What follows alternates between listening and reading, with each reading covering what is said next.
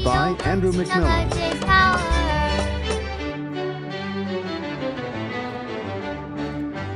How this book was written and why. Knowledge is Power audiobooks. During the first 35 years of the 20th century, the publishing houses of America printed more than 1/5 different books. Most of them were deadly dull, and many were financial failures. Many, did I say? The president of one of the largest publishing houses in the world confessed to me that his company, after 75 years of publishing experience, still lost money on 7 out of every 8 books it published. Why then did I have the temerity to write another book? And after I had written it, why should you bother to read it? Fair questions both, and I'll try to answer them. I have, since 1912, been conducting educational courses for business and professional men and women in New York. At first, I conducted courses in public speaking only, courses designed to train adults by actual experience to think on their feet and express their ideas with more clarity, more effectiveness, and more poise, both in business interviews and before groups. But gradually, as the seasons passed, I realized that as sorely as these adults needed training in effective speaking, they needed still more training in the fine art of getting along with people in everyday business and social contacts. I also gradually realized that I was sorely in need of such training myself. As I look back across the years, I'm appalled at my own frequent lack of finesse and understanding. How I wish a book such as this had been placed in my hands 20 years ago. What a priceless boon it would have been. Dealing with people is probably the biggest problem you face, especially if you're in business. Yes, and that is also true if you are a housewife, architect, or engineer. Research done a few years ago under the auspices of the Carnegie Foundation for the Advancement of Teaching uncovered a most important and significant fact, a fact later confirmed by additional studies made at the Carnegie Institute of Technology. These investigations revealed that even in such technical lines as engineering, about 15% of one's financial success is due to one's technical knowledge, and about 85% is due to skill in human engineering, to personality, and the ability to lead people. For many years, I conducted courses each season at the Engineers Club of Philadelphia, and also courses for the New York chapter of the American Institute of Electrical Engineers. A total of probably more than 1,500 engineers have passed through my classes. They came to me because they had finally realized, after years of observation and experience, that the highest paid personnel in engineering are frequently not those who know the most about engineering. One can, for example, hire mere technical ability in engineering, accountancy, architecture, or any other profession at nominal salaries. But the person who has technical knowledge plus the ability to express ideas, to assume leadership, and to arouse enthusiasm among people, that person is headed for higher earning power. In the heyday of his activity, John D. Rockefeller said that the ability to deal with people is as purchasable a commodity as sugar or coffee. And I will pay more for that ability, said John D., than for any other under the sun. Wouldn't you suppose that every college in the land would conduct courses to develop the highest priced ability under the sun? But if there is just one practical common sense course of that kind given for adults in even one college in the land, it has escaped my attention up to the present writing.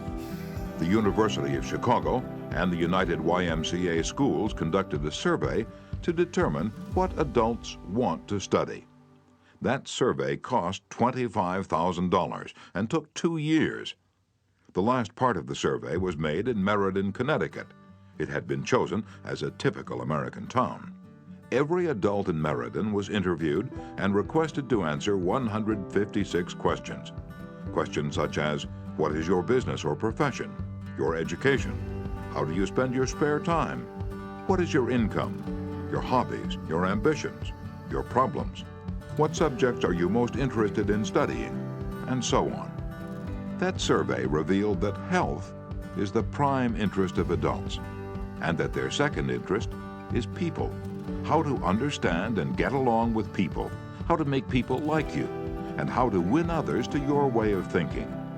So the committee conducting this survey resolved to conduct such a course for adults in Meriden. They searched diligently for a practical textbook on the subject and found not one. Finally, they approached one of the world's outstanding authorities on adult education and asked him if he knew of any book that met the needs of this group. "No," he replied. "I know what those adults want, but the book they need has never been written." I knew from experience that this statement was true, for I myself had been searching for years to discover a practical working handbook on human relations. Since no such book existed, I have tried to write one for use in my own courses. And here it is. I hope you like it. In preparation for this book, I read everything that I could find on the subject. Everything from newspaper columns, magazine articles, records of the family courts, the writings of the old philosophers, and the new psychologists.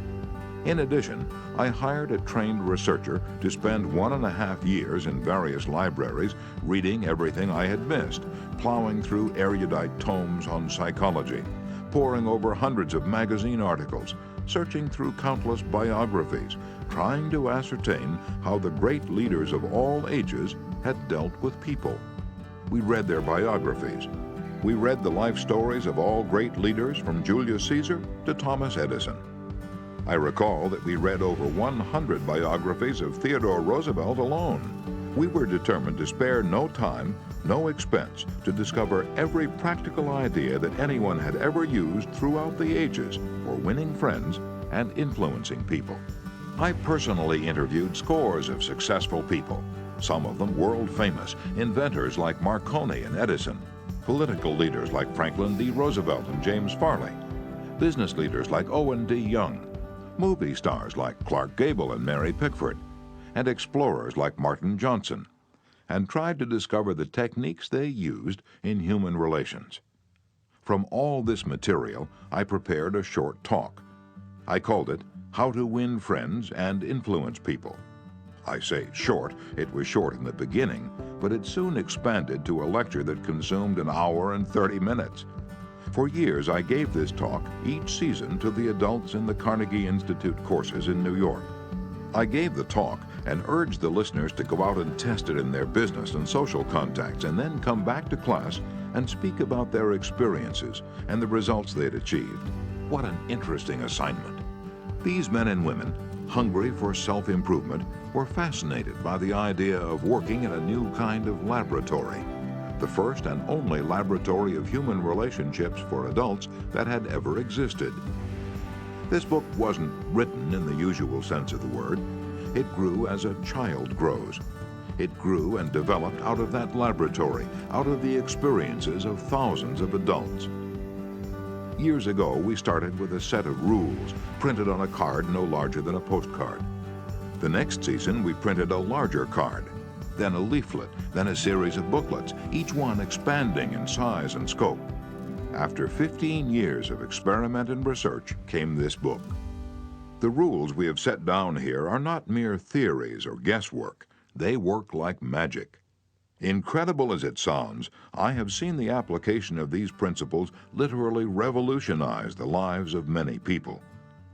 To illustrate, a man with 314 employees joined one of these courses. For years, he had driven and criticized and condemned his employees without stint or discretion. Kindness, words of appreciation and encouragement were alien to his lips. After studying the principles discussed in this book, this employer sharply altered his philosophy of life. His organization is now inspired with a new loyalty, a new enthusiasm, a new spirit of teamwork. 314 enemies have been turned into 314 friends. As he proudly said in a speech before the class, "When I used to walk through my establishment, no one greeted me. My employees actually looked the other way when they saw me approaching. But now, they are all my friends, and even the janitor calls me by my first name." This employer gained more profit, more leisure, and what is infinitely more important, he found far more happiness in his business and in his home. Countless numbers of salespeople have sharply increased their sales by the use of these principles. Many have opened up new accounts that they had formerly solicited in vain. Executives have been given increased authority, increased pay. One executive reported a large increase in salary because he applied these truths. Another, an executive in the Philadelphia Gas Works Company, was slated for demotion when he was 65 because of his belligerence, because of his inability to lead people skillfully. This training not only saved him from the demotion, but brought him a promotion with increased pay. On innumerable occasions, spouses attending the banquet given at the end of the course have told me that their homes have been much happier since their husbands or wives started this training. People are frequently astonished at the new results they achieve. It all seems like magic. In some cases, in their enthusiasm, they have telephoned me at my home on Sundays because they couldn't wait 48 hours to report their achievements at the regular session of the course. One man was so stirred by a talk on these principles that he sat far into the night discussing them with other members of the class. At 3 o'clock in the morning, the others went home, but he was so shaken by a realization of his own mistakes, so inspired by the vista of a new and richer world opening before him, that he was unable to sleep. He didn't sleep that night or the next day or the next night. Who was he? A naive, untrained individual ready to gush over any new theory that came along? No, far from it. He was a sophisticated, blasé dealer in art, very much the man about town, who spoke 3 languages fluently and was a graduate of 2 European universities. While writing this chapter, I received a letter from a German of the old school, an aristocrat whose forebears had served for generations as professional army officers under the Hohenzollerns. His letter, written from a transatlantic steamer, telling about the application of these principles, rose almost to a religious fervor. Another man, an old New Yorker, a Harvard graduate, a wealthy man, the owner of a large carpet factory, declared he had learned more in 14 weeks through this system of training about the fine art of influencing people than he had learned about the same subject during his 4 years in college. Absurd? Laughable? Fantastic?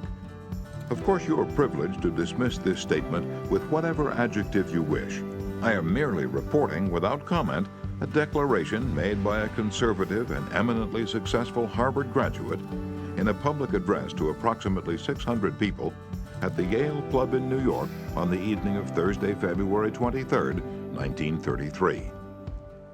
Compared to what we ought to be, said the famous professor William James of Harvard, compared to what we ought to be, we are only half awake. We are making use of only a small part of our physical and mental resources. Stating the thing broadly, the human individual thus lives far within his limits. He possesses powers of various sorts which he habitually fails to use. Those powers which you habitually fail to use.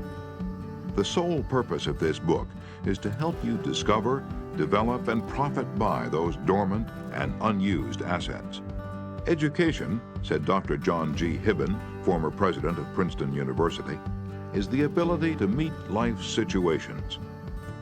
If by the time you have finished listening to the first 3 chapters of this book, if you aren't then a little better equipped to meet life's situations, then I shall consider this book to be a total failure so far as you are concerned. For the great aim of education, said Herbert Spencer, is not knowledge, but action. And this is an action book. How to Win Friends and Influence People by Dale Carnegie. Part 1. Fundamental Techniques in Handling People. Chapter 1. If you want to gather honey, don't kick over the beehive. On May 7, 1931, the most sensational manhunt New York City had ever known had come to its climax. After weeks of search, Two-Gun Crowley, the killer, the gunman who didn't smoke or drink, was at bay, trapped in his sweetheart's apartment on West End Avenue. 150 policemen and detectives laid siege to his top-floor hideaway. They chopped holes in the roof. They tried to smoke out Crowley, the cop killer, with tear gas. Then they mounted their machine guns on surrounding buildings, and for more than an hour, one of New York's fine residential areas reverberated with the crack of pistol fire and the rat-tat-tat of machine guns. Crowley, crouching behind an overstuffed chair, fired incessantly at the police. 10,000 excited people watched the battle. Nothing like it had ever been seen before on the sidewalks of New York. When Crowley was captured, Police Commissioner E.P. Mulrooney declared that the two-gun desperado was one of the most dangerous criminals ever encountered in the history of New York. "He will kill," said the commissioner, "at the drop of a feather." But how did two-gun Crowley regard himself? We know because while the police were firing into his apartment, he wrote a letter addressed "To whom it may concern." And as he wrote, the blood flowing from his wounds left a crimson trail on the paper. In this letter, Crowley said, "Under my coat is a weary heart, but a kind one that would do nobody any harm." A short time before this, Crowley had been having a necking party with his girlfriend on a country road out on Long Island. Suddenly, a policeman walked up to the car and said, "Let me see your license." Without saying a word, Crowley drew his gun and cut the policeman down with a shower of lead. As the dying officer fell, Crowley leaped out of the car, grabbed the officer's revolver, and fired another bullet into the prostrate body. And that was the killer who said, "Under my coat is a weary heart, but a kind one that would do nobody any harm." Crowley was sentenced to the electric chair. When he arrived at the death house in Sing Sing, did he say, "This is what I get for killing people"? No, he said, "This is what I get for defending myself." The point of the story is this: Two-Gun Crowley didn't blame himself for anything. Is that an unusual attitude among criminals? If you think so, listen to this. "I have spent the best years of my life giving people the lighter pleasures, helping them have a good time, and all I get is abuse, the existence of a hunted man." That's Al Capone speaking. Yes, America's most notorious public enemy, the most sinister gang leader who ever shot up Chicago. Capone didn't condemn himself. He actually regarded himself as a public benefactor, an unappreciated and misunderstood public benefactor. And so did Dutch Schultz before he crumpled up under gangster bullets in Newark. Dutch Schultz, one of New York's most notorious rats, said in a newspaper interview that he was a public benefactor, and he believed it. I've had some interesting correspondence with Lewis Laws, who was warden of New York's infamous Sing Sing prison for many years on this subject, and he declared that few of the criminals in Sing Sing regard themselves as bad men. They are just as human as you and I. So they rationalize, they explain. They can tell you why they had to crack a safe or be quick on the trigger finger. Most of them attempt by a form of reasoning, fallacious or logical, to justify their antisocial acts even to themselves, consequently stoutly maintaining that they should never have been imprisoned at all. If Al Capone, Two-Gun Crowley, Dutch Schultz, and the desperate men and women behind prison walls don't blame themselves for anything, what about the people with whom you and I come in contact?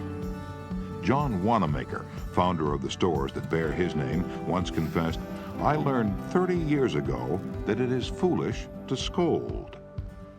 I have enough trouble overcoming my own limitations without fretting over the fact that God has not seen fit to distribute evenly the gift of intelligence.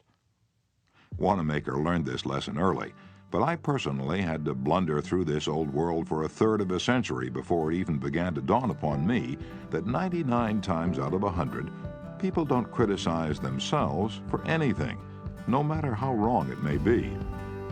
Criticism is futile because it puts a person on the defensive and usually makes him strive to justify himself. Criticism is dangerous because it wounds a person's precious pride, hurts his sense of importance, and arouses resentment. B.F. Skinner, the world-famous psychologist, proved through his experiments that an animal rewarded for good behavior will learn much more rapidly and retain what it learns far more effectively than an animal punished for bad behavior. Later studies have shown that the same applies to humans. By criticizing, we do not make lasting changes and often incur resentment. Hans Selye, another great psychologist, said, As much as we thirst for approval, we dread condemnation. The resentment that criticism engenders can demoralize employees, family members, and friends, and still not correct the situation that has been condemned. George B. Johnston of Enid, Oklahoma, is the safety coordinator for an engineering company. One of his responsibilities is to see that employees wear their hard hats whenever they are on a job in the field. He reported that whenever he came across workers who were not wearing hard hats, he would tell them with a lot of authority of the regulation and that they must comply. As a result, he would get sullen acceptance, and often after he left, the workers would remove the hats. He decided to try a different approach. The next time he found some of the workers not wearing their hard hat, he asked if the hats were uncomfortable or didn't fit properly. Then he reminded the men in a pleasant tone of voice that the hat was designed to protect them from injury, and suggested that it always be worn on the job. The result was increased compliance with the regulation with no resentment or emotional upset. You will find examples of the futility of criticism bristling on 1,000 pages of history. Take, for example, the famous quarrel between Theodore Roosevelt and President Taft. The quarrel that split the Republican Party, put Woodrow Wilson in the White House, and wrote bold, luminous lines across the First World War and altered the flow of history. Now let's review the facts quickly. When Theodore Roosevelt stepped out of the White House in 1908, he supported Taft, who was elected president. Then Theodore Roosevelt went off to Africa to shoot lions. When he returned, he exploded. He denounced Taft for his conservatism, tried to secure the nomination for a third term himself, formed the Bull Moose Party, and all but demolished the GOP. In the election that followed, William Howard Taft and the Republican Party carried only 2 states, Vermont and Utah, the most disastrous defeat the party had ever known. Theodore Roosevelt blamed Taft, but did President Taft blame himself? Of course not. With tears in his eyes, Taft said, "I don't see how I could have done any differently from what I have." Who was to blame, Roosevelt or Taft? Frankly, I don't know, and I don't care. The point I'm trying to make is that all of Theodore Roosevelt's criticism didn't persuade Taft that he was wrong. It merely made Taft strive to justify himself and to reiterate with tears in his eyes, "I don't see how I could have done any differently from what I have."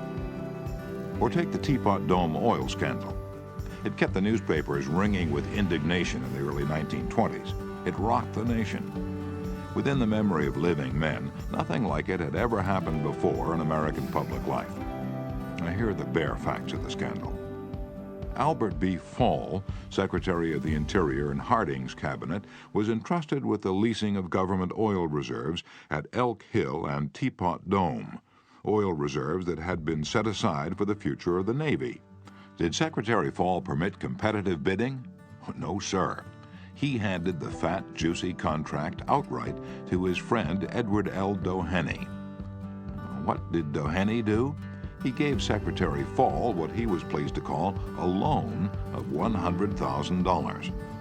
Then, in a high-handed manner, Secretary Fall ordered United States Marines into the district to drive off competitors whose adjacent wells were sapping oil out of the Elk Hill reserves. These competitors, driven off their ground at the ends of guns and bayonets, rushed into court and blew the lid off the Teapot Dome scandal.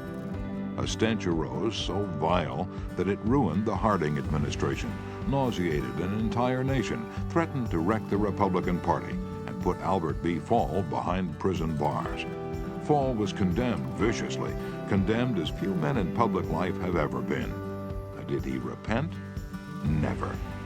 Years later, Herbert Hoover intimated in a public speech that President Harding's death had been due to mental anxiety and worry because a friend had betrayed him. When Mrs. Fall heard that, she sprang from her chair. She wept. She shook her fists at fate and screamed, "What? Harding betrayed by Fall? No, my husband never betrayed anyone. This whole house full of gold would not tempt my husband to do wrong. He is the one who has been betrayed and led to the slaughter and crucified." And there you are, human nature in action. wrongdoers blaming everybody but themselves. We are all like that. So when you and I are tempted to criticize someone tomorrow, let's remember Al Capone, Two Gun Crowley, and Albert Fall. Let's realize that criticisms are like homing pigeons. They always return home. Let's realize that the person we're going to correct and condemn will probably justify himself or herself and condemn us in return. Or, like the gentle Taft, will say, "I don't see how I could have done any differently from what I have."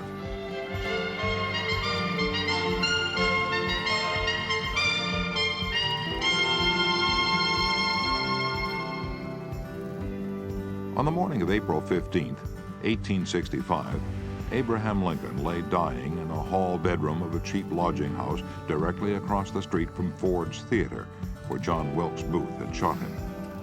Lincoln's long body lay stretched diagonally across a sagging bed that was too short for him. A cheap reproduction of Rosa Bonheur's famous painting, The Horse Fair, hung above the bed, and a dismal gas jet flickered yellow light. As Lincoln lay dying, Secretary of War Stanton said, "There lies the most perfect ruler of men that the world has ever seen." What was the secret of Lincoln's success in dealing with people? I studied the life of Abraham Lincoln for 10 years and devoted all of 3 years to writing and rewriting a book entitled Lincoln the Unknown. I believe I have made as detailed and exhaustive a study of Lincoln's personality and home life as it is possible for any being to make. I made a special study of Lincoln's method of dealing with people. Did he indulge in criticism? Oh, yes. As a young man in the Pigeon Creek Valley of Indiana, he not only criticized, but he wrote letters and poems ridiculing people and dropped these letters on the country roads where they were sure to be found. One of these letters aroused resentments that burned for a lifetime. Even after Lincoln had become a practicing lawyer in Springfield, Illinois, he attacked his opponents openly in letters published in the newspapers. But he did this just once too often. In the autumn of 1842, he ridiculed a vain, pugnacious politician by the name of James Shields. Lincoln lampooned him through an anonymous letter published in the Springfield Journal. The town roared with laughter. Shields, sensitive and proud, boiled with indignation. He found out who wrote the letter, leapt on his horse, started after Lincoln, and challenged him to fight a duel. Lincoln didn't want to fight. He was opposed to dueling, but he couldn't get out of it and save his honor. He was given the choice of weapons. Since he had very long arms, he chose cavalry broadswords and took lessons in sword fighting from a West Point graduate. And on the appointed day, he and Shields met on a sandbar in the Mississippi River, prepared to fight to the death. But at the last minute, their seconds interrupted and stopped the duel. And that was the most lurid personal incident in Lincoln's life. It taught him an invaluable lesson in the art of dealing with people. Never again did he write an insulting letter. Never again did he ridicule anyone. And from that time on, he almost never criticized anybody for anything. Time after time during the Civil War, Lincoln put a new general at the head of the Army of the Potomac, and each one in turn, McClellan, Pope, Burnside, Hooker, Meade, blundered tragically and drove Lincoln to pacing the floor in despair. Half the nation savagely condemned these incompetent generals, but Lincoln, with malice toward none and charity for all, held his peace. One of his favorite quotations was, "Judge not, that ye be not judged." And when Mrs. Lincoln and others spoke harshly of the Southern people, Lincoln replied, "Don't criticize them. They are just what we would be under similar circumstances." Yet if any man ever had occasion to criticize, surely it was Lincoln. Let's take just one illustration. The Battle of Gettysburg was fought during the first 3 days of July, 1863. During the night of July 4th, Lee began to retreat southward while storm clouds deluged the country with rain. When Lee reached the Potomac with his defeated army, he found a swollen, impassable river in front of him and a victorious Union army behind him. Lee was in a trap. He couldn't escape. Lincoln saw that. Here was a golden, heaven-sent opportunity, the opportunity to capture Lee's army and end the war immediately. So, with a surge of high hope, Lincoln ordered Meade not to call a council of war, but to attack Lee immediately. Lincoln telegraphed his orders and then sent a special messenger to Meade demanding immediate action. And what did General Meade do? He did the very opposite of what he was told to do. He called a council of war in direct violation of Lincoln's orders. He hesitated. He procrastinated. He telegraphed all manner of excuses. He refused point blank to attack Lee. Finally, the waters receded and Lee escaped over the Potomac with his forces. Lincoln was furious. "What does this mean?" Lincoln cried to his son Robert. "Great God, what does this mean? We had them within our grasp, and had only to stretch forth our hands, and they were ours. Yet nothing that I could say or do could make the army move. Under the circumstances, almost any general could have defeated Lee.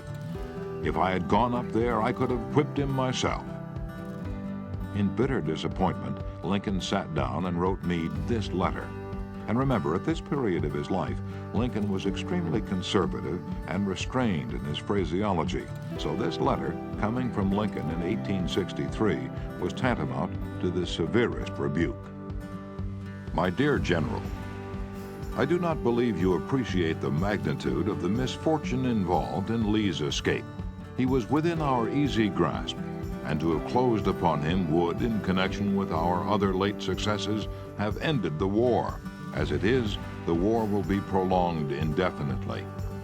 If you could not safely attack Lee last Monday, how can you possibly do so south of the river, when you can take with you very few, no more than 2/3 of the force you then had in hand?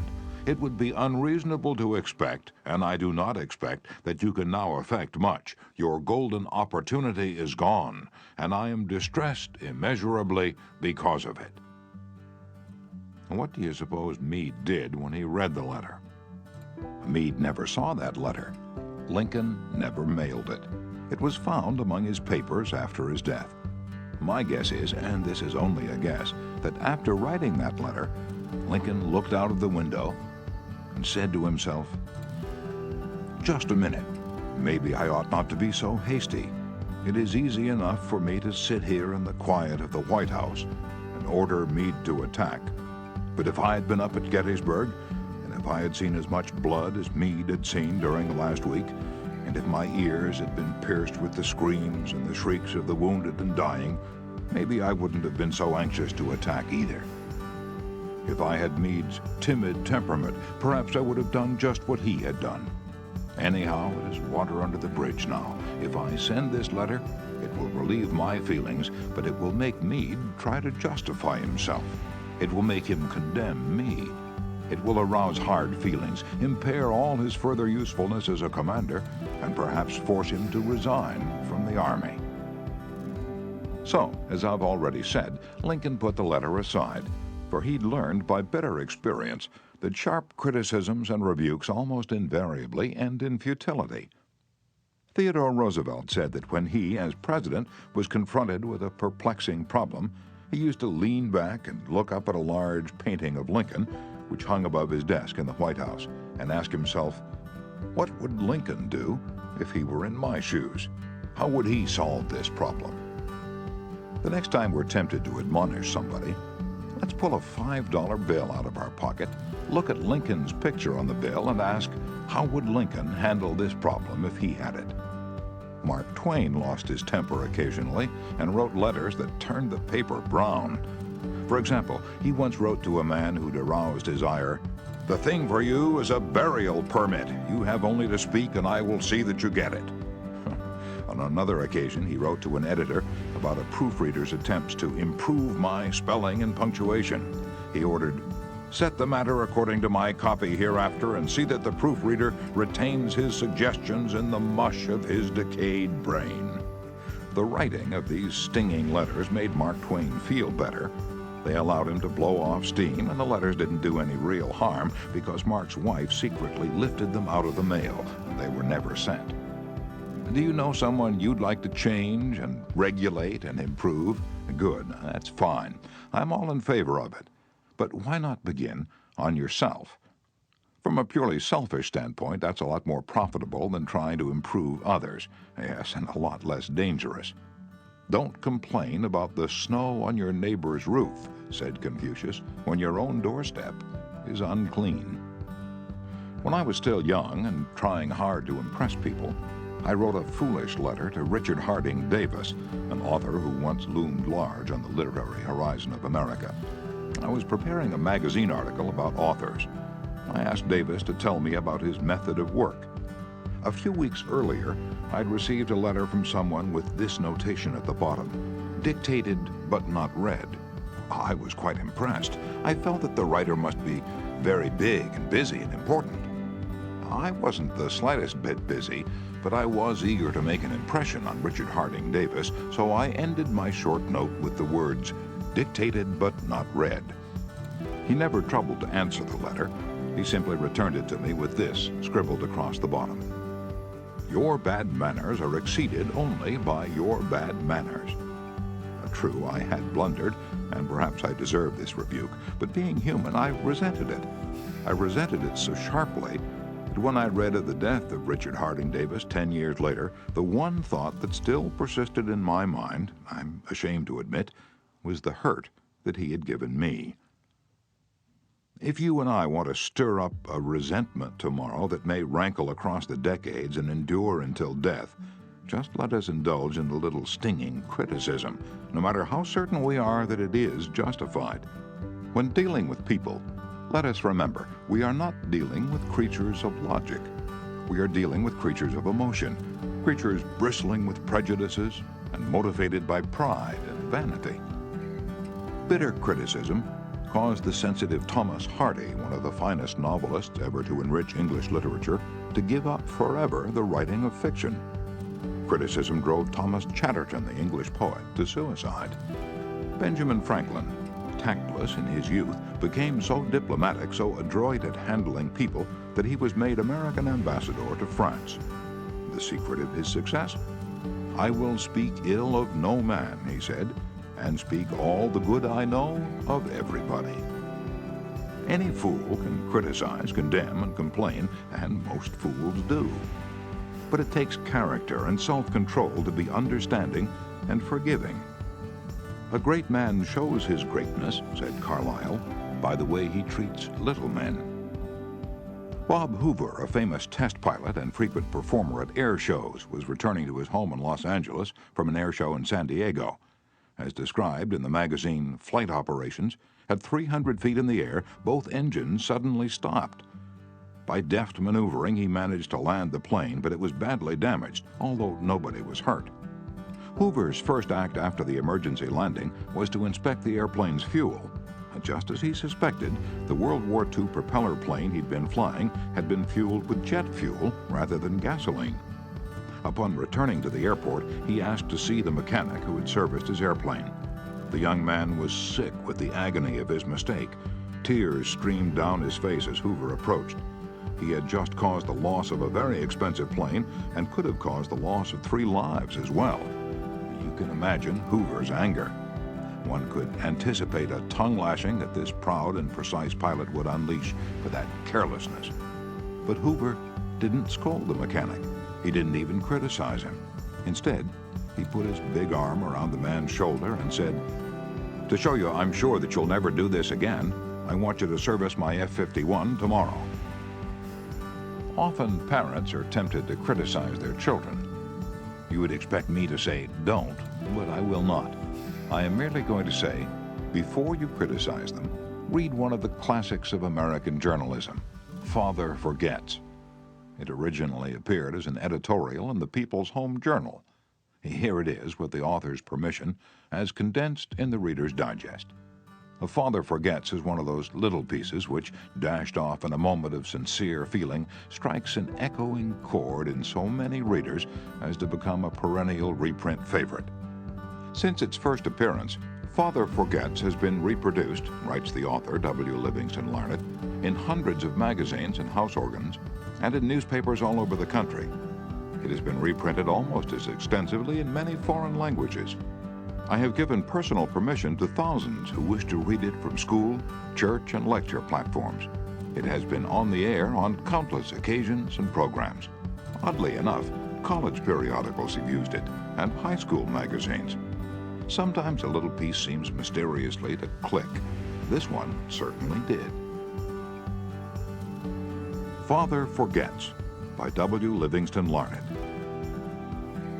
Listen, son. I'm saying this as you lie asleep. One little paw curled under your cheek, and the blonde curls stickily wet on your damp forehead. I have stolen into your room alone. Just a few minutes ago, as I sat reading my paper in the library, a stifling wave of remorse swept over me. Guiltily, I came to your bedside. These are the things I was thinking, son. I had been cross to you. I scolded you as you were dressing for school because you gave your face merely a dab with a towel. I took you to task for not cleaning your shoes. I called out angrily when you threw some of your things on the floor. At breakfast, I found fault, too. You spilled things. You gulped down your food. You put your elbows on the table. You spread butter too thick on your bread. And as you started off to play and I made for my train, you turned and waved a hand and called, "Goodbye, Daddy." And I frowned and said in reply, "Hold your shoulders back." Then it began all over again in the late afternoon. As I came up the road, I spied you down on your knees, playing marbles. There were holes in your stockings. I humiliated you before your boyfriends by marching you ahead of me to the house. Stockings were expensive, and if you had to buy them, you'd be more careful. Imagine that, son, from a father. Do you remember later, when I was reading in the library, how you came in timidly with a sort of hurt look in your eyes? When I glanced up over my paper, impatient at the interruption, you hesitated at the door. "What is it you want?" I snapped. You said nothing, but ran across in one tempestuous plunge and threw your arms around my neck and kissed me. And your small arms tightened with an affection that God had set blooming in your heart and which even neglect could not wither. And then you were gone, pattering up the stairs. Well, son, it was shortly afterwards that my paper slipped from my hands and a terrible, sickening fear came over me. What has habit been doing to me? The habit of finding fault, of reprimanding. This was my reward to you for being a boy. It was not that I did not love you. It was that I expected too much of youth. I was measuring you by the yardstick of my own years. And there was so much that was good and fine and true in your character. The little heart of you was as big as the dawn itself over the wide hills. This was shown by your spontaneous impulse to rush in and kiss me goodnight. Nothing else matters tonight, son. I have come to your bedside in the darkness. I have knelt there, ashamed. It is a feeble atonement. I know you would not understand these things if I told them to you during your waking hours. But tomorrow, I will be a real daddy. I will chum with you and suffer when you suffer and laugh when you laugh. I will bite my tongue when impatient words come. I will keep saying as if it were a ritual, "He is nothing but a boy, a little boy." I am afraid I have visualized you as a man, yet as I see you now, son, crumpled and weary in your cot, I see that you are still a baby. Yesterday you were in your mother's arms, your head on her shoulder. I have asked too much. Too much.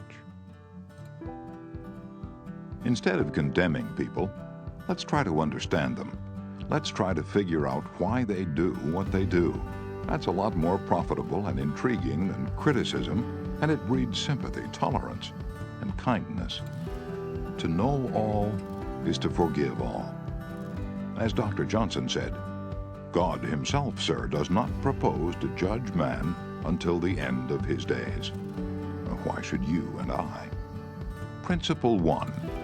Don't criticize, condemn, or complain. Chapter 2. The Big Secret of Dealing with People. There is only one way under high heaven to get anybody to do anything. Did you ever stop to think of that? Yes, just one way. And that is by making the other person want to do it. Remember, there is no other way. Of course, you can make someone want to give you his watch by sticking a revolver in his ribs. You can make your employees give you cooperation until your back is turned by threatening to fire them. You can make a child do what you want it to do by a whip or a threat. But these crude methods have sharply undesirable repercussions. The only way I can get you to do anything is by giving you what you want. What do you want? Sigmund Freud said that everything you and I do springs from two motives: the sex urge and the desire to be great. John Dewey, one of America's most profound philosophers, phrased it a bit differently. Dr. Dewey said that the deepest urge in human nature is the desire to be important. Remember that phrase, the desire to be important. It is significant. You're going to hear a lot about it in this book. Now, what do you want? Well, not many things, but the few things that you do wish you crave with an insistence that will not be denied. Some of the things most people want include health and the preservation of life, food, sleep, money and the things money will buy, life in the hereafter, sexual gratification, the well-being of our children, a feeling of importance. Almost all of these wants are usually gratified, all except one. But there is one longing almost as deep, almost as imperious as the desire for food or sleep, which is seldom gratified. It is what Freud calls the desire to be great. It is what Dewey calls the desire to be important. Lincoln once began a letter saying, "Everybody likes a compliment." William James said, "The deepest principle in human nature is the craving to be appreciated."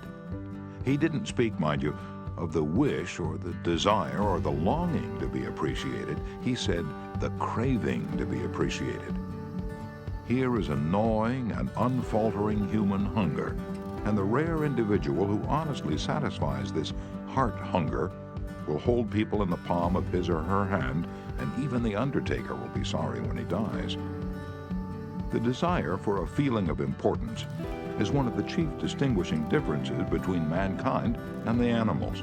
To illustrate, when I was a farm boy out in Missouri, my father bred fine Duroc Jersey hogs and pedigreed white-faced cattle. We used to exhibit our hogs and white-faced cattle at the county fairs and livestock shows throughout the Middle West. We won first prizes by the score.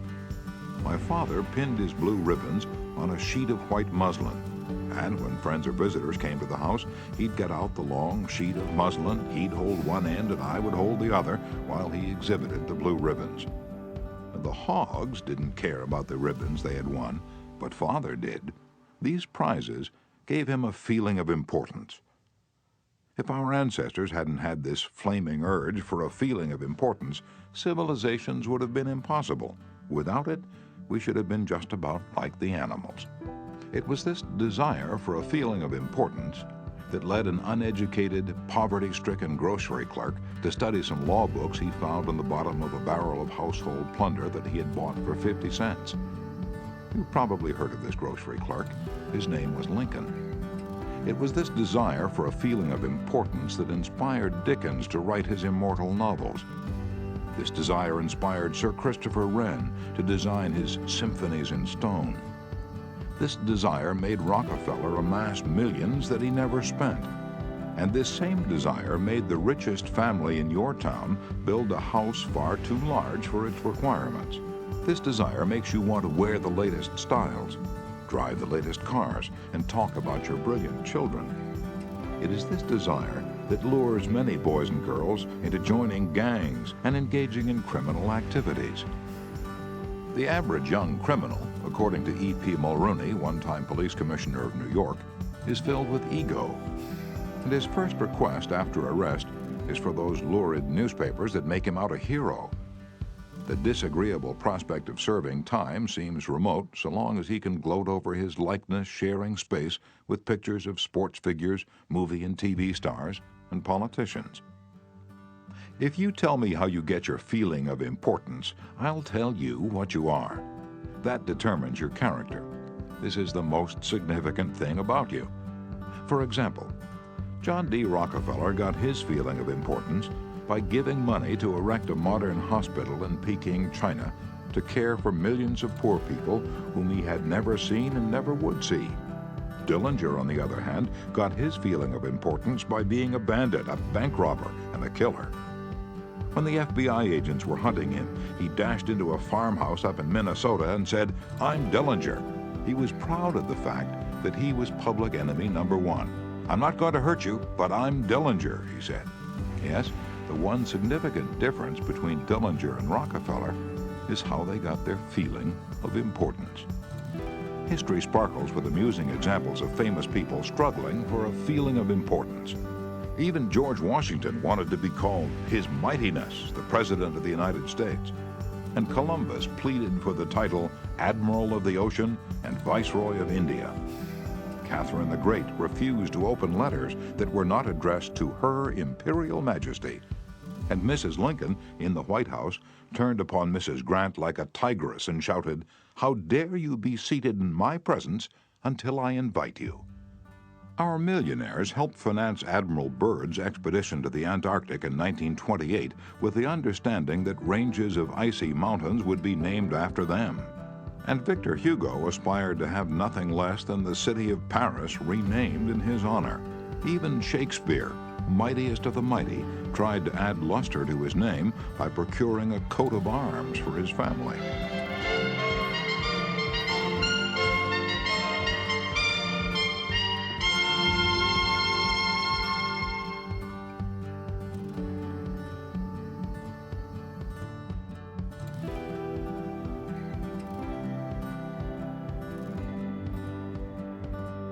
Knowledge is Power Audiobooks.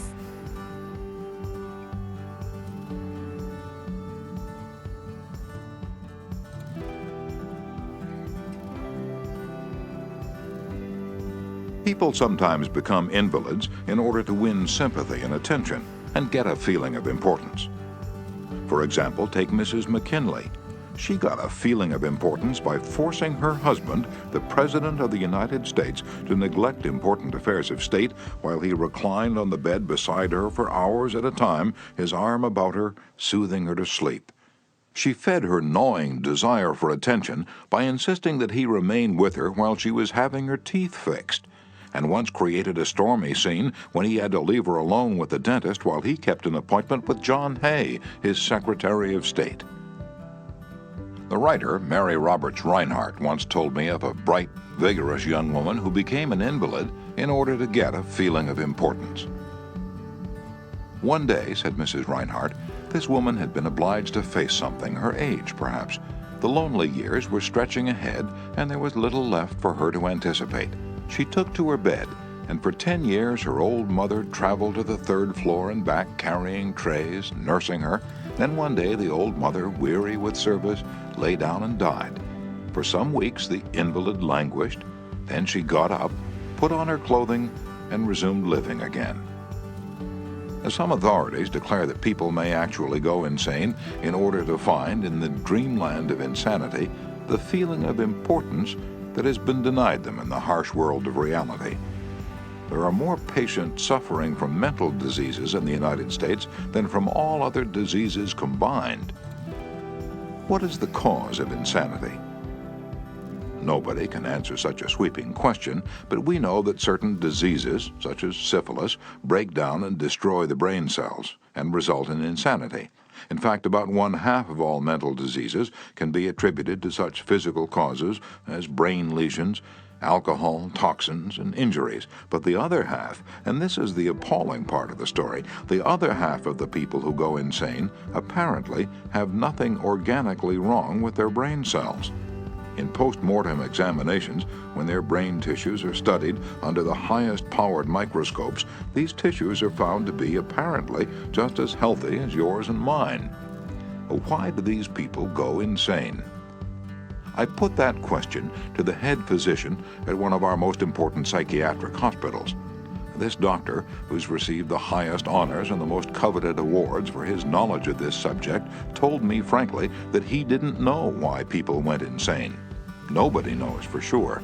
But he did say, many people who go insane find in insanity a feeling of importance that they were unable to achieve in the world of reality. And then he told me this story. I have a patient right now whose marriage proved to be a tragedy. She wanted love, sexual gratification, children, social prestige, but life blasted all her hopes. Her husband didn't love her. He refused even to eat with her and forced her to serve his meals in his room upstairs. She had no children, no social standing. She went insane, and in her imagination she divorced her husband and resumed her maiden name. She now believes she had married into English aristocracy, and she insists on being called Lady Smith. And as for children, she imagines that she has a new child every night. Each time I call on her, she says, "Doctor, I had a baby last night." Life once wrecked all her dream ships on the sharp rocks of reality. But in the sunny fantasy isles of insanity, all her barkentines race into port with canvas billowing and winds singing through the masts. Tragic? Oh, I don't know. Her physician said to me, "If I could stretch out my hand and restore her sanity, I wouldn't do it. She's much happier as she is." If some people are so hungry for a feeling of importance that they actually go insane to get it, imagine what miracle you and I can achieve by giving people honest appreciation this side of insanity. One of the first people in American business to be paid a salary of over $1 million a year when there was no income tax and a person earning $50 a week was considered well off was Charles Schwab. He'd been picked by Andrew Carnegie to become the first president of the newly formed United States Steel Company in 1921, when Schwab was only 38 years old. Schwab later left U.S. Steel to take over the then-troubled Bethlehem Steel Company, and he rebuilt it into one of the most profitable companies in America. Why did Andrew Carnegie pay $1 million a year, or more than $3,000 a day, to Charles Schwab? Why? Because Schwab was a genius? No. Because he knew more about the manufacture of steel than other people? Nonsense. Charles Schwab told me himself that he had many men working for him who knew more about the manufacture of steel than he did. Schwab says that he was paid this salary largely because of his ability to deal with people. I asked him how he did it. Here is his secret, set down in his own words, words that ought to be cast in eternal bronze and hung in every home and school, every shop and office in the land, words that children ought to memorize, instead of wasting their time memorizing the conjugation of Latin verbs or the amount of annual rainfall in Brazil, words that will all but transform your life and mine if we will only live by them. "I consider my ability to arouse enthusiasm among my people," said Schwab, "the greatest asset that I possess. And the way to develop the best that is in a person is by appreciation and encouragement. There is nothing else that so kills the ambition of a person as criticism from superiors. I never criticize anyone. I believe in giving a person incentive to work. So I'm anxious to praise, but loath to find fault. If I like anything, I am hearty in my approbation and lavish in my praise." And that is what Schwab did. But what do average people do? The exact opposite. If they don't like a thing, they bawl out their subordinates. If they do like it, they say nothing. As the old couplet says, "Once I did bad, and that I heard ever. Twice I did good, but that I heard never." In my wide association in life, meeting with many and great people in various parts of the world, Schwab declared, I have yet to find the person, however great or exalted his station, who did not do better work and put forth greater effort under a spirit of approval than he would ever do under a spirit of criticism. That, he said, frankly, was one of the outstanding reasons for the phenomenal success of Andrew Carnegie. Carnegie praised his associates publicly as well as privately. Carnegie wanted to praise his assistants. Even on his tombstone, he wrote an epitaph for himself which read, "Here lies one who knew how to get around him men who were cleverer than himself." Sincere appreciation was one of the secrets of the first John D. Rockefeller's success in handling men. For example, when one of his partners, Edward T. Bedford, lost $1 million for the firm by a bad buy in South America, John D. might have criticized, but he knew Bedford had done his best and the incident was closed. So Rockefeller found something to praise. He congratulated Bedford because he'd been able to save 60% of the money he'd invested. "That's splendid," said Rockefeller. "We don't always do as well as that upstairs."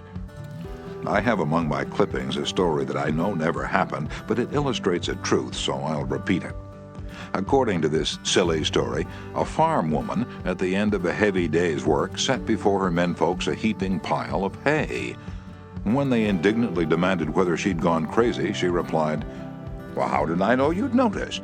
I've been cooking for you men for the last 20 years, and in all that time, I ain't heard no word to let me know you wasn't just eating hay."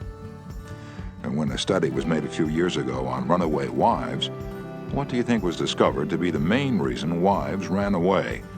It was lack of appreciation. And I bet that a similar study made of runaway husbands would come out the same way. We often take our spouses so much for granted that we never let them know we appreciate them. A member of one of our classes told of a request made by his wife. She and a group of other women in her church were involved in a self-improvement program. She asked her husband to help her by listing 6 things he believed she could do to become a better wife. He reported to the class, "I was surprised by such a request. Frankly, it would have been easy for me to list 6 things I would like to change about her. My heavens, she could have listed 1,000 things you'd like to change about me. But I didn't. I said to her, 'Let me think about it and give you an answer in the morning.' The next morning, I got up very early and called the florist and had them send 6 red roses to my wife with a note saying, 'I can't think of 6 things I would like to change about you. I love you the way you are.' When I arrived at home that evening, who do you think greeted me at the door? That's right, my wife. She was almost in tears. Needless to say, I was extremely glad I had not criticized her as she'd requested. The following Sunday at church, after she reported the results of her assignment, several women with whom she'd been studying came up to me and said, 'That was the most considerate thing I've ever heard.' It was then that I realized the power of appreciation." Florence Ziegfeld, the most spectacular producer who ever dazzled Broadway, gained his reputation by his subtle ability to glorify the American girl. Time after time, he took drab little creatures that no one ever looked at twice and transformed them on the stage into glamorous visions of mystery and seduction. And knowing the value of appreciation and confidence, he made women feel beautiful by the sheer power of his gallantry and consideration. He was practical. He raised the salary of chorus girls from $30 a week to as high as $175. And he was also chivalrous. On opening night at the Follies, he sent telegrams to the stars in the cast, and he deluged every chorus girl in the show with American Beauty roses. I once succumbed to the fad of fasting and went for 6 days and nights without eating. It wasn't difficult. I was less hungry at the end of the 6th day than I was at the end of the 2nd. Yet I know, as you know, people who would think they'd committed a crime if they let their families or employees go for 6 days without food, but they will let them go for 6 days and 6 weeks and sometimes 60 years without giving them the hearty appreciation that they crave almost as much as they crave food. When Alfred Lunt, one of the great actors of his time, played the leading role in Reunion in Vienna, he said, "There is nothing I need so much as nourishment for my self-esteem." We nourish the bodies of our children and friends and employees, but how seldom do we nourish their self-esteem? We provide them with roast beef and potatoes to build energy, but we neglect to give them kind words of appreciation that would sing in their memories for years, like the music of the morning stars. Paul Harvey, in one of his radio broadcasts, The Rest of the Story, told how showing sincere appreciation can change a person's life. He reported that years ago, a teacher in Detroit asked Stevie Morris to help her find a mouse that was lost in the classroom. You see, she appreciated the fact that nature had given Stevie something no one else in the room had. Nature had given Stevie a remarkable pair of ears to compensate for his blind eyes. But this was really the first time Stevie had been shown appreciation for those talented ears. Now, years later, he says that this act of appreciation was the beginning of a new life. You see, from that time on, he developed his gift of hearing and went on to become, under the stage name of Stevie Wonder, one of the great pop singers and songwriters of the 70s. Some of you are saying right now, as you hear these words, "Oh, phooey, flattery, bear oil, I've tried that stuff. It doesn't work, not with intelligent people." Of course, flattery seldom works with discerning people. It is shallow, selfish, and insincere. It ought to fail, and it usually does.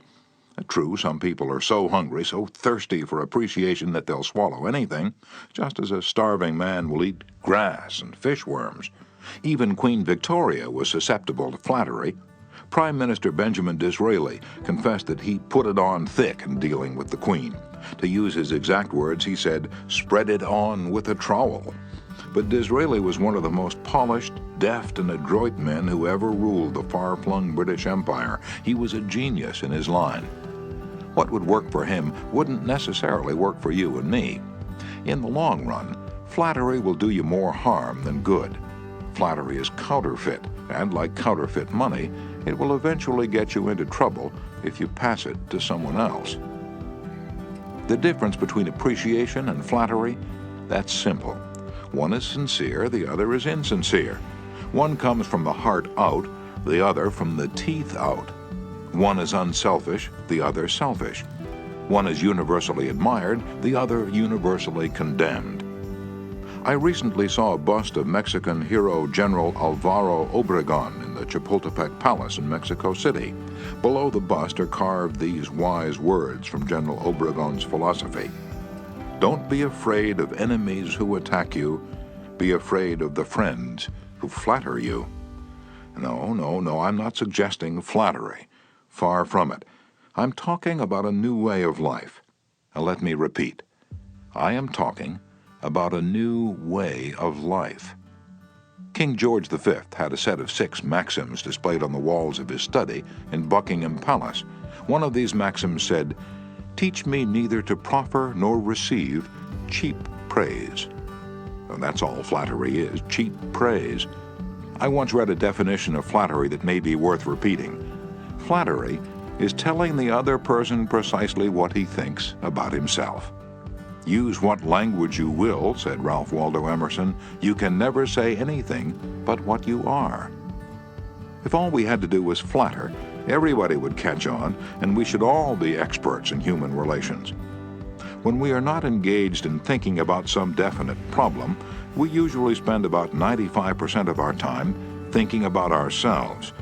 Now, if we stop thinking about ourselves for a while and begin to think of the other person's good points, we won't have to resort to flattery so cheap and false that it can be spotted almost before it's out of the mouth. One of the most neglected virtues of our daily existence is appreciation. Somehow we neglect to praise our son or daughter when he or she brings home a good report card, and we fail to encourage our children when they first succeed in baking a cake or building a birdhouse. Nothing pleases children more than this kind of parental interest and approval. And the next time you enjoy filet mignon at the club, send word to the chef that it was excellently prepared. And when a tired salesperson shows you unusual courtesy, please mention it. Every minister, lecturer, and public speaker knows the discouragement of pouring himself or herself out to an audience and not receiving a single ripple of appreciative comment. What applies to professionals applies doubly to workers in offices, shops, and factories, and our families and friends. In our interpersonal relations, we should never forget that all our associates are human beings and hunger for appreciation. It is the legal tender that all souls enjoy. Try leaving a friendly trail of little sparks of gratitude on your daily trips. You will be surprised how they will set small flames of friendship that will be rose beacons on your next visit. Pamela Dunham of New Fairfield, Connecticut, had among her responsibilities on her job the supervision of a janitor who was doing a very poor job. The other employees would jeer at him and litter the hallways to show him what a bad job he was doing. It was so bad, productive time was being lost in the shop. Without success, Pam tried various ways to motivate this person. She noticed that occasionally he did a particularly good piece of work. She made a point to praise him for it in front of the other people. Each day the job he did all around got better. Pretty soon he started doing all his work efficiently. Now he does an excellent job, and other people give him appreciation and recognition. Honest appreciation got results where criticism and ridicule failed. Hurting people not only does not change them, it is never called for. There's an old saying that I have cut out and pasted on my mirror where I cannot help but see it every day. I shall pass this way but once. Any good, therefore, that I can do, or any kindness that I can show to any human being, let me do it now. Let me not defer nor neglect it, for I shall not pass this way again. Emerson said, "Every man I meet is my superior in some way. In that, I learn of him." If that was true of Emerson, isn't it likely to be 1,000 times more true of you and me? Let's cease thinking of our accomplishments, our wants. Let's try to figure out the other person's good points. Then forget flattery. Give honest, sincere appreciation. Be hearty in your approbation and lavish in your praise, and people will cherish your words and treasure them and repeat them over a lifetime. Repeat them years after you have forgotten them. Principle 2. Give honest, sincere appreciation. Chapter 3. He who can do this has the whole world with him. He who cannot walks a lonely way. I often went fishing up in Maine during the summer. Personally, I'm very fond of strawberries and cream, but I found that for some strange reason, fish prefer worms. So when I went fishing, I didn't think about what I wanted. I thought about what they wanted. I didn't bait the hook with strawberries and cream. Rather, I dangled a worm or a grasshopper in front of the fish and said, "Wouldn't you like to have that?" Why not use the same common sense when fishing for people? That is what Lloyd George, Great Britain's Prime Minister during World War I, did. When someone asked him how he managed to stay in power after the other wartime leaders, Wilson, Orlando, and Clemenceau, had been forgotten, he replied that if his staying on top might be attributed to any one thing, it would be to his having learned that it was necessary to bait the hook to suit the fish. Why talk about what we want? That's childish, absurd. Of course you're interested in what you want. You are eternally interested in it, but no one else is. The rest of us are just like you. We are interested in what we want. So the only way on earth to influence other people is to talk about what they want and show them how to get it. Remember that tomorrow when you're trying to get somebody to do something. If, for example, you don't want your children to smoke, don't preach at them and don't talk about what you want, but show them that cigarettes may keep them from making the basketball team or winning the 100-yard dash. This is a good thing to remember, regardless of whether you're dealing with children or calves or chimpanzees. For example, one day Ralph Waldo Emerson and his son tried to get a calf into the barn. They made the common mistake of thinking only of what they wanted.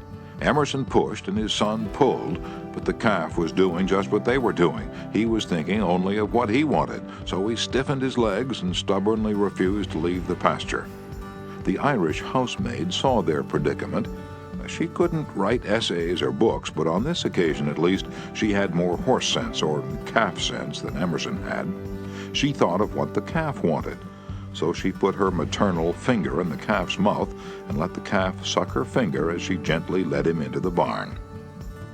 Every act you have ever performed since the day you were born was performed because you wanted something. What about the time you gave a large contribution to the Red Cross? Yes, that's no exception to the rule. You gave the Red Cross the donation because you wanted to lend a helping hand. You wanted to do a beautiful, unselfish, divine act. Inasmuch as ye have done it unto one of the least of these, my brethren, ye have done it unto me. If you hadn't wanted that feeling more than you wanted your money, you would not have made the contribution. Of course, you might have made the contribution because you were ashamed to refuse, or because a customer asked you to do it, but one thing is certain. You made the contribution because you wanted something. Harry A. Overstreet, in his illuminating book Influencing Human Behavior, said, "Action springs out of what we fundamentally desire, and the best piece of advice which can be given to would-be persuaders, whether in business, in the home, in the school, in politics, is first arouse in the other person an eager want. He who can do this has the whole world with him.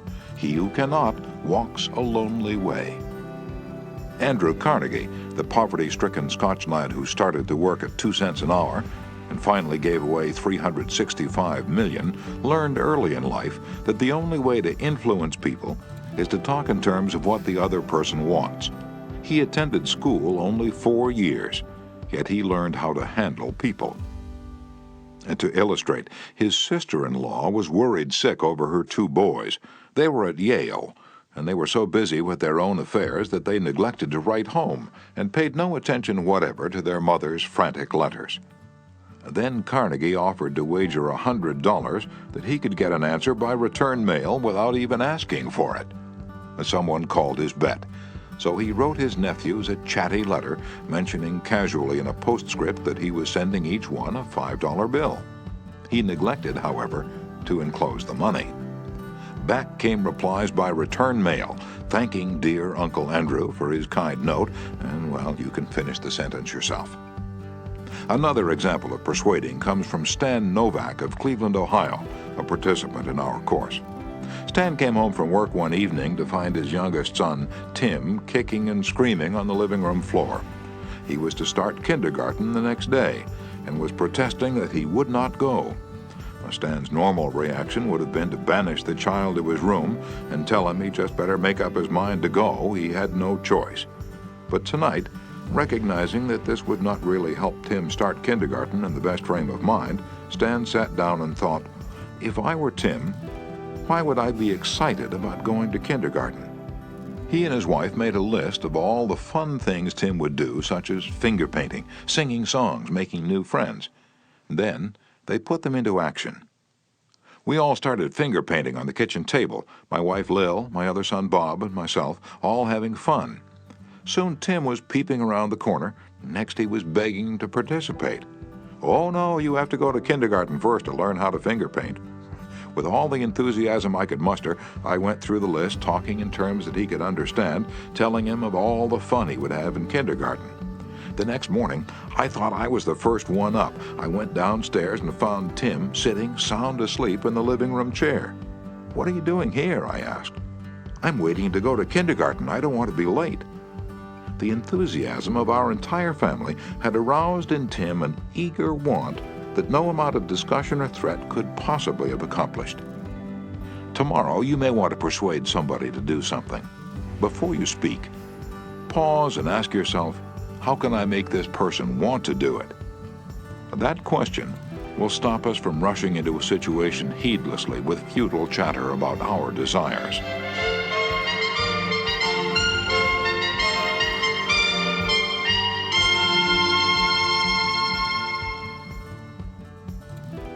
At one time, I rented the grand ballroom of a certain New York hotel for 20 nights each season in order to hold a series of lectures. At the beginning of one season, I was suddenly informed that I should have to pay almost 3 times as much rent as formerly. This news reached me after the tickets had been printed and distributed and all announcements had been made. Naturally, I didn't want to pay the increase, but what was the use of talking to the hotel about what I wanted? They were interested only in what they wanted. So a couple of days later, I went to see the manager. "I was a bit shocked when I got your letter," I said, "but I don't blame you at all. If I'd been in your position, I should probably have written a similar letter myself. Your duty as manager of the hotel is to make all the profit possible. If you don't do that, you'll be fired, and you ought to be fired. Now let's take a piece of paper and write down the advantages and the disadvantages that will accrue to you if you insist on this increase in rent." And then I took the letterhead and ran a line through the center and headed one column advantages and the other column disadvantages. I wrote down under the head advantages these words, "Ballroom free." And then I went on to say, "You'll have the advantage of having the ballroom free to rent for dances and conventions. That's a big advantage. For affairs like that will pay you much more than you can get for a series of lectures. If I tie your ballroom up for 20 nights during the course of the season, it's sure to mean a loss of some very profitable business to you. Now, let's consider the disadvantages. First, instead of increasing your income from me, you're going to decrease it. In fact, you're going to wipe it out because I cannot pay the rent you're asking. I shall be forced to hold these lectures at some other place. There's another disadvantage to you also. These lectures attract crowds of educated and cultured people to your hotel. That is good advertising for you, isn't it? In fact, if you spent $5,000 advertising in the newspapers, you couldn't bring as many people to look at your hotel as I can bring by these lectures. That is worth a lot to the hotel, isn't it? As I talked, I wrote these two disadvantages under the proper heading and handed the sheet of paper to the manager, saying, I wish you'd carefully consider both the advantages and disadvantages that are going to accrue to you, and then give me your final decision. I received a letter the next day informing me that my rent would be increased only 50% instead of 300%. Mind you, I got this reduction without saying a word about what I wanted.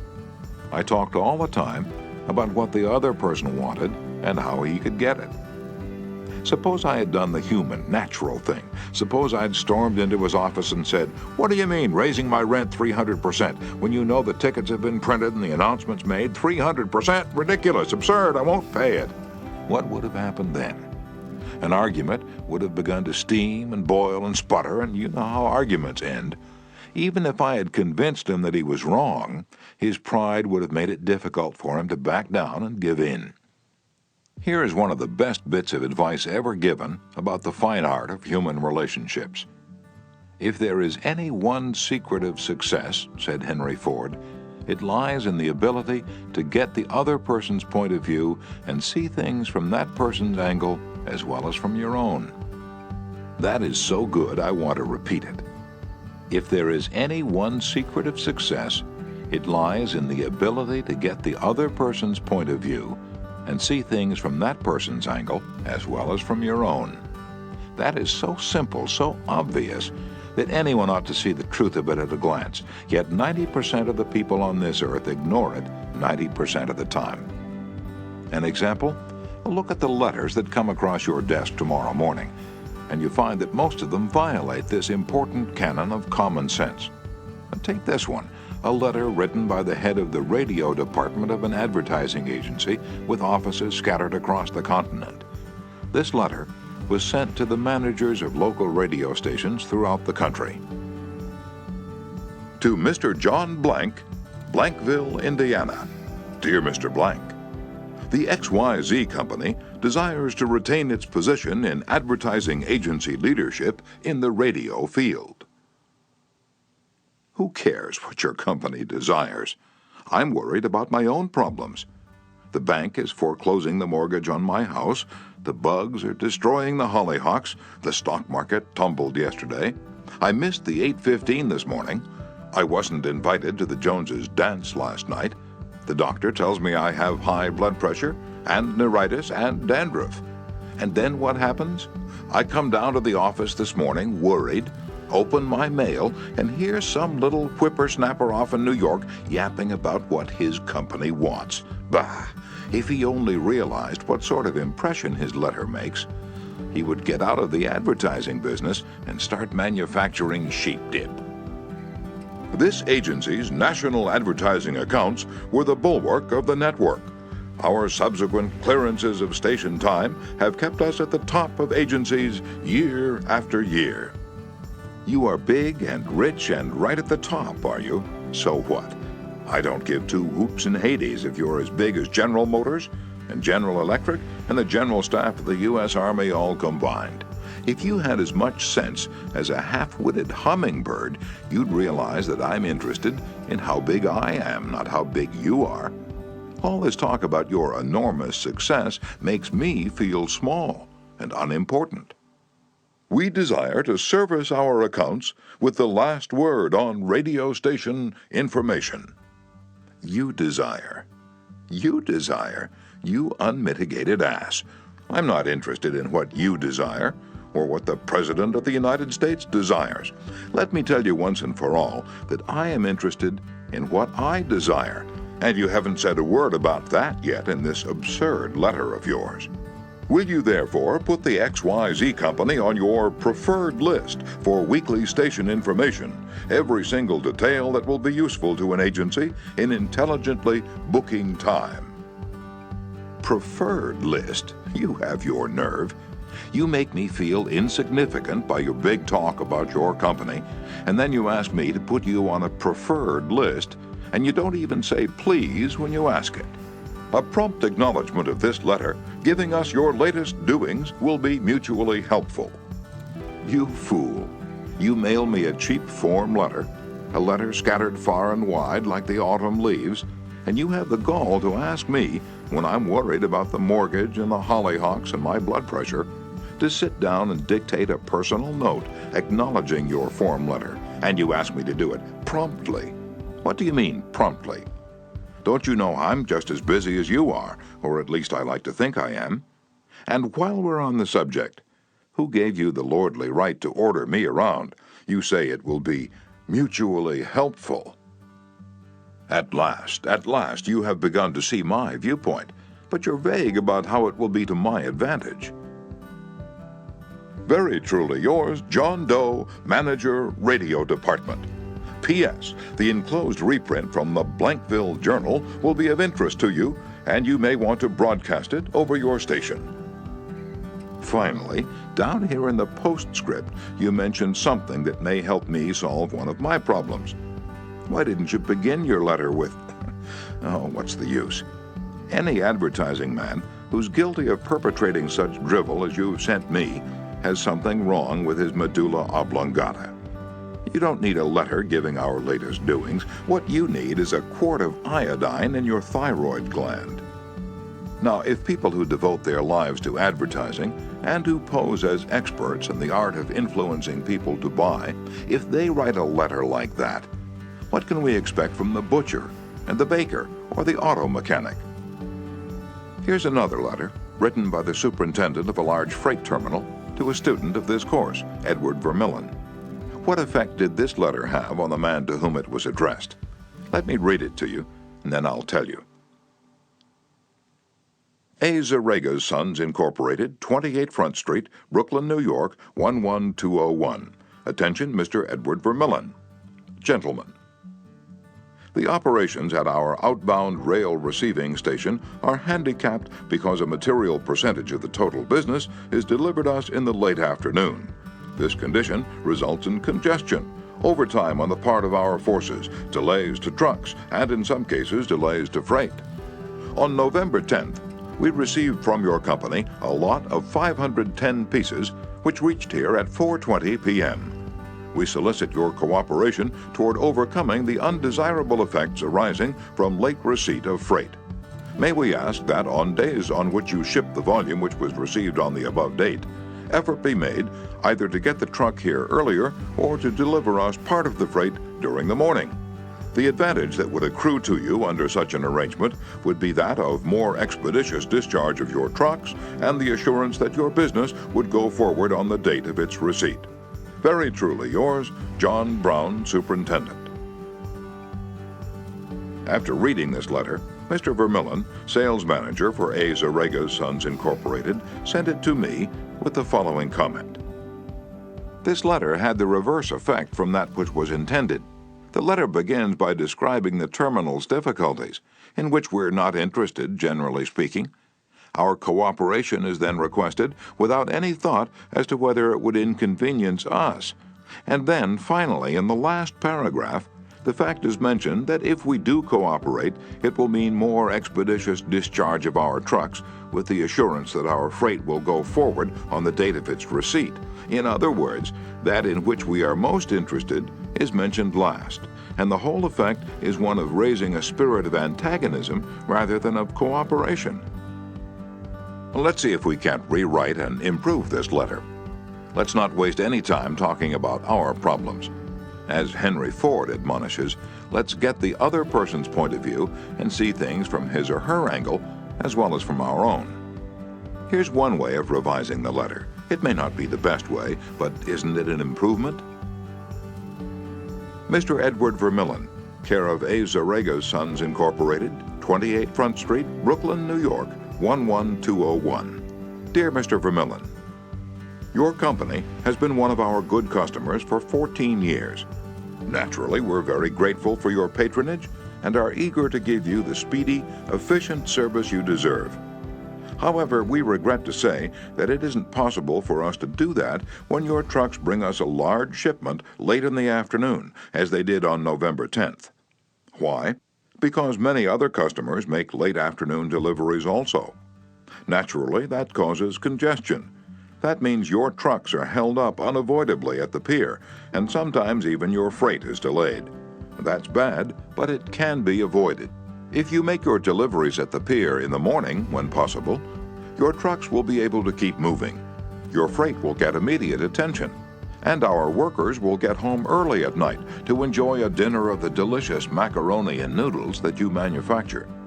Regardless of when your shipments arrive, we shall always cheerfully do all in our power to serve you promptly. You are busy, please don't trouble to answer this note.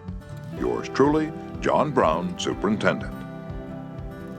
Barbara Anderson, who worked in a bank in New York, desired to move to Phoenix, Arizona because of the health of her son. Using the principles she had learned in our course, she wrote the following letter to 12 banks in Phoenix. Dear Sir, my 10 years of bank experience should be of interest to a rapidly growing bank like yours. In various capacities in bank operations with the Bankers Trust Company in New York, leading to my present assignment as branch manager, I have acquired skills in all phases of banking, including depositor relations, credits, loans, and administration. I will be relocating to Phoenix in May, and I am sure I can contribute to your growth and profit. I will be in Phoenix the week of April 3rd and would appreciate the opportunity to show you how I can help your bank meet its goals. Sincerely, Barbara A. Anderson. Do you think Mrs. Anderson received any response from that letter? 11 of the 12 banks invited her to be interviewed, and she had a choice of which bank's offer to accept. Why?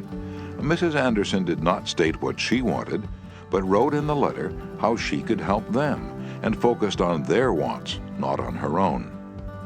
Thousands of salespeople are pounding the pavements today, tired, discouraged, and underpaid. Why? Because they're always thinking only of what they want. They don't realize that neither you or I want to buy anything. If we did, we'd go out and buy it. But both of us are eternally interested in solving our problems. And if salespeople can show us how their services or merchandise will help us solve our problems, they won't need to sell us, we'll buy. And customers like to feel that they're buying, not being sold. Yet many salespeople spend a lifetime in selling without seeing things from the customer's angle. For example, for many years I lived in Forest Hills, a little community of private homes in the center of greater New York. One day, as I was rushing to the station, I chanced to meet a real estate operator who'd bought and sold property in that area for many years. He knew Forest Hills well, so I hurriedly asked him whether or not my stucco house was built with metal lath or hollow tile.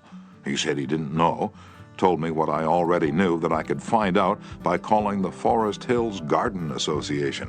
Now, the following morning, I received a letter from him. Did he give me the information I wanted? He could have gotten it in 60 seconds by a telephone call, but he didn't. He told me again that I could get it by telephoning and then asked me to let him handle my insurance.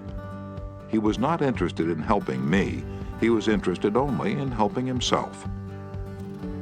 J. Howard Lucas of Birmingham, Alabama, tells how two salespeople from the same company handled the same type of situation. He reported, "Several years ago, I was on the management team of a small company. Headquartered near us was the district office of a large insurance company. Their agents were assigned territories, and our company was assigned to two agents, whom I shall refer to as Carl and John. One morning, Carl dropped by our office and casually mentioned that his company had just introduced a new life insurance policy for executives and thought we might be interested later on, and he'd get back to us when he had more information on it. The same day, John saw us on the sidewalk while returning from a coffee break, and he shouted, 'Hey, Luke, hold up, I have some great news for you fellows.' He hurried over and very excitedly told us about an executive life insurance policy his company had introduced that very day. It was the same policy that Carl had casually mentioned. He wanted us to have one of the first issued. He gave us a few important facts about the coverage and ended saying, "The policy's so new I'm going to have someone from the home office come out tomorrow and explain it. Now in the meantime, let's get the application signed and on the way so he can have more information to work with." His enthusiasm aroused in us an eager want for this policy, even though we still did not have details.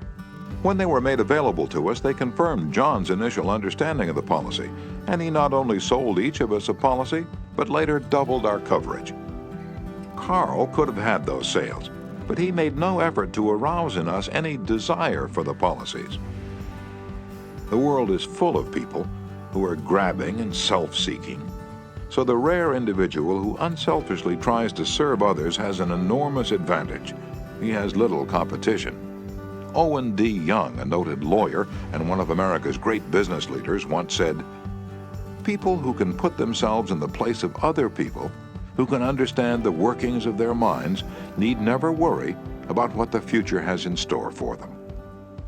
If you get just one thing out of this book, an increased tendency to think always in terms of other people's point of view and see things from their angle, if you get just that one thing, it may easily prove to be one of the building blocks of your career. Looking at the other person's point of view and arousing in him an eager want for something is not to be construed as manipulating that person so that he will do something that is only for your benefit and his detriment. Each party should gain from the negotiation. In the letters to Mr. Vermillion, both the sender and the receiver of the correspondence gained by implementing what was suggested.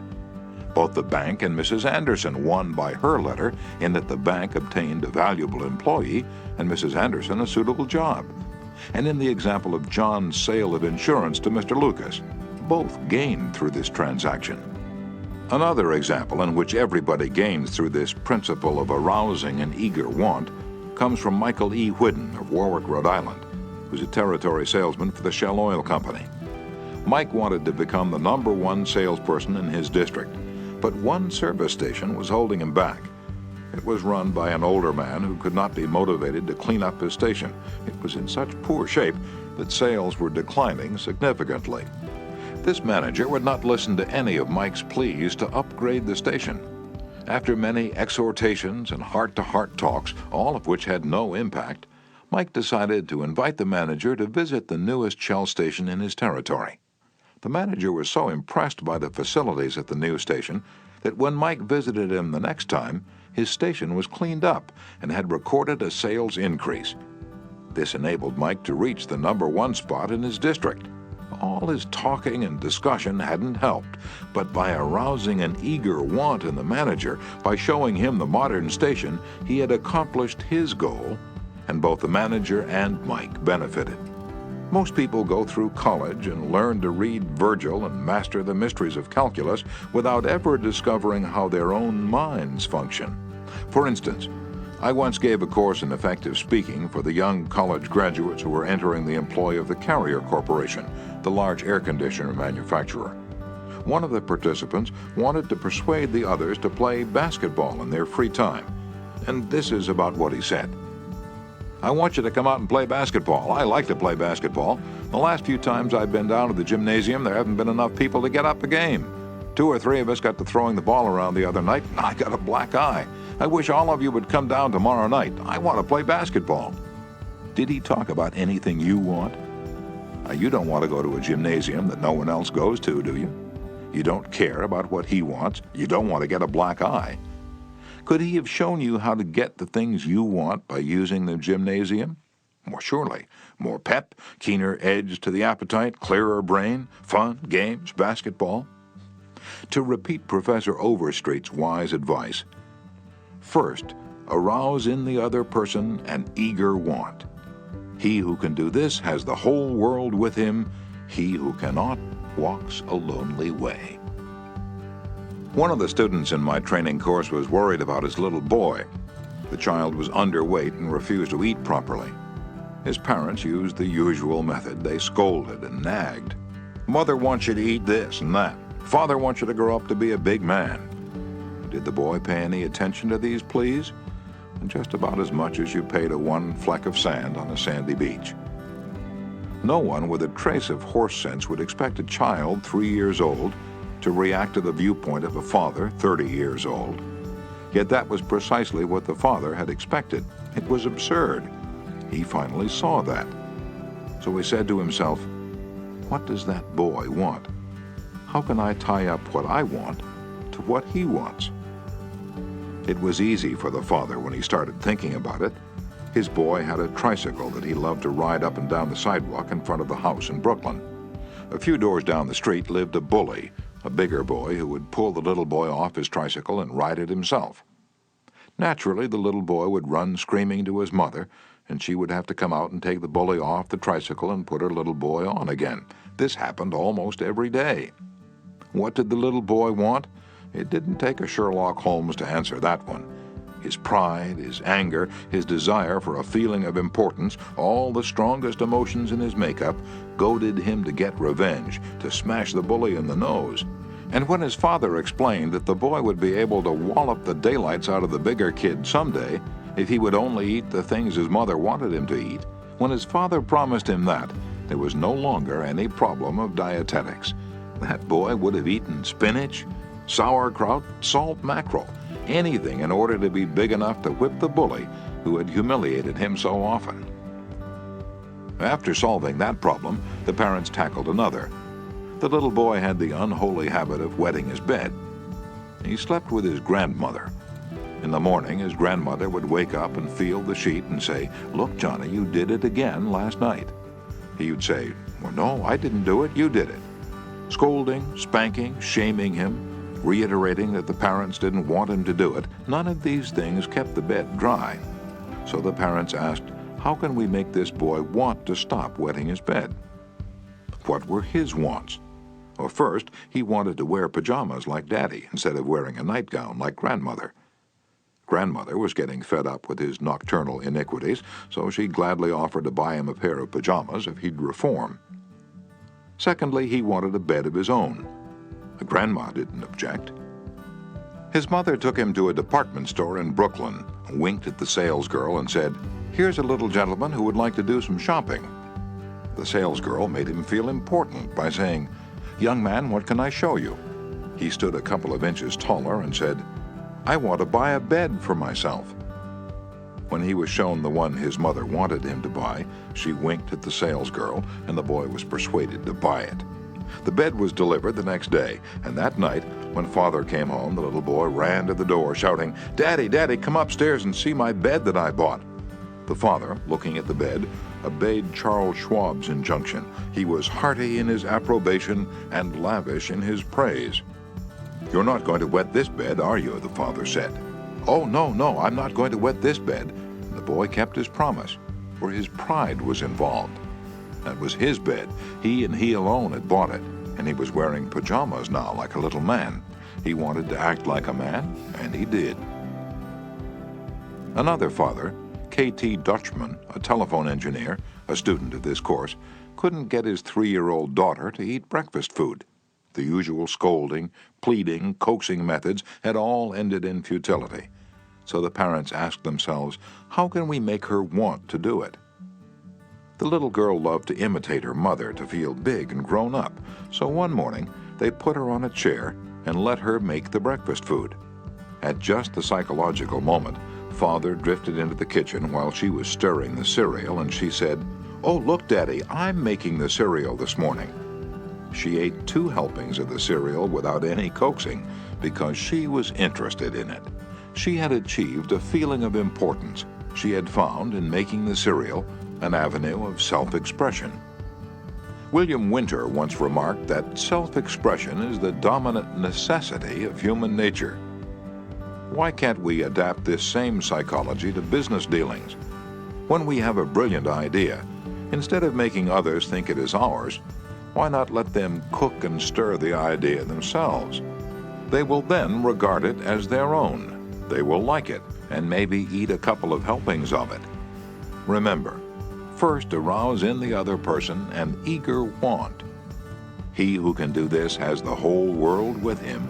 He who cannot walks a lonely way. Principle 3.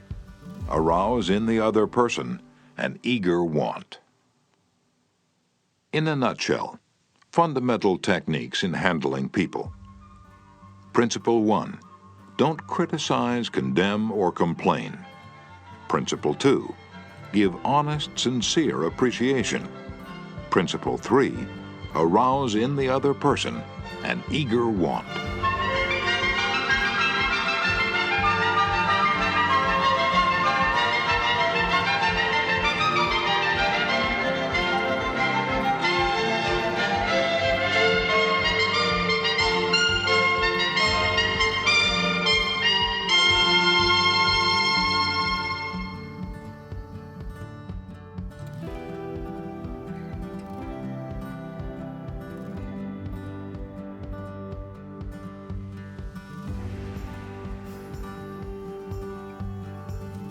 Knowledge is Power Audiobooks.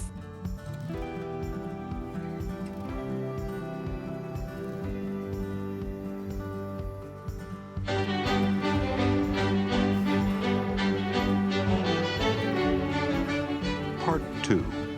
6 Ways to Make People Like You. Chapter 1. Do this and you'll be welcome anywhere. Why read this book to find out how to win friends? Why not study the technique of one of the greatest winner of friends the world has ever known? Who is he? You may meet him tomorrow coming down the street. When you get within 10 feet of him, he will begin to wag his tail. If you stop and pat him, he'll almost jump out of his skin to show you how much he likes you. And you know that behind this show of affection on his part, there are no ulterior motives. He doesn't want to sell you any real estate, and he doesn't want to marry you. Did you ever stop to think that a dog is the only animal that doesn't have to work for a living? A hen has to lay eggs, a cow has to give milk, a canary has to sing, but a dog makes his living by giving you nothing but love. When I was 5 years old, my father bought a little yellow-haired pup for 50 cents. He was the light and joy of my childhood.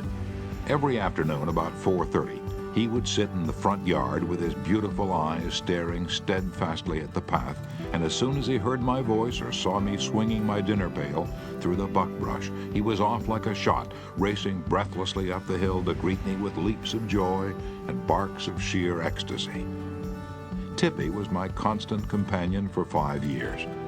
Then one tragic night, I shall never forget it, he was killed within 10 feet of my head, killed by lightning. Tippy's death was the tragedy of my boyhood. You never read a book on psychology, Tippy. You didn't need to. You knew by some divine instinct that you can make more friends in 2 months by becoming genuinely interested in other people than you can in 2 years by trying to get other people interested in you. Let me repeat that. You can make more friends in 2 months by becoming interested in other people than you can in 2 years by trying to get other people interested in you. Yet I know, and you know, people who blunder through life trying to wigwag other people into becoming interested in them. Of course, it doesn't work. People are not interested in you. They are not interested in me. They are interested in themselves, morning, noon, and after dinner. The New York Telephone Company made a detailed study of telephone conversations to find out which word is the most frequently used. And you've guessed it. It is the personal pronoun I. I. It was used 3,900 times in 500 telephone conversations. I. When you see a group photograph that you're in, whose picture do you look for first? If we merely try to impress people and get people interested in us, we will never have many true, sincere friends. Friends, real friends, are not made that way. Napoleon tried it, and in his last meeting with Josephine, he said, "Josephine, I have been as fortunate as any man ever was on this earth, and yet at this hour you are the only person in the world on whom I can rely." And historians doubt whether he could rely even on her. Alfred Adler, the famous Viennese psychologist, wrote a book entitled, "What Life Should Mean to You." In that book, he says, "It is the individual who is not interested in his fellow men who has the greatest difficulties in life and provides the greatest injury to others. It is from among such individuals that all human failures spring. You may read scores of erudite tomes on psychology without coming across a statement more significant for you and me. Adler's statement is so rich with meaning that I'm going to repeat it. It is the individual who is not interested in his fellow men who has the greatest difficulties in life and provides the greatest injury to others. It is from among such individuals that all human failures spring. I once took a course in short story writing at New York University, and during that course, the editor of a leading magazine talked to our class. He said he could pick up any one of the dozens of stories that drifted across his desk every day, and after reading a few paragraphs, he could feel whether or not the author liked people. If the author doesn't like people, he said, people won't like his or her stories. This hard-boiled editor stopped twice in the course of his talk on fiction writing and apologized for preaching a sermon. I am telling you, he said, the same things your preacher would tell you, but remember, you have to be interested in people if you want to be a successful writer of stories. If that is true of writing fiction, you can be sure it is true of dealing with people face to face. I spent an evening in the dressing room of Howard Thurston the last time he appeared on Broadway. Thurston was the acknowledged dean of magicians. For 40 years, he had traveled all over the world, time and again, creating illusions, mystifying audiences, and making people gasp with astonishment. More than 60 million people had paid admission to his show, and he had made almost $2 million in profit. I asked Mr. Thurston to tell me the secret of his success. His schooling certainly had nothing to do with it, for he ran away from home as a small boy, became a hobo, rode in boxcars, slept in haystacks, begged his food from door to door, and learned to read by looking out of boxcars at signs along the railway. Did he have a superior knowledge of magic? No, he told me hundreds of books had been written about legerdemain, and scores of people knew as much about it as he did. But he had two things that the others didn't have. First, he had the ability to put his personality across the footlights. He was a master showman. He knew human nature. Everything he did, every gesture, every intonation of his voice, every lifting of an eyebrow had been carefully rehearsed in advance, and his actions were timed to split seconds. But in addition to that, Thurston had a genuine interest in people. He told me that many magicians would look at the audience and say to themselves, well, there's a bunch of suckers out there, a bunch of hicks. I'll fool them all right. But Thurston's method was totally different. He told me that every time he went on stage, he said to himself, I'm grateful because these people come to see me. They make it possible for me to make my living in a very agreeable way. I'm going to give them the very best I possibly can. He declared he never stepped in front of the footlights without first saying to himself over and over, I love my audience. I love my audience. Ridiculous? Absurd? You're privileged to think anything you like. I am merely passing it on to you without comment as a recipe used by one of the most famous magicians of all time. George Dyke of North Warren, Pennsylvania, was forced to retire from his service station business after 30 years when a new highway was constructed over the site of his station. It wasn't long before the idle days of retirement began to bore him, so he started filling in his time trying to play music on his old fiddle. Soon he was traveling the area to listen to music and talk with many of the accomplished fiddlers. In his humble and friendly way, he became generally interested in learning the background and interests of every musician he met. Although he was not a great fiddler himself, he made many friends in this pursuit. He attended competitions and soon became known to the country music fans in the eastern part of the United States as Uncle George the Fiddle Scraper from Kinzua County. When we heard Uncle George, he was 72 and enjoying every minute of his life. By having a sustained interest in other people, he created a new life for himself at a time when most people consider their productive years over. That, too, was one of the secrets of Theodore Roosevelt's astonishing popularity. Even his servants loved him. His valet, James E. Amos, wrote a book about him entitled Theodore Roosevelt, Hero to His Valet. In that book, Amos relates this illuminating incident. My wife one time asked the president about a Bob White. She'd never seen one, and he described it to her fully. And sometime later, the telephone at our cottage rang.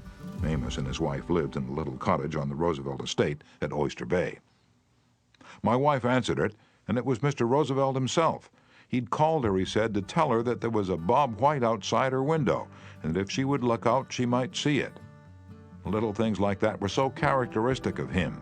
Whenever he went by our cottage, even though we were out of sight, we'd hear him call out, "Oh, Annie! Oh, James!" Just a friendly greeting as he went by. How could employees keep from liking a man like that? How could anyone keep from liking him? Roosevelt called at the White House one day when President and Mrs. Taft were away. His honest liking for humble people was shown by the fact that he greeted all the old White House servants by name, even the scullery maids. When he saw Alice, the kitchen maid, writes Archie Butt, he asked her if she still made cornbread. Alice told him that she sometimes made it for the servants, but no one ate it upstairs. "They show bad taste," Roosevelt boomed, "and I'll tell the president so when I see him." Alice brought a piece to him on a plate, and he went over to the office, eating it as he went and greeting gardeners and laborers as he passed. He addressed each person just as he had addressed them in the past. Ike Hoover, who had been head usher at the White House for 40 years, said with tears in his eyes, "It's the only happy day we had here in nearly 2 years, and not one of us would exchange it for a $100 bill." The same concern for the seemingly unimportant people helped sales representative Edward M. Sykes, Jr. of Chatham, New Jersey, retain an account. "Many years ago," he reported, "I called on customers for Johnson & Johnson in the Massachusetts area. One account was a drugstore in Hingham. Whenever I went into this store, I would always talk to the soda clerk and sales clerk for a few minutes before talking to the owner to obtain his order. One day, I went up to the owner of the store and he told me to leave as he was not interested in buying J&J products anymore because he felt they were concentrating their activities on food and discount stores to the detriment of small drugstores. I left with my tail between my legs and drove around the town for several hours. Finally, I decided to go back and try at least to explain our position to the owner of the store. When I returned, I walked in and, as usual, said hello to the soda clerk and sales clerk. When I walked up to the owner, he smiled at me and welcomed me back. He then gave me double the usual order. I looked at him with surprise and asked him what had happened since my visit only a few hours earlier.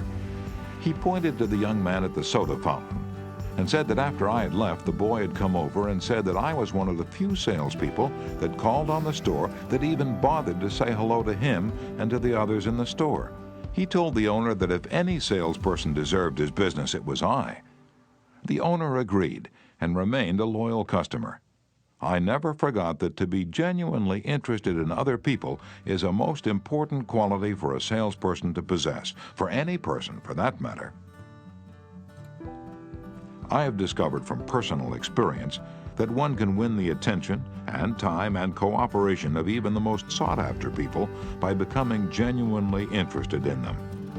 Let me illustrate.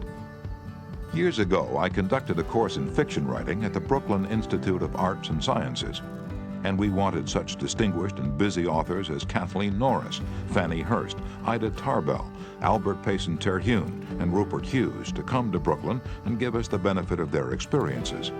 So we wrote them, saying we admired their work and were deeply interested in getting their advice and learning the secrets of their success. Each of these letters was signed by about 150 students. We said we realized that these authors were busy, too busy to prepare a lecture, so we enclosed a list of questions for them to answer about themselves and their methods of work. They liked that. Who wouldn't like it? So they left their homes and traveled to Brooklyn to give us a helping hand. By using the same method, I persuaded Leslie M. Shaw, Secretary of the Treasury in Theodore Roosevelt's cabinet, George W. Wickersham, Attorney General in Taft's cabinet, William Jennings Bryan, Franklin D. Roosevelt, and many other prominent men to come to talk to the students of my courses in public speaking. All of us, be we workers in a factory, clerks in an office, or even a king upon his throne, all of us like people who admire us. Take the German Kaiser, for example. At the close of World War I, he was probably the most savagely and universally despised man on this earth. Even his own nation turned against him when he fled over into Holland to save his neck. The hatred against him was so intense that millions of people would have loved to tear him limb from limb or burn him at the stake. In the midst of all this forest fire of fury, one little boy wrote the Kaiser a simple, sincere letter, glowing with kindliness and admiration. This little boy said that no matter what the others thought, he would always love Wilhelm as his emperor. The Kaiser was deeply touched by his letter and invited the little boy to come see him. The boy came, so did his mother, and the Kaiser married her. That little boy didn't need to read a book on how to win friends and influence people. He knew how instinctively. If we want to make friends, let's put ourselves out to do things for other people, things that require time, energy, unselfishness, and thoughtfulness. When the Duke of Windsor was Prince of Wales, he was scheduled to tour South America. And before he started out on that tour, he spent months studying Spanish so that he could make public talks in the language of the country. And the South Americans loved him for it. For years, I made it a point to find out the birthdays of my friends. How? Although I haven't the foggiest bit of faith in astrology, I began by asking the other party whether he believed the date of one's birth had anything to do with character and disposition. I then asked him or her to tell me the month and day of birth. If he or she said November 24th, for example, I kept repeating to myself, November 24th, November 24th. The minute my friend's back was turned, I wrote down the name and birthday, and later would transfer it to a birthday book. At the beginning of each year, I had these birthday dates scheduled in my calendar pad so that they came to my attention automatically. When the natal day arrived, there was my letter or telegram. What a hit it made. I was frequently the only person on earth who remembered. If we want to make friends, let's greet people with animation and enthusiasm. When somebody calls you on the telephone, use the same psychology. Say hello in tones that bespeak how pleased you are to have the other person call. Many companies train their telephone operators to greet all callers in a tone of voice that radiates interest and enthusiasm. The caller feels the company is concerned about them. Let's remember that when we answer the telephone tomorrow. Showing a genuine interest in others not only wins friends for you, but may develop in its customers a loyalty to your company. In an issue of the publication of the National Bank of North America of New York, the following letter from Madeline Rosedale, a depositor, was published. I would like you to know how much I appreciate your staff. Everyone is so courteous, polite, and helpful. What a pleasure it is, after waiting on a long line, to have the teller greet you pleasantly. Last year, my mother was hospitalized for 5 months. Frequently, I went to Marie Petrosello, a teller. She was concerned about my mother and inquired about her progress. Is there any doubt that Mrs. Rosedale will continue to use this bank? Charles R. Walters of one of the large banks in New York City was assigned to prepare a confidential report on a certain corporation. He knew of only one person who possessed the facts he needed so urgently. As Mr. Walters was ushered into the president's office, a young woman stuck her head through a door and told the president that she didn't have any stamps for him that day. I'm collecting stamps for my 12-year-old son, the president explained to Mr. Walters. Mr. Walters stated his mission and began asking questions. The president was vague, general, nebulous. He didn't want to talk, and apparently nothing could persuade him to talk. The interview was brief and barren. Frankly, I didn't know what to do, Mr. Walters said, as he related this story to the class. Then I remembered what his secretary had said to him. Stamps, 12-year-old son. I also recalled that the foreign department of our bank collected stamps. Stamps taken from letters pouring in from every continent washed by the 7 seas. The next afternoon, I called on this man and sent in word that I had some stamps for his boy. Was I ushered in with enthusiasm? Yes, sir. He couldn't have shaken my hand with more enthusiasm if he'd been running for Congress. He radiated smiles and goodwill. Oh, my George will love this one, he kept saying as he fondled the stamps. Look at this. This is a treasure. We spent half an hour talking stamps and looking at the picture of his boy, and then he devoted more than an hour of his time to giving me every bit of information I wanted without my even suggesting that he do it. He told me all he knew, and then he called in his subordinates and questioned them. He telephoned some of his associates. He loaded me down with facts, figures, reports, and correspondence. In the parlance of newspaper reporters, I had a scoop. Here's another illustration. C.M. Napoli, Jr. of Philadelphia had tried for years to sell fuel to a large chain store organization. But the chain store company continued to purchase its fuel from an out-of-town dealer and haul it right past the door of Napoli's office. Mr. Napoli made a speech one night before one of my classes, pouring out his hot wrath upon chain stores, branding them as a curse to the nation. And still he wondered why he couldn't sell them. I suggested that he try different tactics. To put it briefly, and this is what happened. We staged a debate between members of the course on whether the spread of the chain store is doing the country more harm than good. Napoli, at my suggestion, took the negative side. He agreed to defend the chain stores and then went straight to an executive of the chain store organization that he despised and said, "I am not here to try to sell fuel. I've come to ask you to do me a favor." He then told about his debate and said, "I've come to you for help because I can't think of anyone else who would be more capable of giving me the facts I want. I'm anxious to win this debate, and I'll deeply appreciate whatever help you can give me." And here's the rest of the story in Mr. Napoli's own words. "I asked this man for precisely 1 minute of his time. It was with that understanding that he consented to see me. After I'd stated my case, he motioned me to the chair and talked to me for exactly 1 hour and 47 minutes. He called in another executive who'd written a book on chain stores. He wrote to the National Chain Store Association and secured for me a copy of a debate on the subject. He feels that the chain store is rendering a real service to humanity. He's proud of what he's doing for hundreds of communities. His eyes fairly glowed as he talked, and I must confess that he opened my eyes to things I'd never even dreamed of. He changed my whole mental attitude. As I was leaving, he walked with me to the door, put his arm around my shoulder, wished me well in my debate, and asked me to stop in and see him again and let him know how I made out. The last words he said to me were, 'Please see me again later in the spring. I should like to place an order with you for fuel.' To me, that was almost a miracle. Here he was offering to buy fuel without my even suggesting it. I had made more headway in 2 hours by becoming genuinely interested in him and his problems than I could have made in 10 years trying to get him interested in me and my product." Now, you didn't discover a new truth, Mr. Napoli.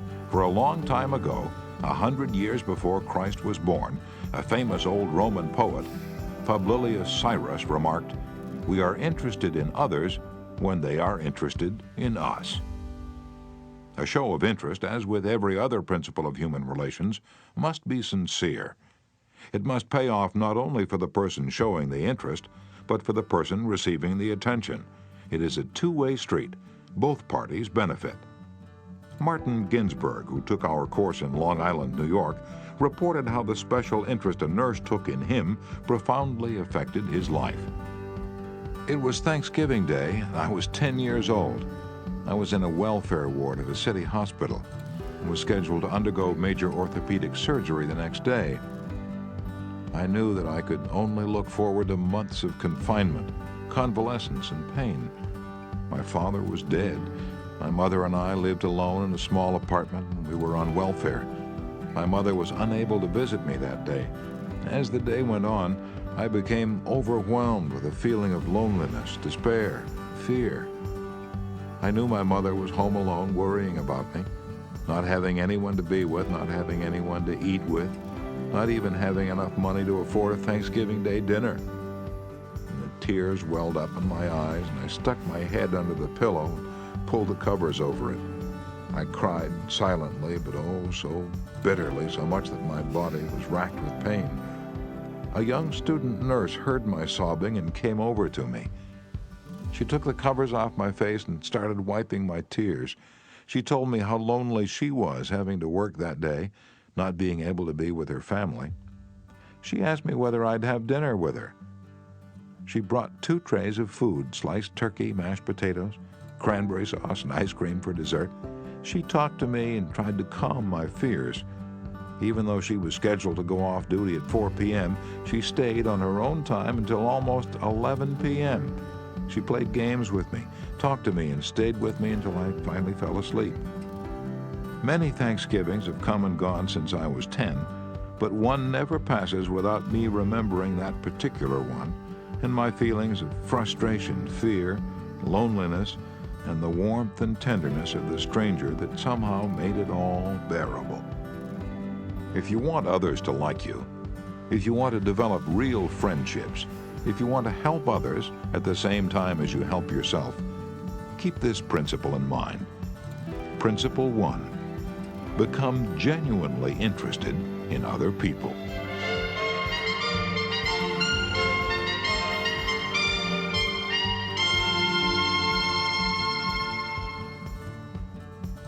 Chapter 2.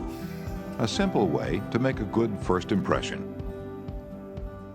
At a dinner party in New York, one of the guests, a woman who had inherited money, was eager to make a pleasing impression on everyone. She had squandered a modest fortune on sables, diamonds, and pearls, but she hadn't done anything whatever about her face. It radiated sourness and selfishness. She didn't realize what everyone knows, namely that the expression one wears on one's face is far more important than the clothes one wears on one's back. Charles Schwab told me his smile had been worth $1 million, and he was probably understating the truth. For Schwab's personality, his charm, his ability to make people like him were almost wholly responsible for his extraordinary success. And one of the most delightful factors in his personality was his captivating smile. Actions speak louder than words, and a smile says, "I like you, you make me happy, I'm glad to see you." That's why dogs make such a hit. They're so glad to see us that they almost jump out of their skins. So naturally, we're glad to see them. A baby's smile has the same effect. Have you ever been in a doctor's waiting room and looked around at all the glum faces waiting impatiently to be seen? Dr. Stephen K. Spruill, a veterinarian in Raytown, Missouri, told of a typical spring day when his waiting room was full of clients waiting to have their pets inoculated. No one was talking to anyone else, and all were probably thinking of a dozen other things they'd rather be doing than wasting time sitting in that office. He told one of our classes, "There were 6 or 7 clients waiting when a young woman came in with a 9-month-old baby and a kitten. As luck would have it, she sat down next to a gentleman who was more than a little distraught about the long wait for service. The next thing he knew, the baby just looked up at him with that great big smile that's so characteristic of babies. And what did the gentleman do? Well, just what you and I would do, of course. He smiled back at the baby.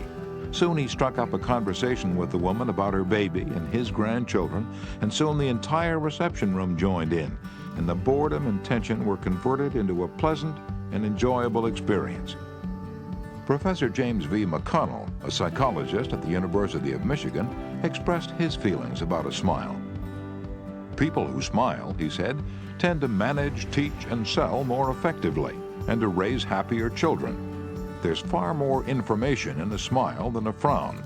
That's why encouragement is a much more effective teaching device than punishment."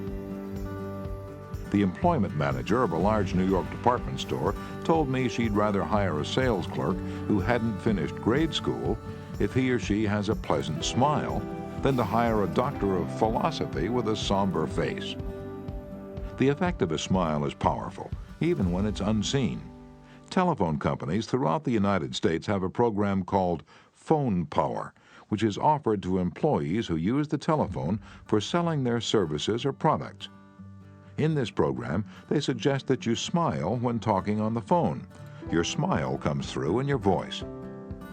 Robert Cryer, manager of a computer department for a Cincinnati, Ohio company, told me how he had successfully found the right applicant for a hard-to-fill position. "I was desperately trying to recruit a PhD in computer science for my department. I finally located a young man with ideal qualifications who was about to be graduated from Purdue University. After several phone conversations, I learned that he had had several offers from other companies, many of them larger and better known than mine.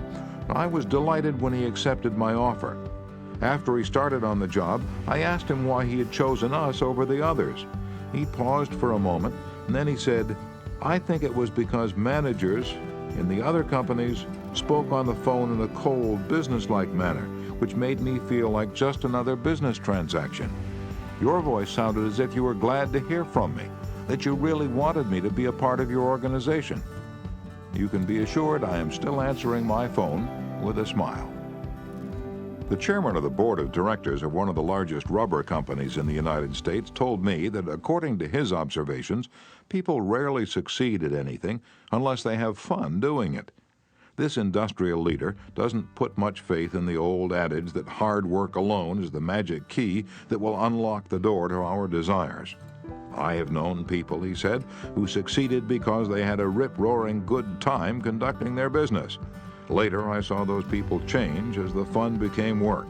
The business had grown dull, they lost all joy in it, and they failed." You must have a good time meeting people if you expect them to have a good time meeting you. I've asked thousands of business people to smile at someone every hour of the day for a week and then come to class and talk about the results. How did it work? Well, let's see. Here's a letter from William B. Steinhardt, a New York stockbroker. His case isn't isolated. In fact, it's typical of hundreds of cases. "I've been married for over 18 years, wrote Mr. Steinhardt. In all that time, I seldom smiled at my wife or spoke 24 words to her from the time I got up until I was ready to leave for business. I was one of the worst grouches who ever walked down Broadway. When you asked me to make a talk about my experience with smiles, I thought I'd try it for a week. So the next morning, while combing my hair, I looked at my glum mug in the mirror and I said to myself, 'Bill, you're going to wipe the scowl off that sourpuss of yours today. You are going to smile. And you are going to begin right now.' As I sat down to breakfast, I greeted my wife with a 'Good morning, my dear,' and smiled as I said it. You warned me that she might be surprised. Well, you underestimated her reaction. She was bewildered. She was shocked. I told her that in the future she could expect this as a regular occurrence, and I kept it up every morning. This changed attitude of mine brought more happiness into our home in 2 months since I started than was there during the last year. As I leave for my office, I greet the elevator operator in the apartment house with a 'good morning' and a smile. I greet the doorman with a smile. I smile at the cashier in the subway booth when I ask for change. As I stand on the floor at the stock exchange, I smile at people who until recently never saw me smile. I soon found that everybody was smiling back at me. I treat those who come to me with complaints or grievances in a cheerful manner. I smile as I listen to them, and I find that adjustments are accomplished much easier. I find that smiles are bringing me dollars, many dollars every day. I share my office with another broker. One of his clerks is a likable young chap. I was so elated about the results I was getting that I told him recently about my new philosophy of human relations. He then confessed that when I first came to share my office with his firm, he thought me a terrible grouch, and only recently changed his mind. He said I was really human when I smiled. I have also eliminated criticism from my system. I give appreciation and praise now instead of condemnation. I have stopped talking about what I want. I'm now trying to see the other person's viewpoint. And these things have literally revolutionized my life. I am a totally different man, a happier man, a richer man, richer in friendships and happiness, the only things that matter much after all. You don't feel like smiling? And then what? 2 things. First, force yourself to smile. If you're alone, force yourself to whistle or hum a tune or sing. Act as if you were already happy, and that will tend to make you happy. Here's the way the psychologist and philosopher William James puts it. Action seems to follow feeling, but really action and feeling go together. And by regulating the action, which is under the more direct control of the will, we can indirectly regulate the feeling, which is not.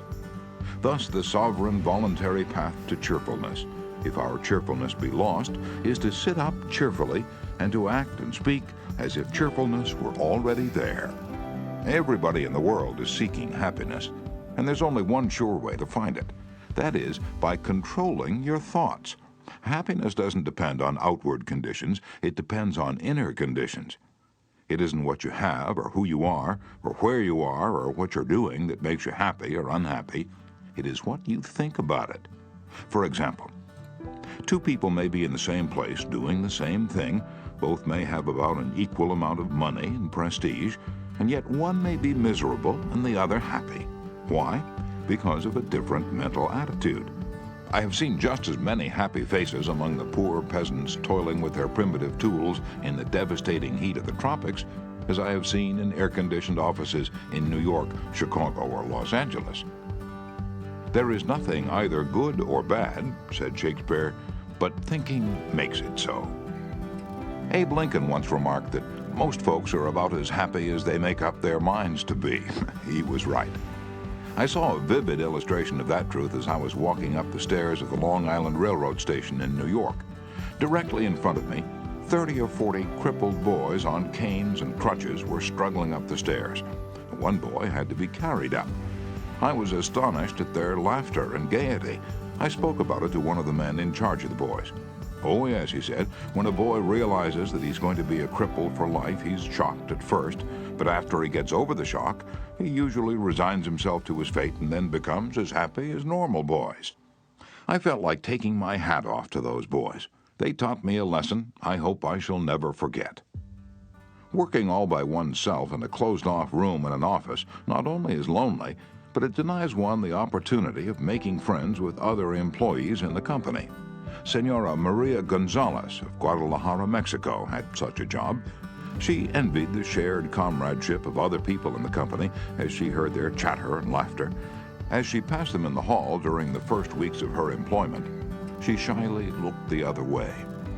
After a few weeks, she said to herself, "Maria, you can't expect these women to come to you. You have to go out and meet them." And the next time she walked to the water cooler, she put on her brightest smile and said, "Hi, how are you today?" to each of the people she met. The effect was immediate. Smiles and hellos were returned. The hallway seemed brighter, the job friendlier. Acquaintanceships developed and some ripened into friendships. Her job and her life became more pleasant and interesting. Peruse this bit of sage advice from the essayist and publisher Elbert Hubbard, but remember, perusing it won't do you any good unless you apply it.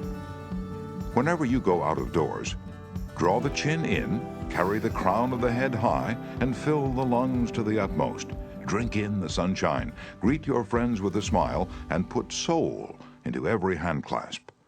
Do not fear being misunderstood, and do not waste a minute thinking about your enemies. Try to fix firmly in your mind what you would like to do, and then, without veering off direction, you will move straight to the goal. Keep your mind on the great and splendid things you would like to do, and then, as the days go gliding away, you will find yourself unconsciously seizing upon the opportunities that are required for the fulfillment of your desire, just as the coral insect takes from the running tide the element it needs. Picture in your mind the able, earnest, useful person you desire to be, and the thought you hold is hourly transforming you into that particular individual. Thought is supreme. Preserve a right mental attitude, the attitude of courage, frankness, and good cheer. To think rightly is to create. All things come through desire, and every sincere prayer is answered. We become like that on which our hearts are fixed. Carry your chin in and the crown of your head high. We are gods in the chrysalis. The ancient Chinese were a wise lot, wise in the ways of the world, and they had a proverb that you and I ought to cut out and paste inside our hats. It goes like this: "A man without a smiling face must not open a shop." Your smile is a messenger of your goodwill. Your smile brightens the lives of all who see it. To someone who has seen a dozen people frown, scowl, or turn their faces away, your smile is like the sun breaking through the clouds, especially when that someone is under pressure from his bosses, his customers, his teachers, or parents, or children. A smile can help him realize that all is not hopeless, that there is joy in the world. Some years ago, a department store in New York City, in recognition of the pressures its sales clerks were under during the Christmas rush, presented the readers of its advertisements with the following homely philosophy: the value of a smile at Christmas. It costs nothing but creates much. It enriches those who receive without impoverishing those who give. It happens in a flash, and the memory of it sometimes lasts forever. None are so rich they can get along without it, and none so poor but are richer for its benefits. It creates happiness in the home, fosters goodwill in the business, and is the countersign of friends. It is rest to the weary, daylight to the discouraged, sunshine to the sad, and nature's best antidote for trouble. Yet it cannot be bought, begged, borrowed, or stolen, for it is something that is no earthly good to anybody until it is given away. And if in the last-minute rush of Christmas buying, some of our salespeople should be too tired to give you a smile, may we ask you to leave one of yours? For nobody needs a smile so much as those who have none left to give. Principle 2. Smile. Chapter 3. If you don't do this, you are headed for trouble. Back in 1898, a tragic thing happened in Rockland County, New York. A child had died, and on this particular day, the neighbors were preparing to go to the funeral. Jim Farley went out to the barn to hitch up his horse.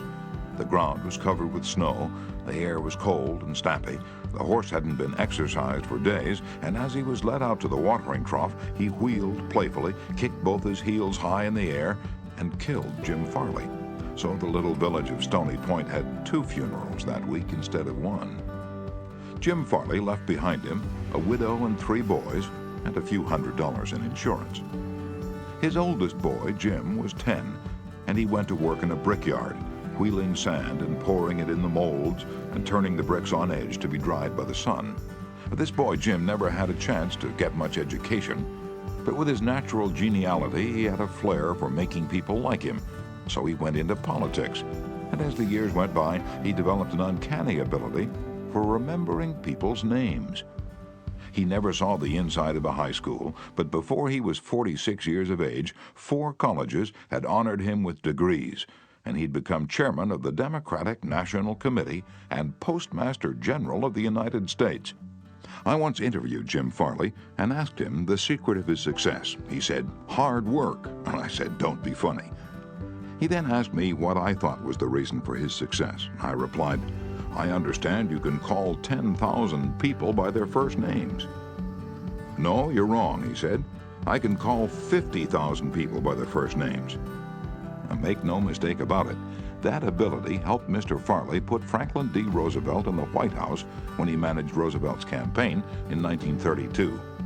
During the years that Jim Farley traveled as a salesman for a gypsum concern, and during the years that he held office as town clerk in Stony Point, he built up a system for remembering names.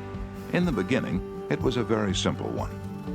Whenever he met a new acquaintance, he found out his or her complete name and some facts about his or her family, business, and political opinions. He fixed all these facts well in mind as part of the picture, and then the next time he met that person, even if it was a year later, he was able to shake hands, inquire after the family, and ask about the hollyhocks in the backyard. No wonder he developed a following. For months before Roosevelt's campaign for president began, Jim Farley wrote hundreds of letters a day to people all over the western and northwestern states.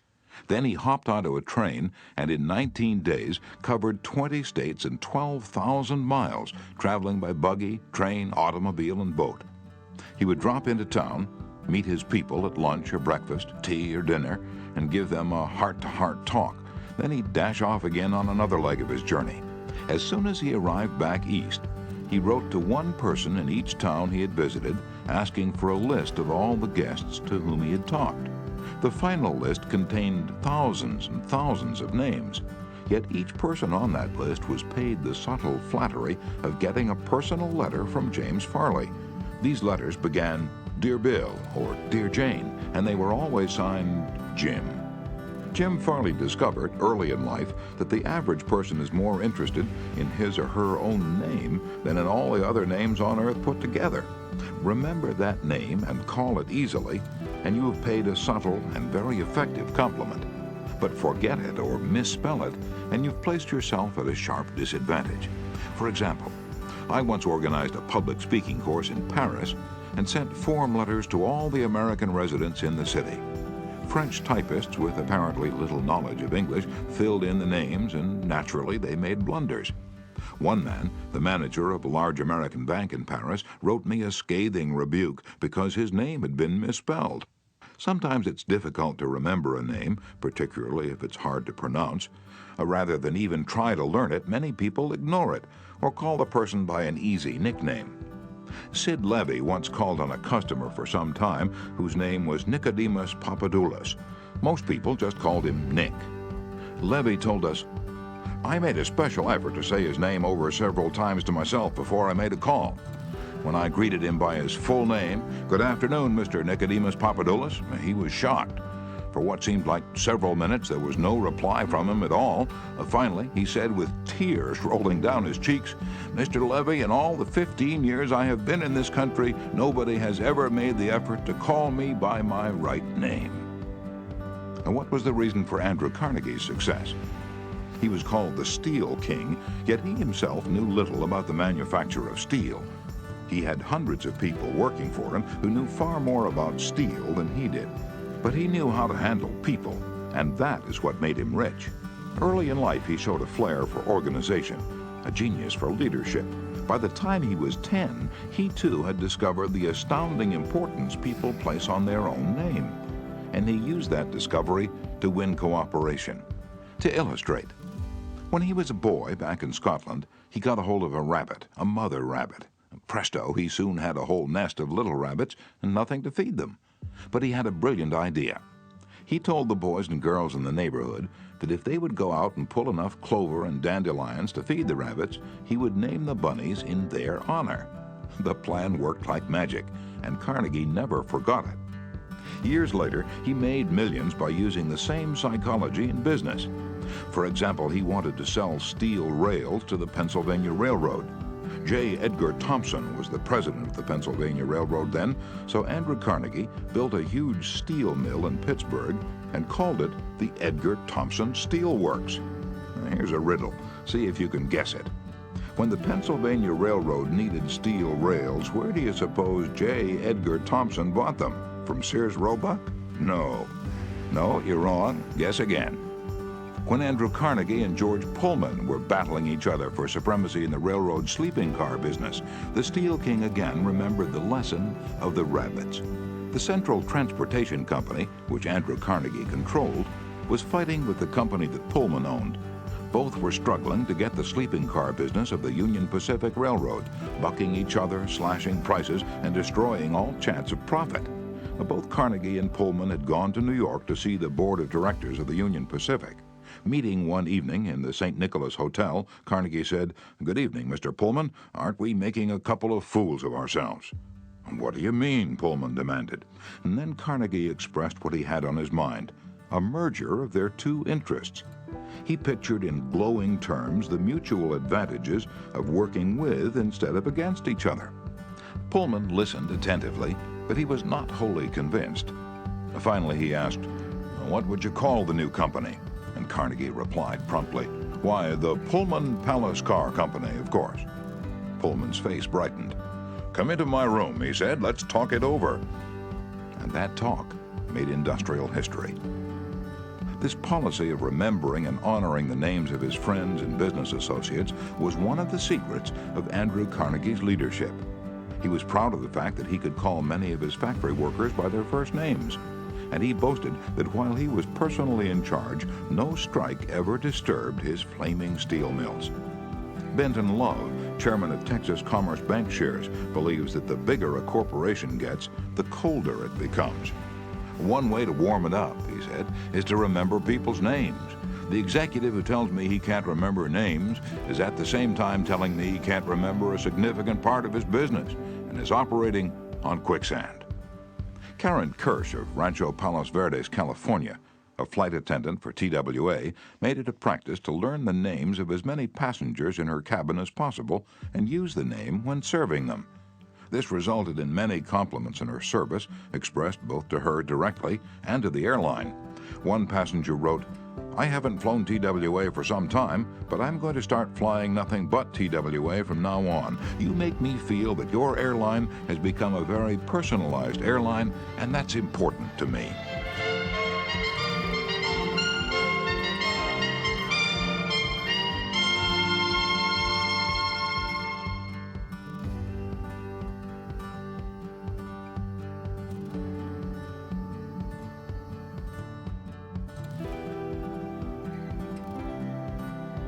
Knowledge is Power Audiobooks.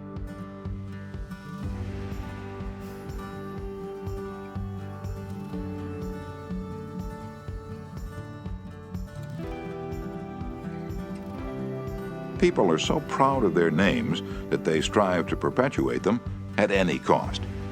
Even blustering, hard-boiled old P.T. Barnum, the greatest showman of his time, disappointed because he had no sons to carry on his name, offered his grandson, C.H. Seeley, $25,000 if he would call himself Barnum Seeley. For many centuries, nobles and magnates supported artists, musicians, and authors so that their creative works would be dedicated to them. Libraries and museums owe their richest collections to people who cannot bear to think that their names might perish from the memory of the race.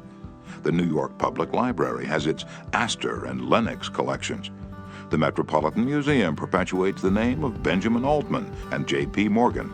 And nearly every church is beautified by stained glass windows commemorating the names of their donors. Many of the buildings on the campuses of most universities bear the names of donors who contributed large sums of money for this honor. Most people don't remember names for the simple reason that they don't take the time and energy necessary to concentrate and repeat and fix names indelibly in their minds. They make excuses for themselves. They're too busy. But they were probably no busier than Franklin D. Roosevelt, and he took time to remember and recall even the names of mechanics with whom he came into contact. To illustrate, the Chrysler organization built a special car for Mr. Roosevelt, who could not use a standard car because his legs were paralyzed. W.F. Chamberlain and a mechanic delivered it to the White House. I have in front of me a letter from Mr. Chamberlain relating his experiences. "I taught President Roosevelt how to handle a car with a lot of unusual gadgets, but he taught me a lot about the fine art of handling people. When I called at the White House," Mr. Chamberlain writes, "the President was extremely pleasant and cheerful. He called me by name, made me feel very comfortable, and particularly impressed me with the fact that he was vitally interested in the things I had to show him and tell him. The car was so designed that it could be operated entirely by hand. A crowd gathered round to look at the car, and he remarked, 'I think it's marvelous. All you have to do is touch a button and it moves away, and you can drive it without effort. I think it's grand. I don't know what makes it go. I'd love to have the time to tear it down and see how it works.' When Mr. Roosevelt's friends and associates admired the machine, he said in their presence, 'Mr. Chamberlain, I certainly appreciate all the time and effort you've spent in developing this car. It's a mighty fine job.' He admired the radiator, the special rear vision mirror and clock, the special spotlight, the kind of upholstery, the sitting position of the driver's seat, the special suitcases in the trunk with his monogram on each suitcase. In other words, he took notice of every detail to which he knew I had given considerable thought. He made a point of bringing these various pieces of equipment to the attention of Mrs. Roosevelt, Miss Perkins, the Secretary of Labor, and his secretary. He even brought the old White House porter into the picture by saying, 'George, you want to take particularly good care of these suitcases.' When the driving lesson was finished, the President turned to me and he said, 'Well, Mr. Chamberlain, I've been keeping the Federal Reserve Board waiting 30 minutes. I guess I had better get back to work.' I took a mechanic with me to the White House. He was introduced to Roosevelt when he first arrived. He didn't talk to the President, and Roosevelt heard his name only once. He was a shy chap and he kept in the background, but before leaving us, the President looked for the mechanic, shook his hand, called him by name, and thanked him for coming to Washington. And there was nothing perfunctory about his thanks. He meant what he said. I could feel that. A few days after returning to New York, I got an autographed photograph of President Roosevelt and a little note of thanks, again expressing his appreciation for my assistance. How he found time to do it is a mystery to me. Franklin D. Roosevelt knew that one of the simplest, most obvious, and most important ways of gaining goodwill was by remembering names and making people feel important. Yet how many of us do it? Half the time we are introduced to a stranger, we chat for a few minutes and can't even remember his or her name by the time we say goodbye. One of the first lessons a politician learns is this: to recall a voter's name is statesmanship, to forget it is oblivion. And the ability to remember names is almost as important in business and social contacts as it is in politics. Napoleon III, Emperor of France and nephew of the great Napoleon, boasted that in spite of all his royal duties, he could remember the name of every person he met. His technique? Simple. If he didn't hear the name distinctly, he said, "So sorry, I didn't get the name clearly." And then if it was an unusual name, he would say, "How is it spelled?" During the conversation, he took the trouble to repeat the name several times and tried to associate it in his mind with the person's features, expression, and general appearance. If the person was someone of importance, Napoleon went to even further pains. As soon as His Royal Highness was alone, he wrote the name down on a piece of paper, looked at it, concentrated on it, fixed it securely in his mind. And then he tore up the paper. In this way, he gained an eye impression of the name as well as an ear impression. All this takes time, but good manners, said Emerson, are made up of petty sacrifices. The importance of remembering and using names is not just the prerogative of kings and corporate executives. It works for all of us. Ken Nottingham, an employee of General Motors in Indiana, usually had lunch at the company cafeteria. He noticed that the woman who worked behind the counter always had a scowl on her face.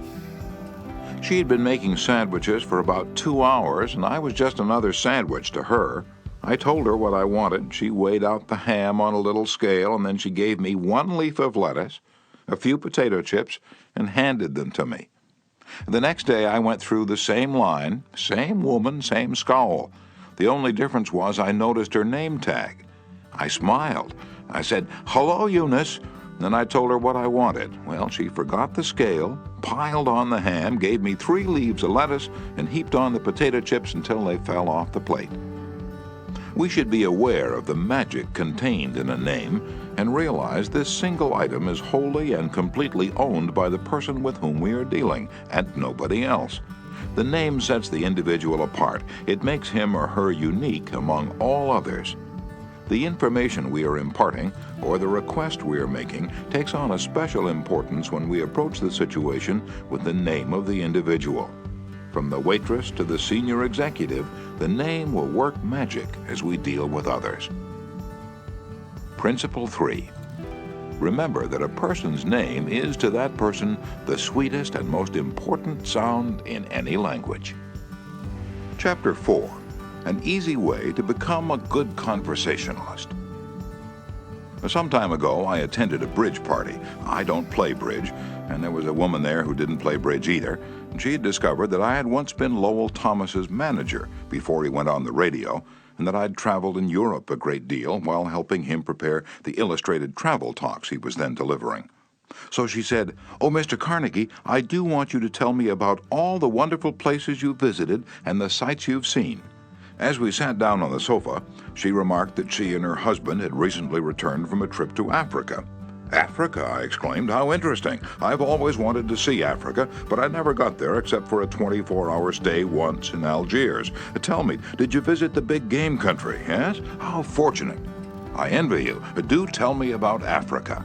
And that kept her talking for 45 minutes. She never again asked me where I had been or what I'd seen. She didn't want to hear me talk about my travels. All she wanted was an interested listener, so she could expand her ego and tell about where she had been. Was she unusual? No, many people are like that. For example, I met a distinguished botanist at a dinner party given by a New York book publisher. I'd never talked with a botanist before, and I found him fascinating.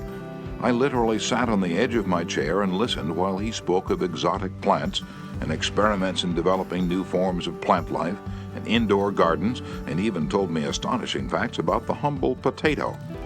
I had a small indoor garden of my own, and he was good enough to tell me how to solve some of my problems. As I said, we were at a dinner party, There must have been a dozen other guests, but I violated all of the canons of courtesy, ignored everyone else, and talked for hours to the botanist. Midnight came. I said good night to everyone and departed. The botanist then turned to our host and paid me several flattering compliments. I was most stimulating, I was this and I was that, and he ended by saying I was a most interesting conversationalist. An interesting conversationalist? Why, I had said hardly anything at all. I couldn't have said anything if I'd wanted to without changing the subject, for I didn't know any more about botany than I knew about the anatomy of a penguin. But I had done this. I had listened intently. I had listened because I was genuinely interested, and he felt it. Naturally, that pleased him. That kind of listening is one of the highest compliments we can pay anyone. Few human beings, wrote Jack Woodford in Strangers in Love, few human beings are proof against the implied flattery of rapt attention. I went even further than giving him rapt attention. I was hearty in my approbation and lavish in my praise. I told him that I had been immensely entertained and instructed, and I had. I told him I wished I had his knowledge, and I did. I told him that I should love to wander the fields with him, and I have. I told him I must see him again, and I did.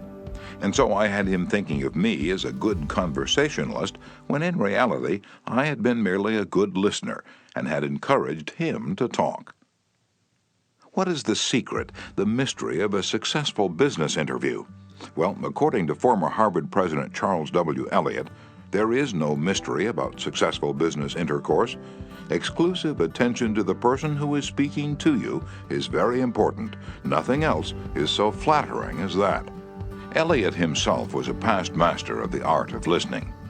Henry James, one of America's first great novelists, recalled, "Dr. Eliot's listening was not mere silence, but a form of activity, sitting very erect on the end of his spine, with hands joined in his lap, making no movement except that he revolved his thumbs around each other, faster or slower. He faced his interlocutor and seemed to be hearing with his eyes as well as his ears.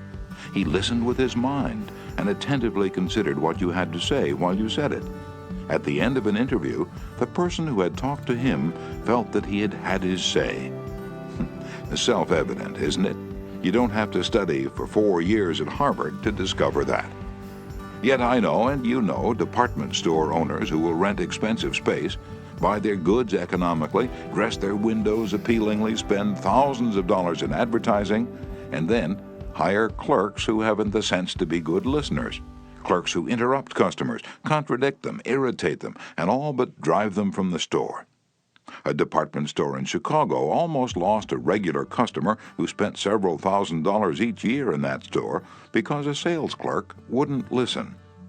Mrs. Henrietta Douglas, who took our course in Chicago, had purchased a coat at a special sale.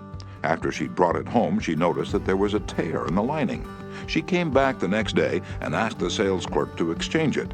The clerk refused even to listen to her complaint. "You bought this at a special sale," she said.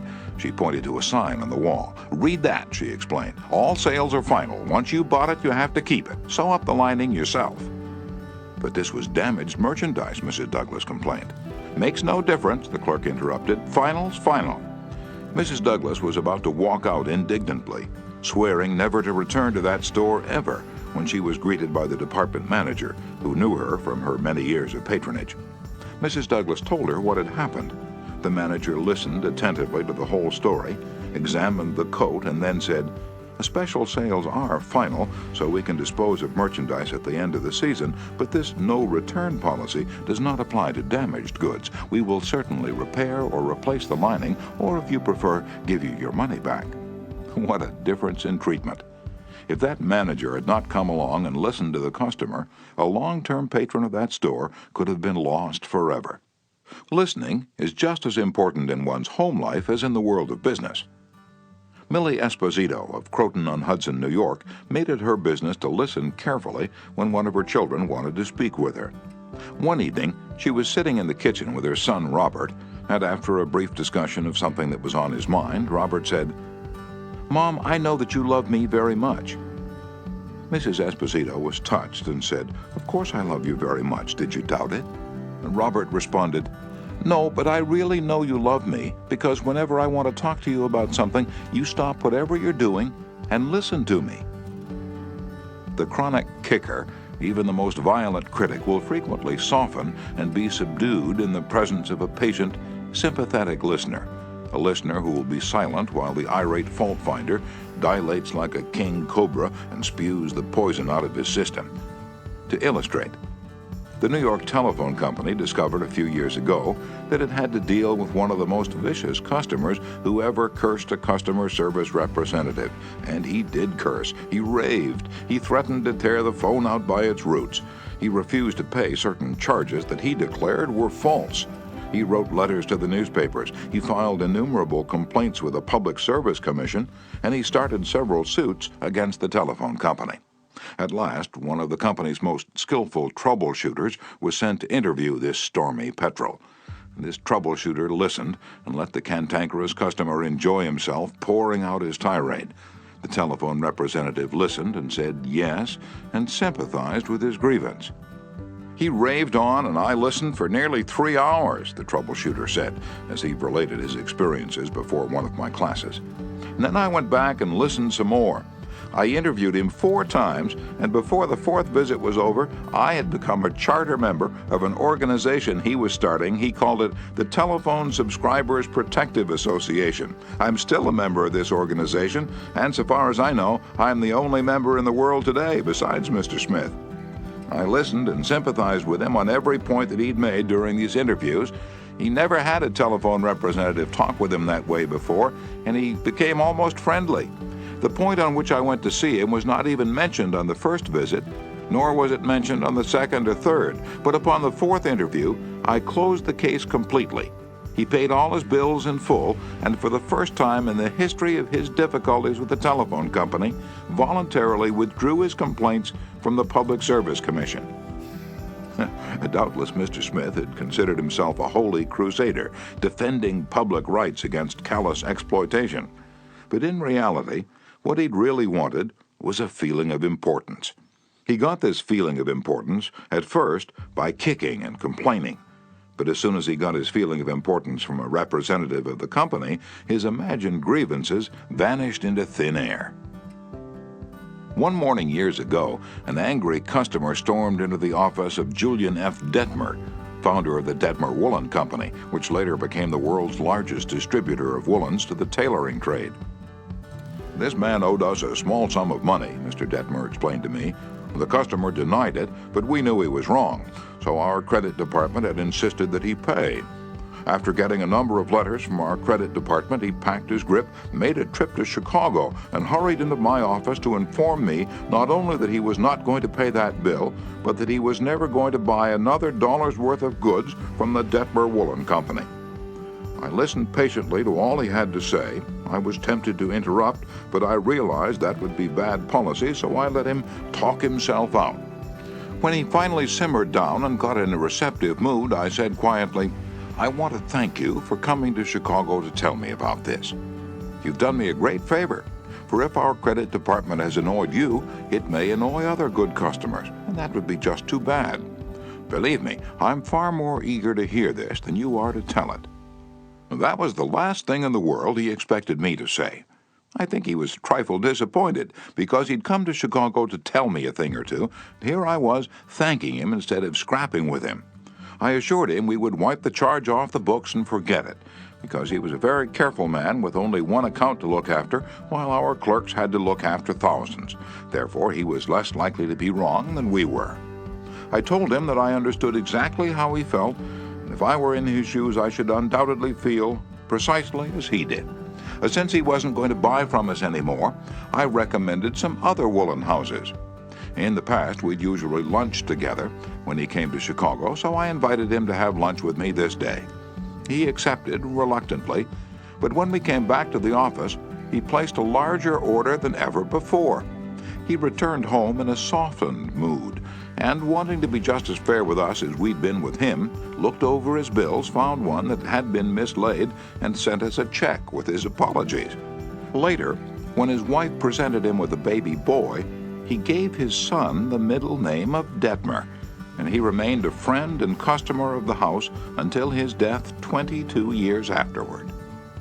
Years ago, a poor Dutch immigrant boy washed the windows of a bakery shop after school to help support his family. His people were so poor that in addition he used to go out in the street with a basket every day and collect stray bits of coal that had fallen in the gutter where the coal wagons had delivered fuel. That boy, Edward Bach, never got more than 6 years of schooling in his life, yet eventually he made himself one of the most successful magazine editors in the history of American journalism. How did he do it? That is a long story, but how he got his start can be told briefly. He got his start by using the principles advocated in this chapter. He left school when he was 13 and became an office boy for Western Union, but he didn't for one moment give up the idea of an education. Instead, he started to educate himself. He saved his car fares and went without lunch until he had enough money to buy an encyclopedia of American biography. And then he did an unheard-of thing. He read the lives of famous people and wrote them, asking for additional information about their childhoods. He was a good listener. He asked famous people to tell him more about themselves. He wrote General James A. Garfield, who was then running for president, and asked if it was true that he was once a tow boy on a canal, and Garfield replied. He wrote General Grant asking about a certain battle, and Grant drew a map for him and invited this 14-year-old boy to dinner and spent the evening talking to him. Soon our Western Union messenger boy was corresponding with many of the most famous people in the nation: Ralph Waldo Emerson, Oliver Wendell Holmes, Longfellow, Mrs. Abraham Lincoln, Louisa May Alcott, General Sherman, and Jefferson Davis. Not only did he correspond with these distinguished people, but as soon as he got a vacation, he visited many of them as a welcome guest in their homes. This experience imbued him with a confidence that was invaluable. These men and women fired him with a vision and ambition that shaped his life. And all this, let me repeat, was made possible solely by the application of the principles we're discussing here. Isaac F. Marcusson, a journalist who interviewed hundreds of celebrities, declared that many people fail to make a favorable impression because they don't listen attentively. They have been so much concerned with what they are going to say next, they do not keep their ears open. Very important people have told me they prefer good listeners to good talkers, but the ability to listen seems rarer than almost any other good trait. And not only important personages crave a good listener, but ordinary folks do too. As the Reader's Digest once said, many persons call a doctor when all they want is an audience. During the darkest hours of the Civil War, Lincoln wrote to an old friend in Springfield, Illinois, asking him to come to Washington. Lincoln said he had some problems he wanted to discuss with him. The old neighbor called at the White House, and Lincoln talked to him for hours about the advisability of issuing a proclamation freeing the slaves. Lincoln went over all the arguments for and against such a move, and then read letters and newspaper articles, some denouncing him for not freeing the slaves, others denouncing him for fear he was going to free them. After talking for hours, Lincoln shook hands with his old neighbor, said goodnight, and sent him back to Illinois without even asking for his opinion. Lincoln had done all the talking himself. That seemed to clarify his mind. He seemed to feel easier after that talk, the old friend said. Lincoln hadn't wanted advice. He had wanted merely a friendly, sympathetic listener to whom he could unburden himself. That's what we all want when we're in trouble. That is frequently all the irritated customer wants, and the dissatisfied employee, or the hurt friend. One of the great listeners of modern times was Sigmund Freud. A man who met Freud described his manner of listening. It struck me so forcibly that I shall never forget him. He had qualities which I had never seen in any other man. Never had I seen such concentrated attention. There was none of that piercing, soul-penetrating gaze business. His eyes were mild and genial. His voice was low and kind. His gestures were few, but the attention he gave me, his appreciation of what I said, even when I said it badly, was extraordinary. You have no idea what it meant to be listened to like that. If you want to know how to make people shun you and laugh at you behind your back and even despise you, here's the recipe. Never listen to anyone for long. Talk incessantly about yourself.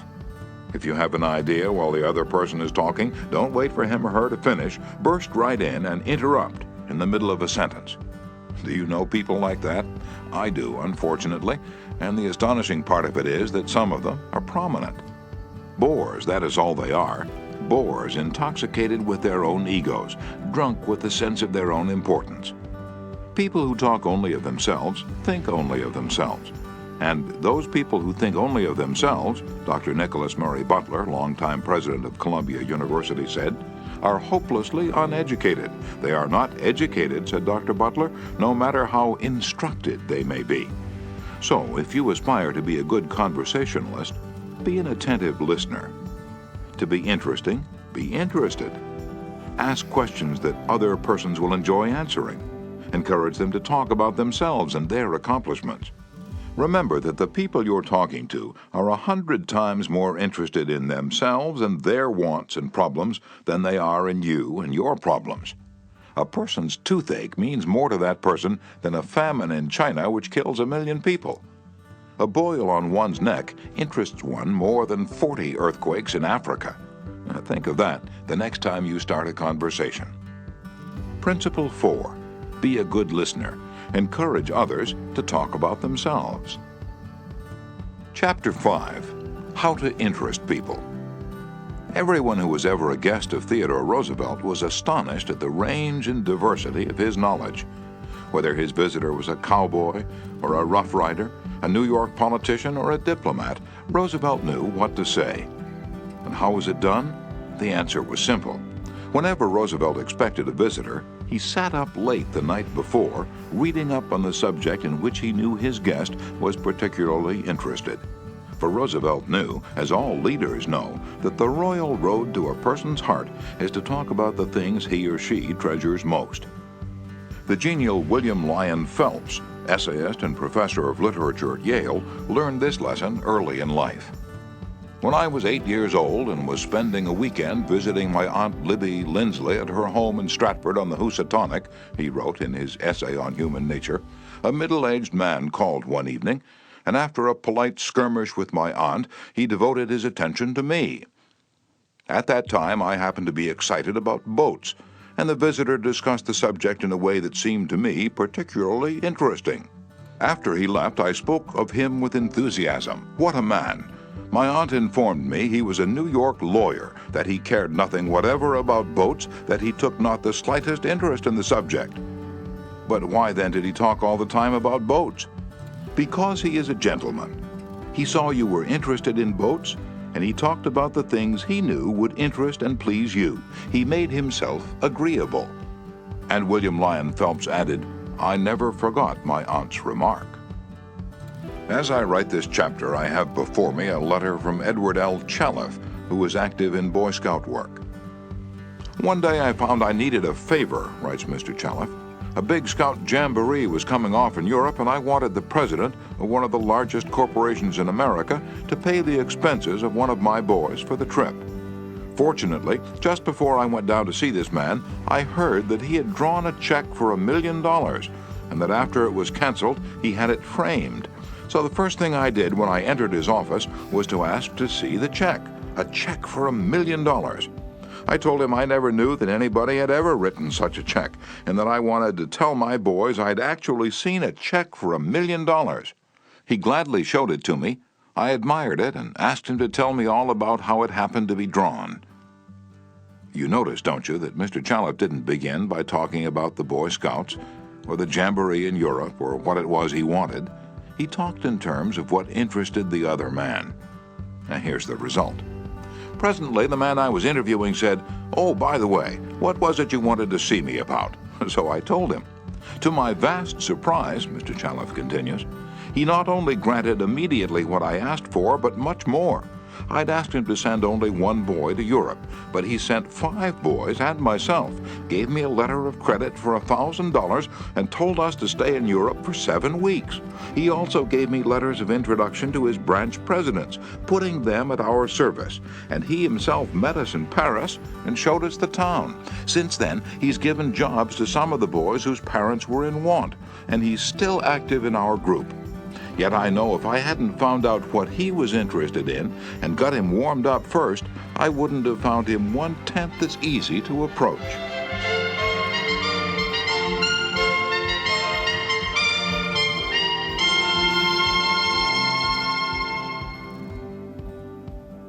Is this a valuable technique to use in business? Is it? Let's see. Take Henry G. Duvernoy of Duvernoy & Sons, a wholesale baking firm in New York. Mr. Duvernoy had been trying to sell bread to a certain New York hotel. He'd called on the manager every week for 4 years. He went to the same social affairs the manager attended. He even took rooms in the hotel and lived there in order to get the business. But he failed. Then, said Mr. Duvernoy, after studying human relations, I resolved to change my tactics. I decided to find out what interested this man, what caught his enthusiasm. I discovered he belonged to a society of hotel executives called the Hotel Greeters of America. He not only belonged, but his bubbling enthusiasm had made him president of the organization and president of the International Greeters. No matter where its conventions were held, he would be there. So when I saw him the next day, I began talking about the greeters. What a response I got! What a response! He talked to me for half an hour about the greeters, his tones vibrant with enthusiasm. I could plainly see that this society was not only his hobby, it was the passion of his life. Before I left his office, he had sold me a membership in his organization. In the meantime, I'd said nothing about bread, but a few days later, a steward of his hotel phoned me to come over with samples and prices. "I don't know what you did to the old boy," the steward greeted me, "but he sure is sold on you." Think of it. I'd been drumming at that man for 4 years, trying to get his business, and I'd still be drumming at him if I hadn't finally taken the trouble to find out what he was interested in and what he enjoyed talking about. Edward E. Harriman of Hagerstown, Maryland, chose to live in the beautiful Cumberland Valley of Maryland after he completed his military service. Unfortunately, at that time there were few jobs available in the area. A little research uncovered the fact that a number of companies in the area were either owned or controlled by an unusual business maverick, R.J. Funkhauser, whose rise from poverty to riches intrigued Mr. Harriman. However, he was known for being inaccessible to job seekers. Mr. Harriman wrote, "I interviewed a number of people and found out that his major interest was anchored in his drive for power and money. Since he protected himself from people like me by use of a dedicated and stern secretary, I studied her interests and goals, and only then I paid an unannounced visit at her office. She had been Mr. Funkhauser's orbiting satellite for about 15 years. When I told her I had a proposition for him, which might translate itself into financial and political success for him, she became enthused. I also conversed with her about her constructive participation in his success. After this conversation, she arranged for me to meet Mr. Funkhauser. I entered his huge and impressive office, determined not to ask directly for a job. He was seated behind a large carved desk and thundered at me, "How about it, young man?" I said, "Mr. Funkhauser, I believe I can make money for you." He immediately rose and invited me to sit in one of the large upholstered chairs. I enumerated my ideas and the qualifications I had to realize these ideas, as well as how they would contribute to his personal success and that of his businesses. R.J., as he has become known to me, hired me at once, and for over 20 years I have grown in his enterprises, and we both have prospered. Talking in terms of the other person's interests pays off for both parties. Howard Z. Herzig, a leader in the field of employee communications, has always followed this principle. When asked what reward he got from it, Mr. Herzig responded that he not only received a different reward from each person, but that in general, the reward had been an enlargement of his life each time he spoke to someone. Principle 5. Talk in terms of the other person's interests. Chapter 6. How to make people like you instantly. I was waiting in line to register a letter at the post office at 33rd Street and 8th Avenue in New York. I noticed that the clerk appeared to be bored with the job, weighing envelopes, handing out stamps, making change, issuing receipts, the same monotonous grind year after year. So I said to myself, I'm going to try to make that clerk like me. Obviously, to make him like me, I must say something nice, and not about myself, but about him. So I asked myself, what is there about him that I can honestly admire? That is sometimes a hard question to answer, especially with strangers, but in this case it happened to be easy. I instantly saw something I admired no end. So while he was weighing my envelope, I remarked with enthusiasm, I certainly wish I had your head of hair. He looked up, half startled, his face beaming with smiles. Well, it isn't as good as it used to be, he said modestly. I assured him that although it might have lost some of its pristine glory, nevertheless it was still magnificent. He was immensely pleased. We carried on a pleasant little conversation, and the last thing he said to me was, many people have admired my hair. I'll bet that person went out to lunch that day walking on air. I'll bet he went home that night and told his wife about it. I'll bet he looked in the mirror and said, it is a beautiful head of hair. I told this story once in public, and a man asked me afterward, what did you want to get out of him? What was I trying to get out of him? What was I trying to get out of him? If we are so contemptibly selfish that we can't radiate a little happiness and pass on a bit of honest appreciation without trying to get something out of the other person in return, if our souls are no bigger than sour crab apples, we shall meet with the failure we so richly deserve. Oh yes, I did want something out of that chap. I wanted something priceless, and I got it.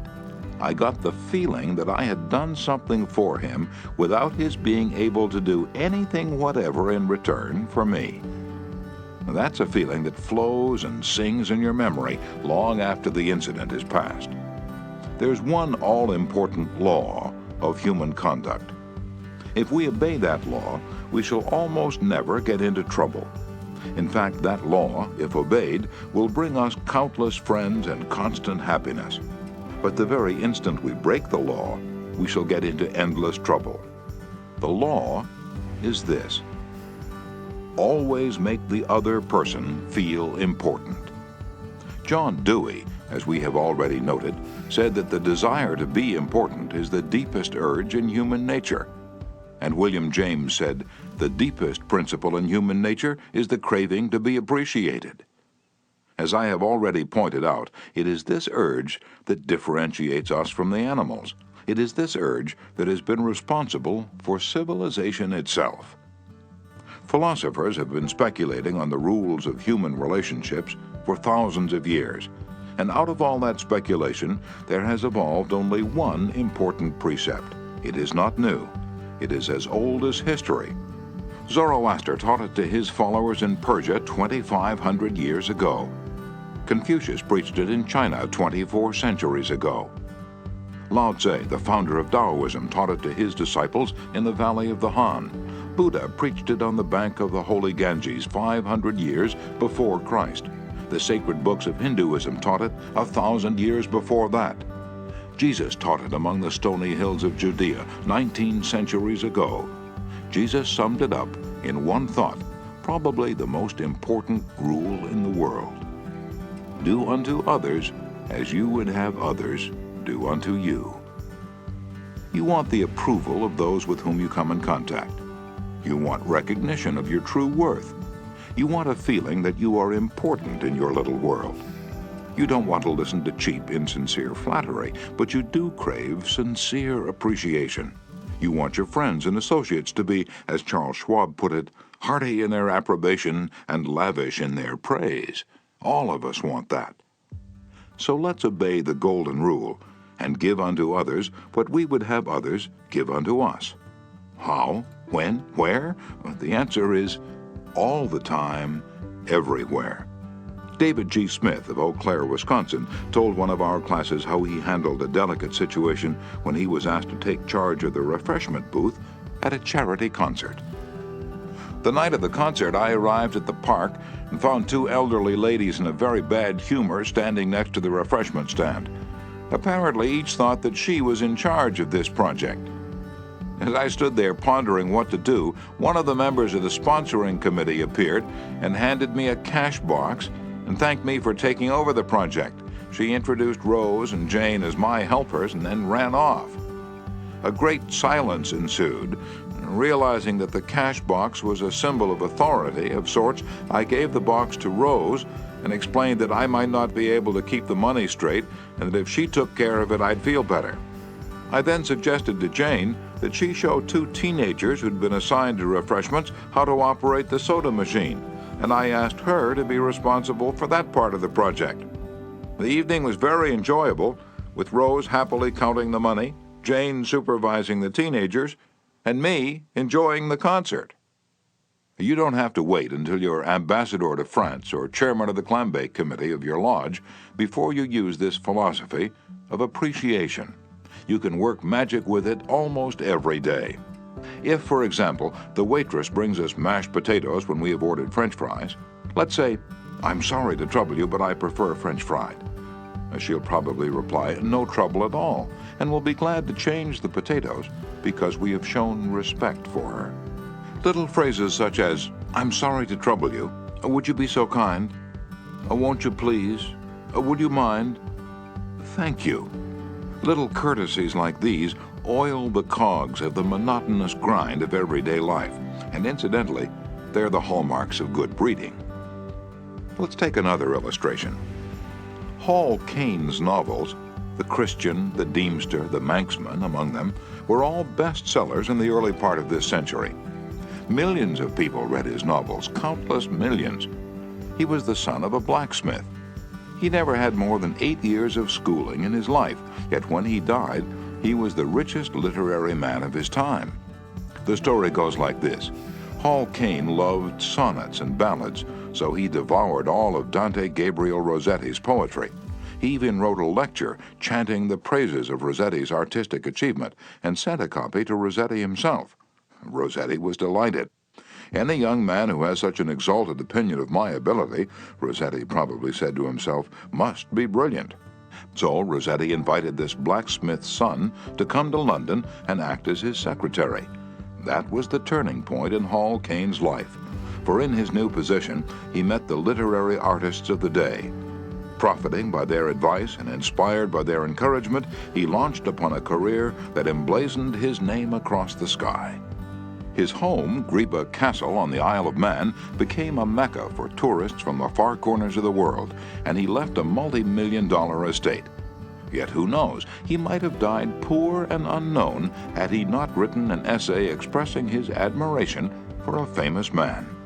Such is the power, the stupendous power, of sincere, heartfelt appreciation. Rossetti considered himself important. That is not strange. Almost everyone considers himself important, very important. The life of many a person could probably be changed if only someone would make him feel important.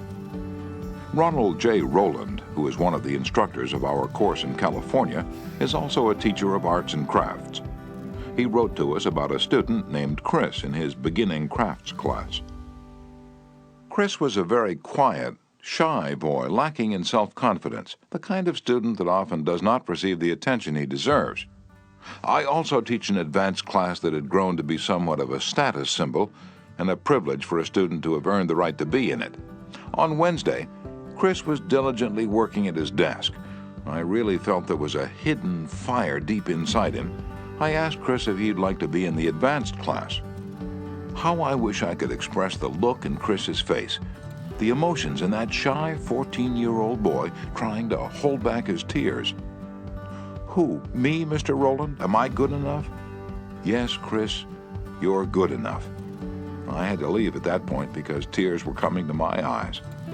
As Chris walked out of the class that day, seemingly 2 inches taller, he looked at me with bright blue eyes and said in a positive voice, "Thank you, Mr. Rowland." Chris taught me a lesson I will never forget. Our deep desire to feel important. To help me never forget this rule, I made a sign which reads, "You are important." And this sign hangs in the front of the classroom for all to see, and to remind me that each student I face is equally important. The unvarnished truth is that almost all the people you meet feel themselves superior to you in some way, and a sure way to their hearts is to let them realize in some subtle way that you recognize their importance and recognize it sincerely.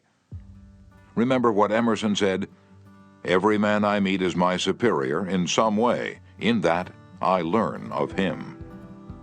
And the pathetic part of it is that frequently those who have the least justification for a feeling of achievement bolster up their egos by a show of tumult and conceit which is truly nauseating.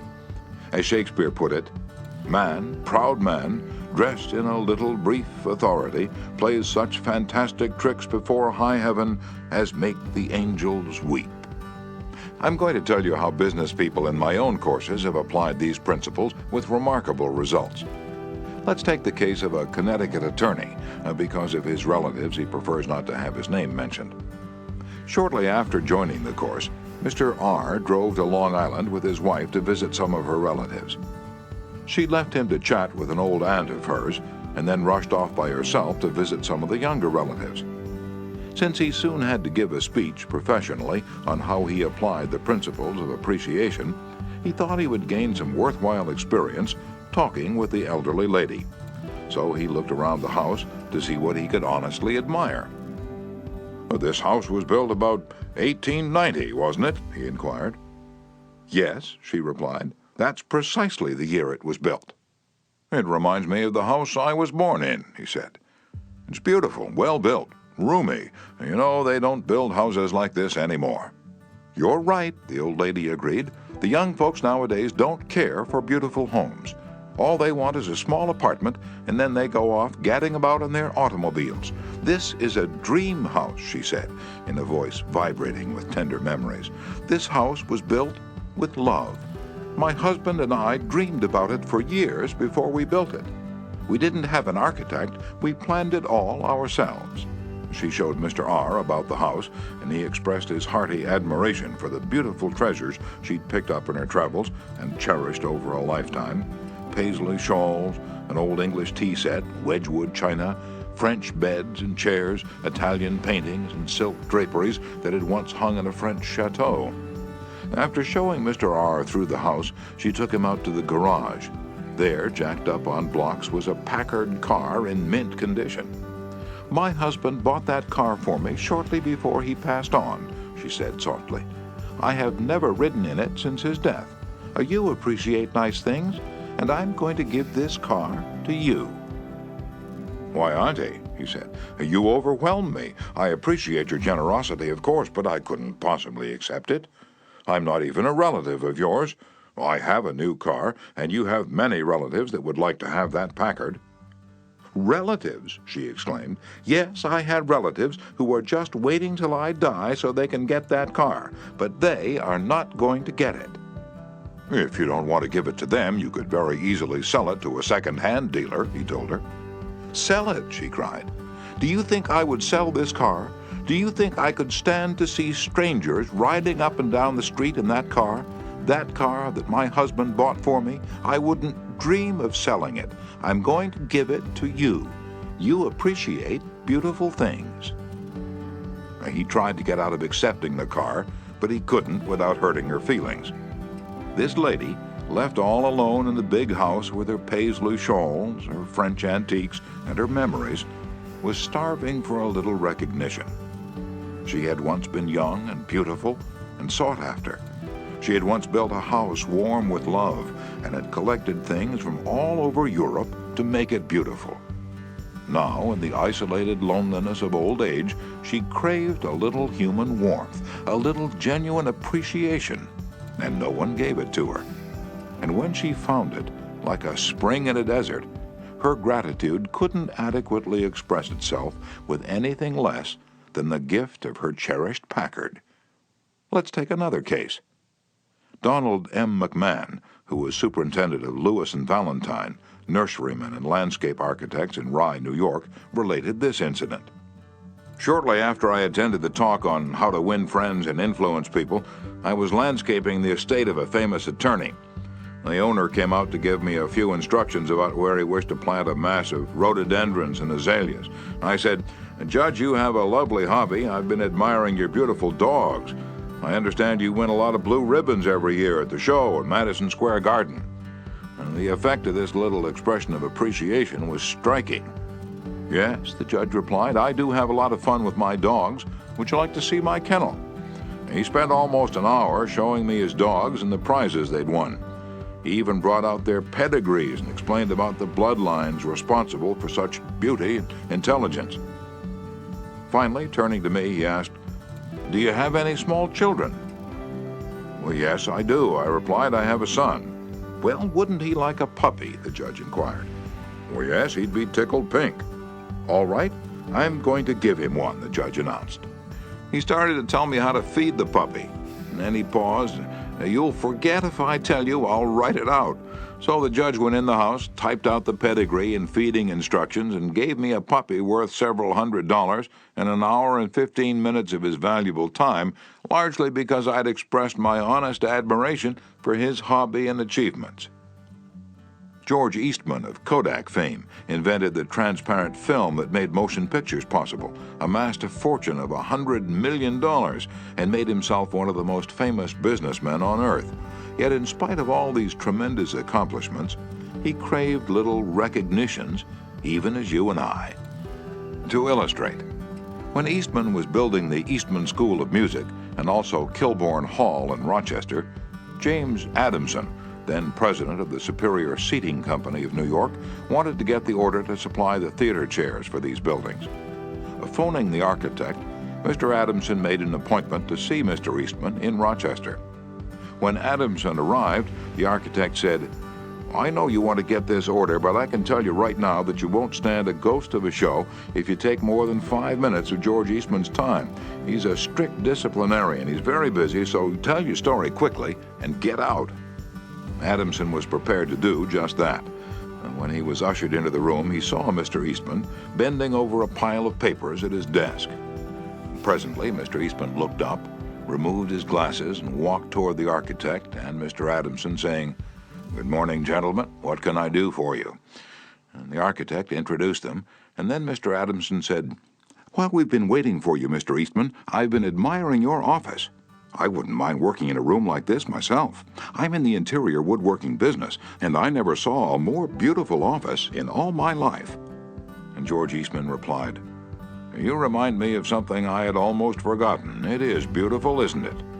I enjoyed it a great deal when it was first built, but I come down here now with a lot of other things on my mind, and sometimes don't even see the room for weeks at a time." Adamson walked over and rubbed his hand across a panel. "And this is English oak, isn't it? A little different texture from Italian oak." "Yes," Eastman replied. "Imported English oak. It was selected for me by a friend who specializes in fine woods." And then Eastman showed him about the room, commenting on the proportions, the coloring, the hand carving, and other effects he'd helped to plan and execute. While drifting about the room, admiring the woodwork, they paused before a window, and George Eastman, in his modest, soft-spoken way, pointed out some of the institutions through which he was trying to help humanity: the University of Rochester, the General Hospital, the Homeopathic Hospital, the Friendly Home, the Children's Hospital. Mr. Adamson congratulated him warmly on the idealistic way he was using his wealth to alleviate the sufferings of humanity. Presently, George Eastman unlocked a glass case and pulled out the first camera he had ever owned, an invention he had bought from an Englishman. Adamson questioned him at length about his early struggles to get started in business. Mr. Eastman spoke with real feeling about the poverty of his childhood, telling how his widowed mother had kept a boarding house while he clerked in an insurance office. The terror of poverty haunted him day and night, and he resolved to make enough money so that his mother wouldn't have to work. Mr. Adamson drew him out with further questions and listened absorbed while he related the story of his experiments with dry photographic plates. He told how he had worked in an office all day and sometimes experimented all night, taking only brief naps while the chemicals were working, sometimes working and sleeping in his clothes for 72 hours at a stretch. James Adamson had been ushered into Eastman's office at 10:15 and had been warned that he must not take more than 5 minutes, but an hour had passed, and then 2 hours passed, and they were still talking. Finally, George Eastman turned to Adamson and said, "The last time I was in Japan, I bought some chairs, brought them home and put them on my sun porch, but the sun peeled the paint, so I went downtown the other day and bought some paint and painted the chairs myself. Would you like to see what sort of a job I can do painting chairs? All right, come up to my home and have lunch with me, and I'll show you." The order for the seats amounted to $90,000. Now, who do you suppose got the order? James Adamson or one of his competitors? From the time of this story until Mr. Eastman's death, he and James Adamson were close friends. Claude Marais, a restaurant owner in Rouen, France, used this principle and saved his restaurant the loss of a key employee. This woman had been in his employ for 5 years and was a vital link between Monsieur Marais and his staff of 21 people. He was shocked to receive a registered letter from her advising him of her resignation. Monsieur Marais reported, "I was very surprised and even more disappointed because I was under the impression that I had been fair to her and receptive to her needs. Inasmuch as she was a friend as well as an employee, I probably had taken her too much for granted, and maybe was even more demanding of her than of other employees. I could not, of course, accept this resignation without some explanation. I took her aside and said, 'Paulette, you must understand that I cannot accept your resignation. You mean a great deal to me and to this company, and you are as important to the success of this restaurant as I am.' I repeated this in front of the entire staff and invited her to my home and reiterated my confidence in her with my family present. Paulette withdrew her resignation, and today I can rely on her as never before. I frequently reinforce this by expressing my appreciation for what she does and showing her how important she is to me and to the restaurant." "Talk to people about themselves," said Disraeli, one of the shrewdest men who ever ruled the British Empire. "Talk to people about themselves, and they will listen for hours." Principle 6. Make the other person feel important, and do it sincerely. In a nutshell, 6 ways to make people like you. Principle 1. Become genuinely interested in other people. Principle 2. Smile. Principle 3. Remember that a person's name is to that person the sweetest and most important sound in any language. Principle 4. Be a good listener. Encourage others to talk about themselves. Principle 5. Talk in terms of the other person's interests. Principle 6. Make the other person feel important, and do it sincerely.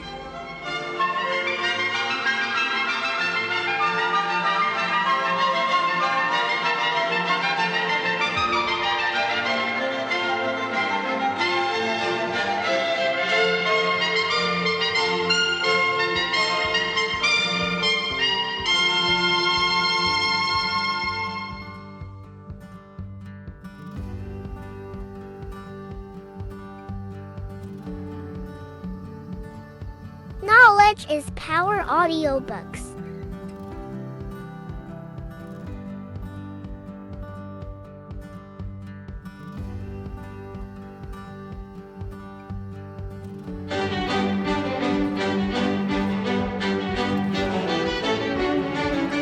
Part 3.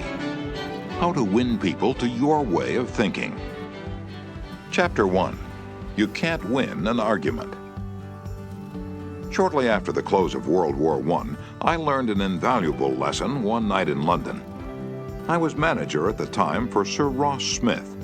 During the war, Sir Ross had been the Australian ace out in Palestine, and shortly after peace was declared, he astonished the world by flying halfway round it in 30 days. No such feat had ever been attempted before. It created a tremendous sensation. The Australian government awarded him $50,000. The King of England knighted him, and for a while he was the most talked about man under the Union Jack. I was attending a banquet one night given in Sir Ross's honor, and during the dinner, the man sitting next to me told a humorous story which hinged on the quotation, "There's a divinity that shapes our ends, rough hew them how we will." The raconteur mentioned that the quotation was from the Bible. He was wrong, I knew that. I knew it positively. There couldn't be the slightest doubt about it. And so, to get a feeling of importance and display my superiority, I appointed myself an unsolicited and unwelcome committee of one to correct him. He stuck to his guns. "What? From Shakespeare? Impossible. Absurd. That quotation was from the Bible, and he knew it." The storyteller was sitting on my right, and Frank Gammond, an old friend of mine, was seated at my left. Mr. Gammond had devoted years to the study of Shakespeare, so the storyteller and I agreed to submit the question to Mr. Gammond. Mr. Gammond listened. He kicked me under the table and then said, "Dale, you're wrong. The gentleman is right. It is from the Bible." On our way home that night, I said to Mr. Gammond, "Frank, you know that quotation was from Shakespeare." "Yes, of course," he replied. "Hamlet, Act 5, Scene 2. But we were guests at a festive occasion, my dear Dale. Why prove to a man that he is wrong? Is that going to make him like you? Why not let him save his face? He didn't ask for your opinion. He didn't want it. Why argue with him? Always avoid the acute angle." The man who said that taught me a lesson I'll never forget. I'd not only made the storyteller uncomfortable, but had put my friend in an embarrassing situation. How much better it would have been had I not become argumentative. It was a sorely needed lesson because I'd been an inveterate arguer. During my youth, I'd argued with my brother about everything under the Milky Way. When I went to college, I studied logic and argumentation and went in for debating contests. Talk about being from Missouri. I was born there. I had to be shown. Later, I taught debating and argumentation in New York. And once, I'm ashamed to admit, I plan to write a book on the subject. Since then, I have listened to, engaged in, and watched the effects of thousands of arguments. As a result of all this, I've come to the conclusion that there's only one way under high heaven to get the best of an argument, and that is to avoid it. Avoid it as you would avoid rattlesnakes and earthquakes. 9 times out of 10, an argument ends with each of the contestants more firmly convinced than ever that he is absolutely right.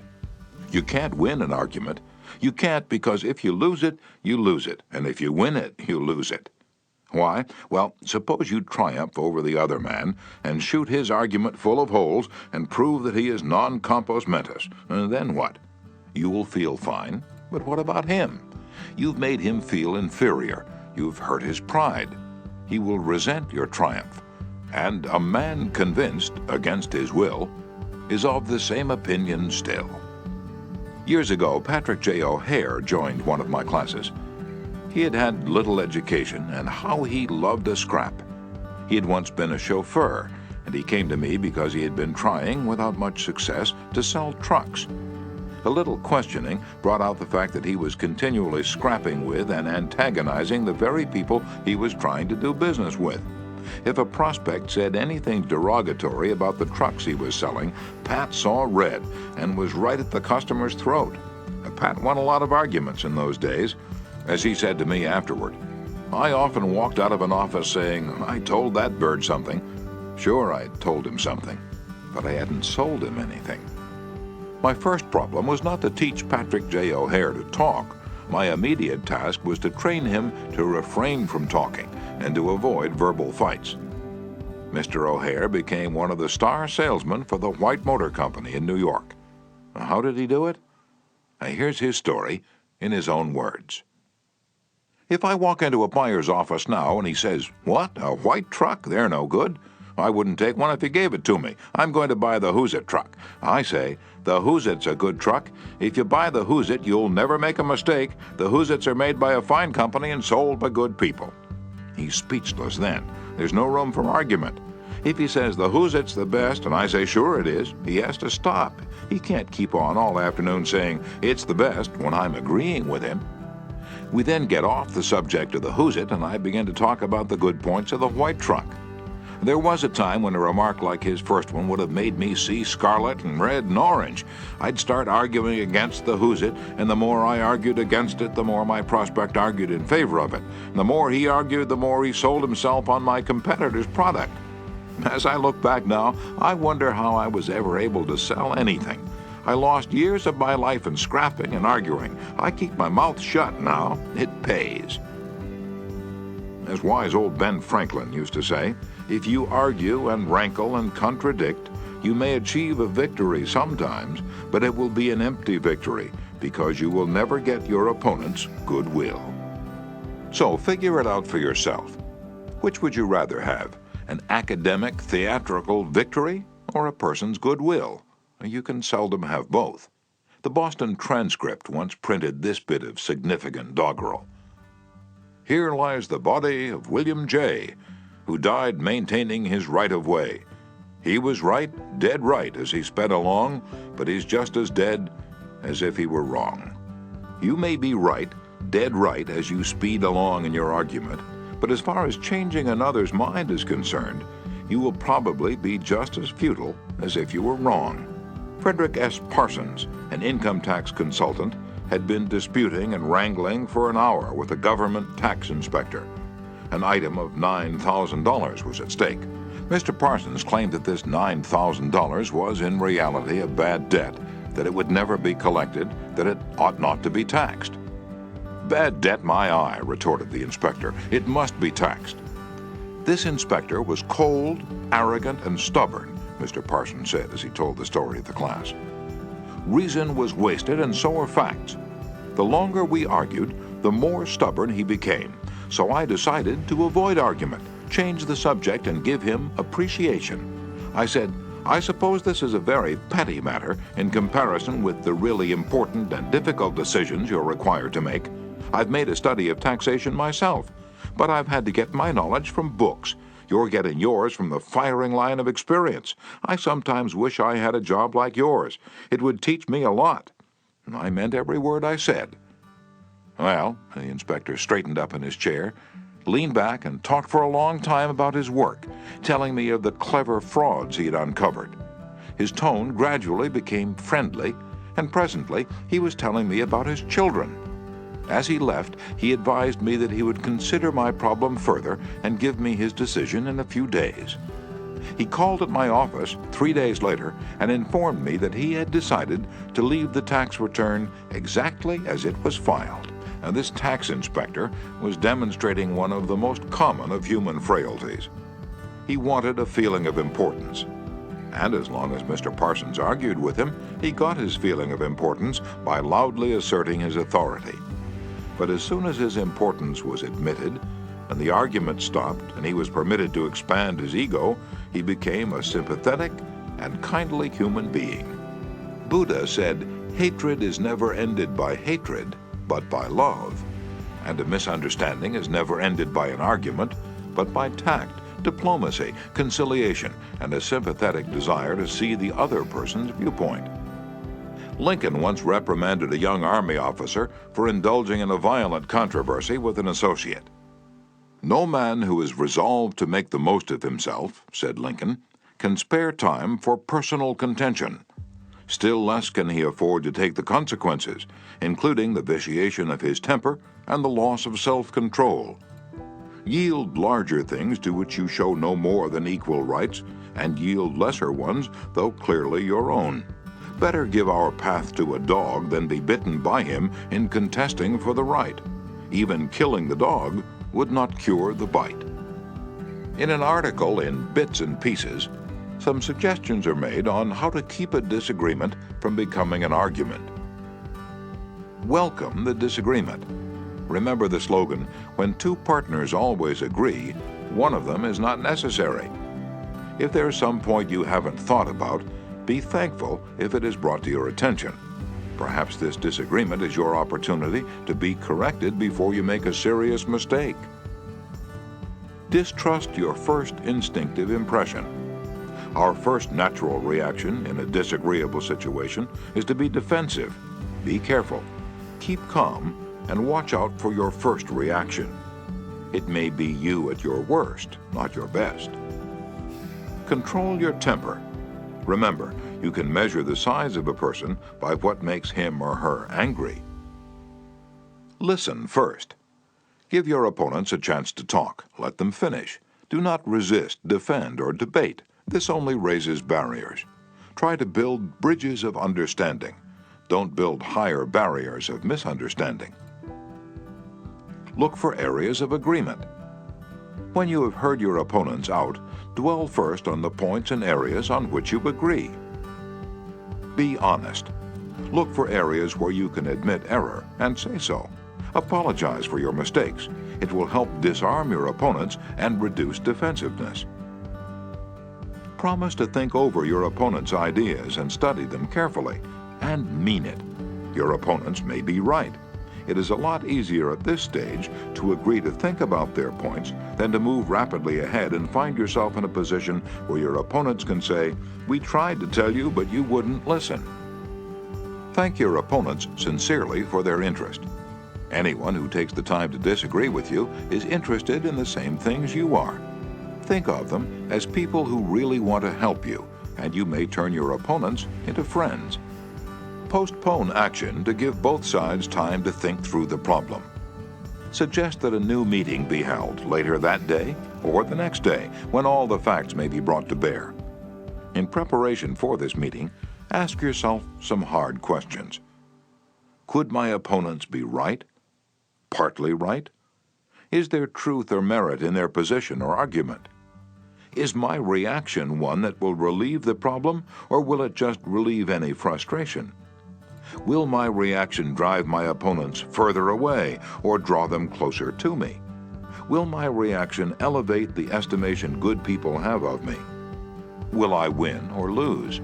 What price will I have to pay if I win? If I am quiet about it, will the disagreement blow over? Is this difficult situation an opportunity for me? Opera tenor Jan Pierce, after he was married nearly 50 years, once said, "My wife and I made a pact a long time ago, and we've kept it no matter how angry we've grown with each other. When one yells, the other should listen, because when two people yell, there is no communication, just noise and bad vibrations." Principle 1. The only way to get the best of an argument is to avoid it. Chapter 2. A sure way of making enemies and how to avoid it. When Theodore Roosevelt was in the White House, he confessed that if he could be right 75% of the time, he would reach the highest measure of his expectation. If that was the highest rating that one of the most distinguished men of the 20th century could hope to obtain, what about you and me? If you can be sure of being right only 55% of the time, you can go down to Wall Street and make $1 million a day. If you can't be sure of being right even 55% of the time, why should you tell other people they are wrong? You can tell people they are wrong by a look or an intonation or a gesture, just as eloquently as you can in words. And if you tell them they are wrong, do you make them want to agree with you? Never. For you've struck a direct blow at their intelligence, judgment, pride, and self-respect. That will make them want to strike back, but it will never make them want to change their minds. You may hurl at them all the logic of a Plato or an Immanuel Kant, but you will not alter their opinions, for you have hurt their feelings. Never begin by announcing, "I am going to prove so-and-so to you." Now, that's bad. That's tantamount to saying, "I'm smarter than you are. I'm going to tell you a thing or two and make you change your mind." That is a challenge. It arouses opposition and makes the listener want to battle with you before you even start. It is difficult, under even the most benign conditions, to change people's minds, so why make it harder? Why handicap yourself?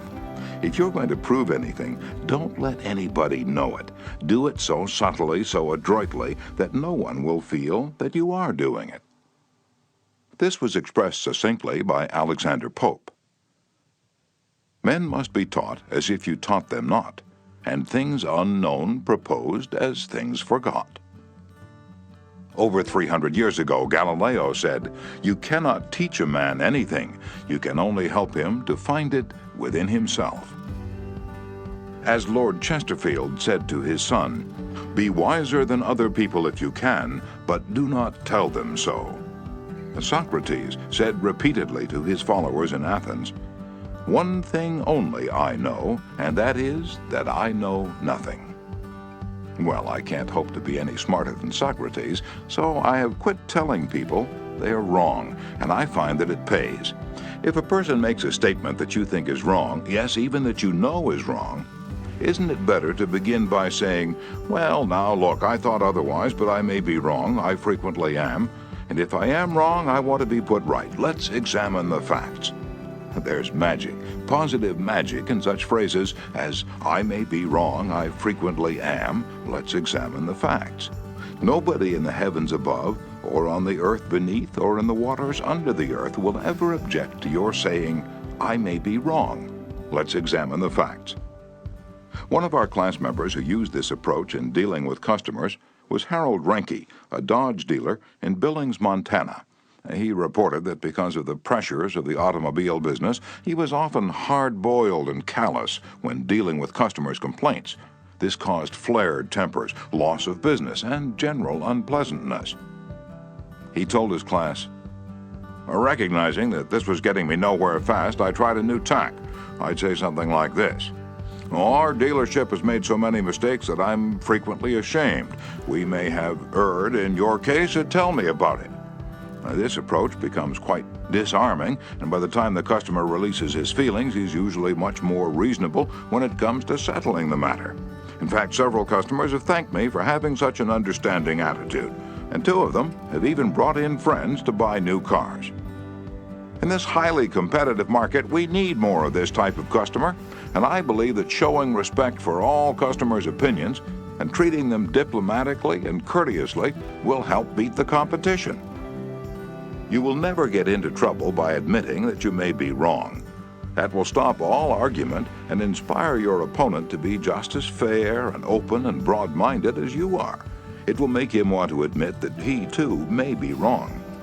If you know positively that a person is wrong, and you bluntly tell him or her so, what happens? Let me illustrate. Mr. S., a young New York attorney, once argued a rather important case before the United States Supreme Court. Lunstgarden versus Fleet Corporation, 280 U.S. 320. The case involved a considerable sum of money and an important question of law. During the argument, one of the Supreme Court justices said to him, "The statute of limitations in admiralty law is 6 years, is it not?" Mr. S. stopped, stared at the justice for a moment, and then he said bluntly, "Your Honor, there is no statute of limitations in admiralty."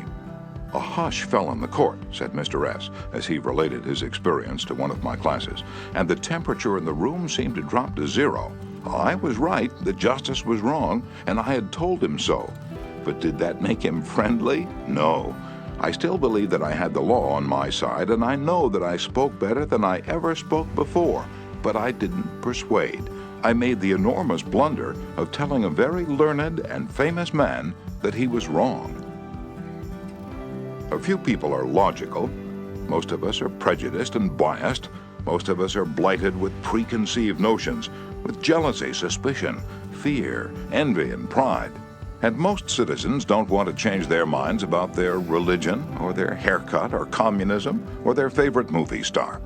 So if you're inclined to tell people they're wrong, please review the following paragraph every morning before breakfast. It's from James Harvey Robinson's enlightening book, The Mind in the Making. We sometimes find ourselves changing our minds without any resistance or heavy emotion. But if we are told we are wrong, we resent the imputation and harden our hearts. We are incredibly heedless in the formation of our beliefs, but find ourselves filled with an illicit passion for them when anyone proposes to rob us of their companionship. It is obviously not the ideas themselves that are dear to us, but our self-esteem which is threatened. The little word "my" is the most important one in human affairs, and properly to reckon with, it is the beginning of wisdom. It has the same force whether it is my dinner, my dog, and my house, or my father, my country, and my God. We not only resent the imputation that our watch is wrong or our car shabby, but that our conception of the canals of Mars, of the pronunciation of Epictetus, of the medicinal value of salicin, or of the date of Sargon I is subject to revision. We like to continue to believe what we have been accustomed to accept as true, and the resentment aroused when doubt is cast upon any of our assumptions leads us to seek every manner of excuse for clinging to it. The result is that most of our so-called reasoning consists in finding arguments for going on believing as we already do. Carl Rogers, the eminent psychologist, wrote in his book On Becoming a Person, "I have found it of enormous value when I can permit myself to understand the other person." The way in which I have worded this statement may seem strange to you. Is it necessary to permit oneself to understand another? I think it is. Our first reaction to most of the statements which we hear from other people is an evaluation or judgment rather than an understanding of it. When someone expresses some feeling, attitude, or belief, our tendency is almost immediately to feel, "That's right," or "That's stupid," "That's abnormal," "That's unreasonable," "That's incorrect," "That's not nice." Very rarely do we permit ourselves to understand precisely what the meaning of the statement is to the other person. I once employed an interior decorator to make some draperies for my home. When the bill arrived, I was dismayed. A few days later, a friend dropped in and looked at the draperies. The price was mentioned, and she exclaimed with a note of triumph, "What? That's awful. I'm afraid he put one over on you." True, yes, she told the truth, but few people like to listen to truths that reflect on their judgment. So, being human, I tried to defend myself. I pointed out that the best is eventually the cheapest, that one can't expect to get quality and artistic taste at bargain basement prices, and so on. The next day, another friend dropped in, admired the draperies, bubbled over with enthusiasm, and expressed a wish that she could afford such exquisite creations for her home. My reaction was totally different. "Well, to tell you the truth," I said, "I can't afford them myself. I paid too much. I'm sorry I ordered them." When we're wrong, we may admit it to ourselves, and if we're handled gently and tactfully, we may admit it to others, and even take pride in our frankness and broad-mindedness. But not if someone else is trying to ram the unpalatable fact down our esophagus. Horace Greeley, the most famous editor in America during the time of the Civil War, disagreed violently with Lincoln's policies. He believed that he could drive Lincoln into agreeing with him by a campaign of argument, ridicule, and abuse. He waged this bitter campaign month after month, year after year. In fact, he wrote a brutal, bitter, sarcastic, and personal attack on President Lincoln the night Booth shot him. But did all this bitterness make Lincoln agree with Greeley? Not at all. Ridicule and abuse never do.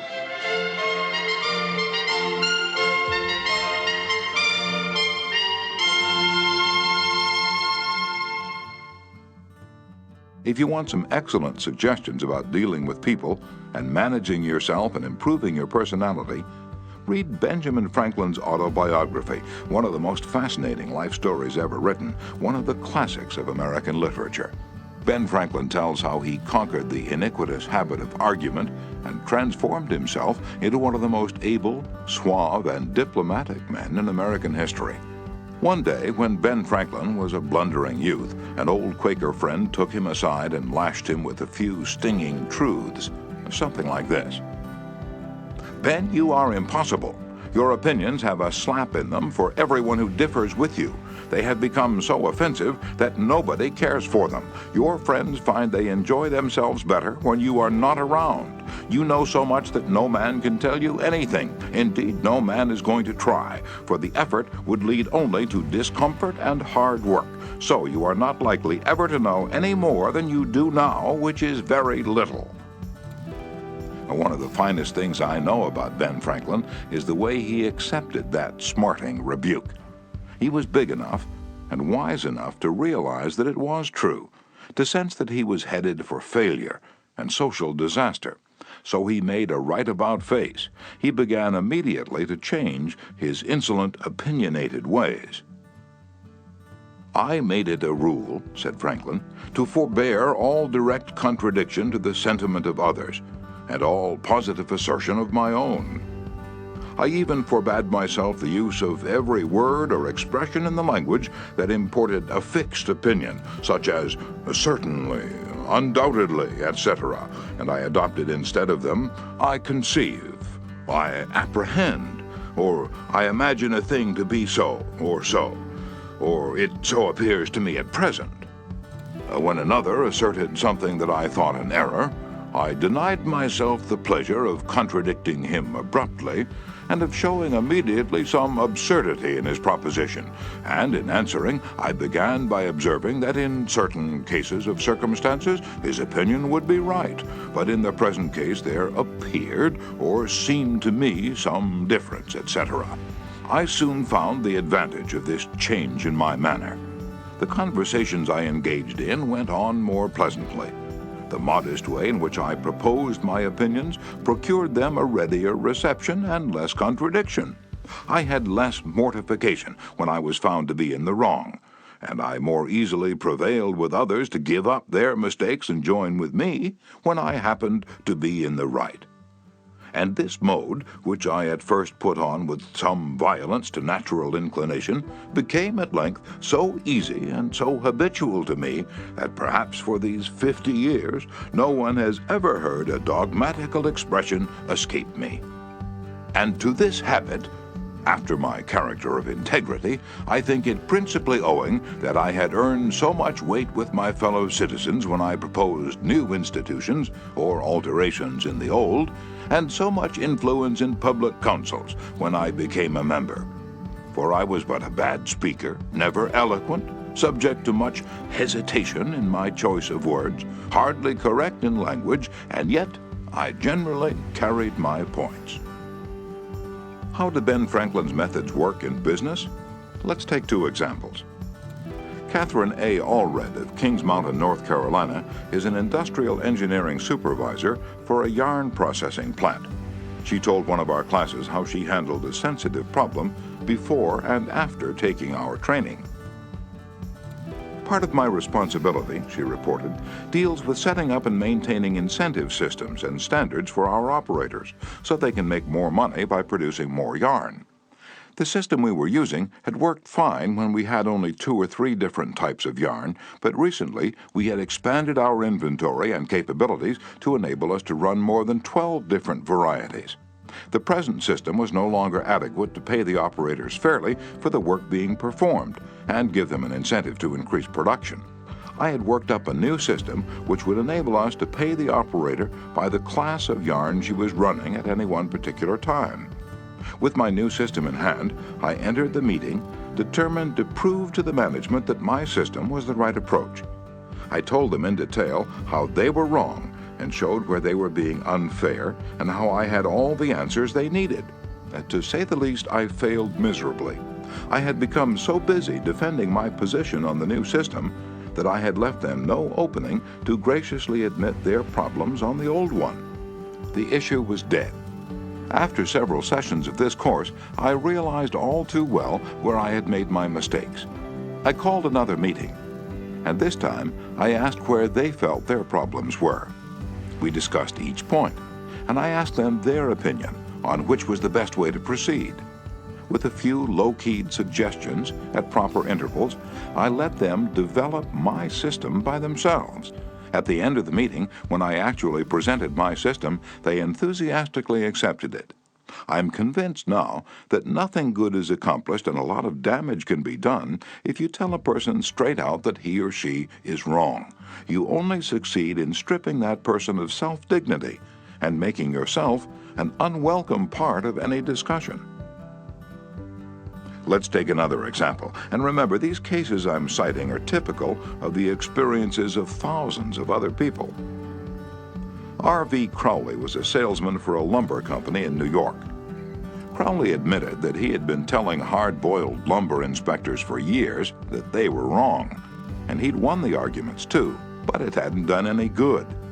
For these lumber inspectors, said Mr. Crowley, are like baseball umpires. Once they make a decision, they never change it.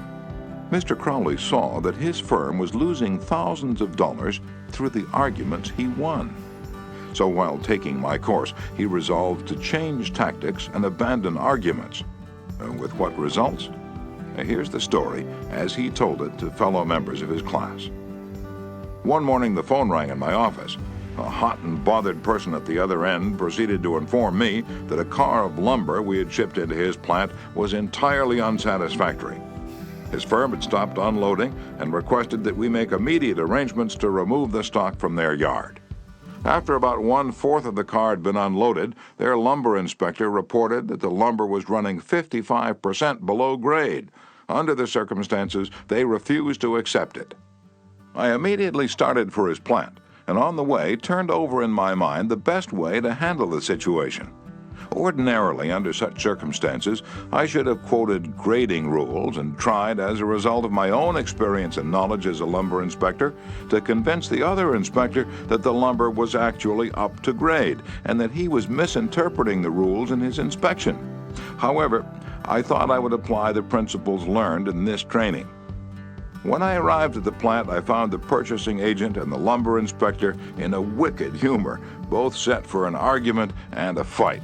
We walked out to the car that was being unloaded, and I requested that they continue to unload so that I could see how things were going. I asked the inspector to go right ahead and lay out the rejects as he had been doing, and to put the good pieces in another pile. After watching him for a while, it began to dawn on me that his inspection actually was much too strict and that he was misinterpreting the rules. This particular lumber was white pine, and I knew the inspector was thoroughly schooled in hardwoods, but not a competent, experienced inspector on white pine. A white pine happens to be my own strong suit, but did I offer any objection to the way he was grading the lumber? None whatever. I kept on watching, and gradually began to ask questions as to why certain pieces were not satisfactory.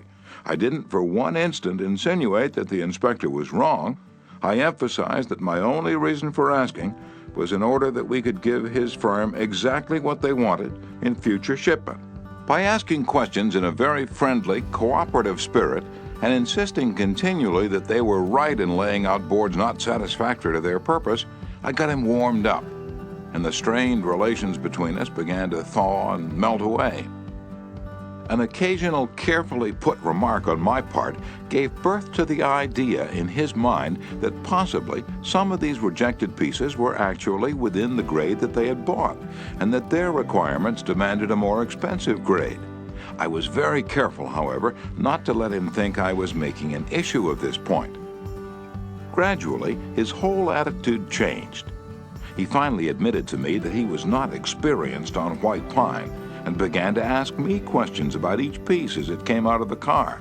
I'd explain why such and such a piece came within the grade specified, but kept on insisting that we did not want him to take it if it was unsuitable for their purpose. He finally got to the point where he felt guilty every time he put a piece in the rejected pile. And at last he saw that the mistake was on their part for not having specified as good a grade as they needed.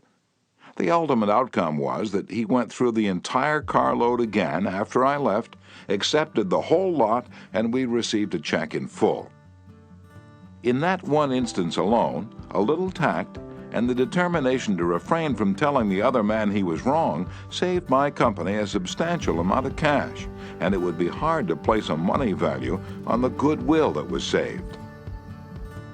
Martin Luther King was asked how, as a pacifist, he could be an admirer of Air Force General Daniel "Chappie" James, then the nation's highest-ranking black officer. Dr. King replied, "I judge people by their own principles, not by my own." In a similar way, General Robert E. Lee once spoke to the President of the Confederacy, Jefferson Davis, in the most glowing terms about a certain officer under his command. Another officer in attendance was astonished. "General," he said, "do you not know that the man of whom you speak so highly is one of your bitterest enemies who misses no opportunity to malign you?" "Yes," replied General Lee, "but the President asked my opinion of him. He did not ask for his opinion of me." By the way, I'm not revealing anything new in this chapter. 2,000 years ago, Jesus said, "Agree with thine adversary quickly."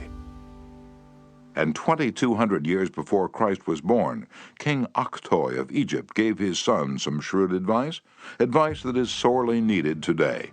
"Be diplomatic," counseled the king. "It will help you gain your point." In other words, don't argue with your customer or your spouse or your adversary. Don't tell them they are wrong. Don't get them stirred up. Use a little diplomacy. Principle 2.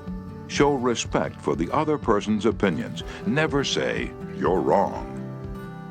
Chapter 3. If you're wrong, admit it. Within a minute's walk of my house, there was a wild stretch of virgin timber where the blackberry thickets foamed white in the springtime, where the squirrels nested and reared their young, and the horseweeds grew as tall as a horse's head. This unspoiled woodland was called Forest Park, and it was a forest, probably not much different in appearance from what it was when Columbus discovered America. I frequently walked in this park with Rex, my little Boston bulldog. He was a friendly, harmless little hound, and since we rarely met anyone in the park, I took Rex along without a leash or muzzle. One day, we encountered a mounted policeman in the park, a policeman itching to show his authority. "What do you mean by letting that dog run loose in the park without a muzzle and leash?" he reprimanded me. "Don't you know it's against the law?" "Well, yes, I know it is," I replied softly, "but I didn't think he'd do any harm out there." "You didn't think? You didn't think? The law doesn't give a tinker's damn about what you think. That dog might kill a squirrel or bite a child. Oh, I'm going to let you off this time, but if I catch this dog out here again without a muzzle and leash, you'll have to tell it to the judge." I meekly promised to obey, and I did obey for a few times. But Rex didn't like the muzzle, and neither did I, so we decided to take a chance. Everything was lovely for a while, and then we struck a snag. Rex and I raced over the brow of a hill one afternoon, and there, suddenly, to my dismay, I saw the majesty of the law astride a bay horse. Rex was out in front, heading straight for the officer. I was in for it. I knew it. So I didn't wait until the policeman started talking. I beat him to it. I said, "Officer, you've caught me red-handed. I'm guilty. I have no alibis, no excuses. You warned me last week that if I brought the dog out here again without a muzzle, you'd fine me." "Well, now," the policeman responded in a soft tone, "I know it's a temptation to let a little dog like that have a run out here when nobody's around." "Sure, it's a temptation," I replied, "but it is against the law." "Well, a little dog like that isn't going to harm anybody," the policeman remonstrated. "Well, no, but he may kill squirrels," I said. "Well, now, I think you're taking this a bit too seriously," he told me. "I'll tell you what you do. You just let him run over the hill there where I can't see him, and we'll forget all about it." Well, that policeman, being human, wanted a feeling of importance. So when I began to condemn myself, the only way he could nourish his self-esteem was to take the magnanimous attitude of showing mercy. But suppose I'd tried to defend myself. Well, did you ever argue with a policeman? But instead of breaking lances with him, I admitted that he was absolutely right and I was absolutely wrong. I admitted it quickly, openly, and with enthusiasm. The affair terminated graciously in my taking his side and his taking my side.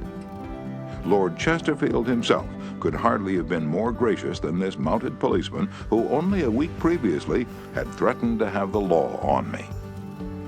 If we know we are going to be rebuked anyhow, isn't it far better to beat the other person to it and do it ourselves? Isn't it much easier to listen to self-criticism than to bear condemnation from alien lips? Say about yourself all the derogatory things you know the other person is thinking, or wants to say, or intends to say, and say them before that person has a chance to say them. The chances are 100 to 1 that a generous, forgiving attitude will be taken, and your mistakes will be minimized, just as the mounted policeman did with me and Rex. Ferdinand E. Warren, a commercial artist, used this technique to win the goodwill of a petulant, scolding buyer of art. It is important in making drawings for advertising and publishing purposes to be precise and very exact, Mr. Warren said as he told the story.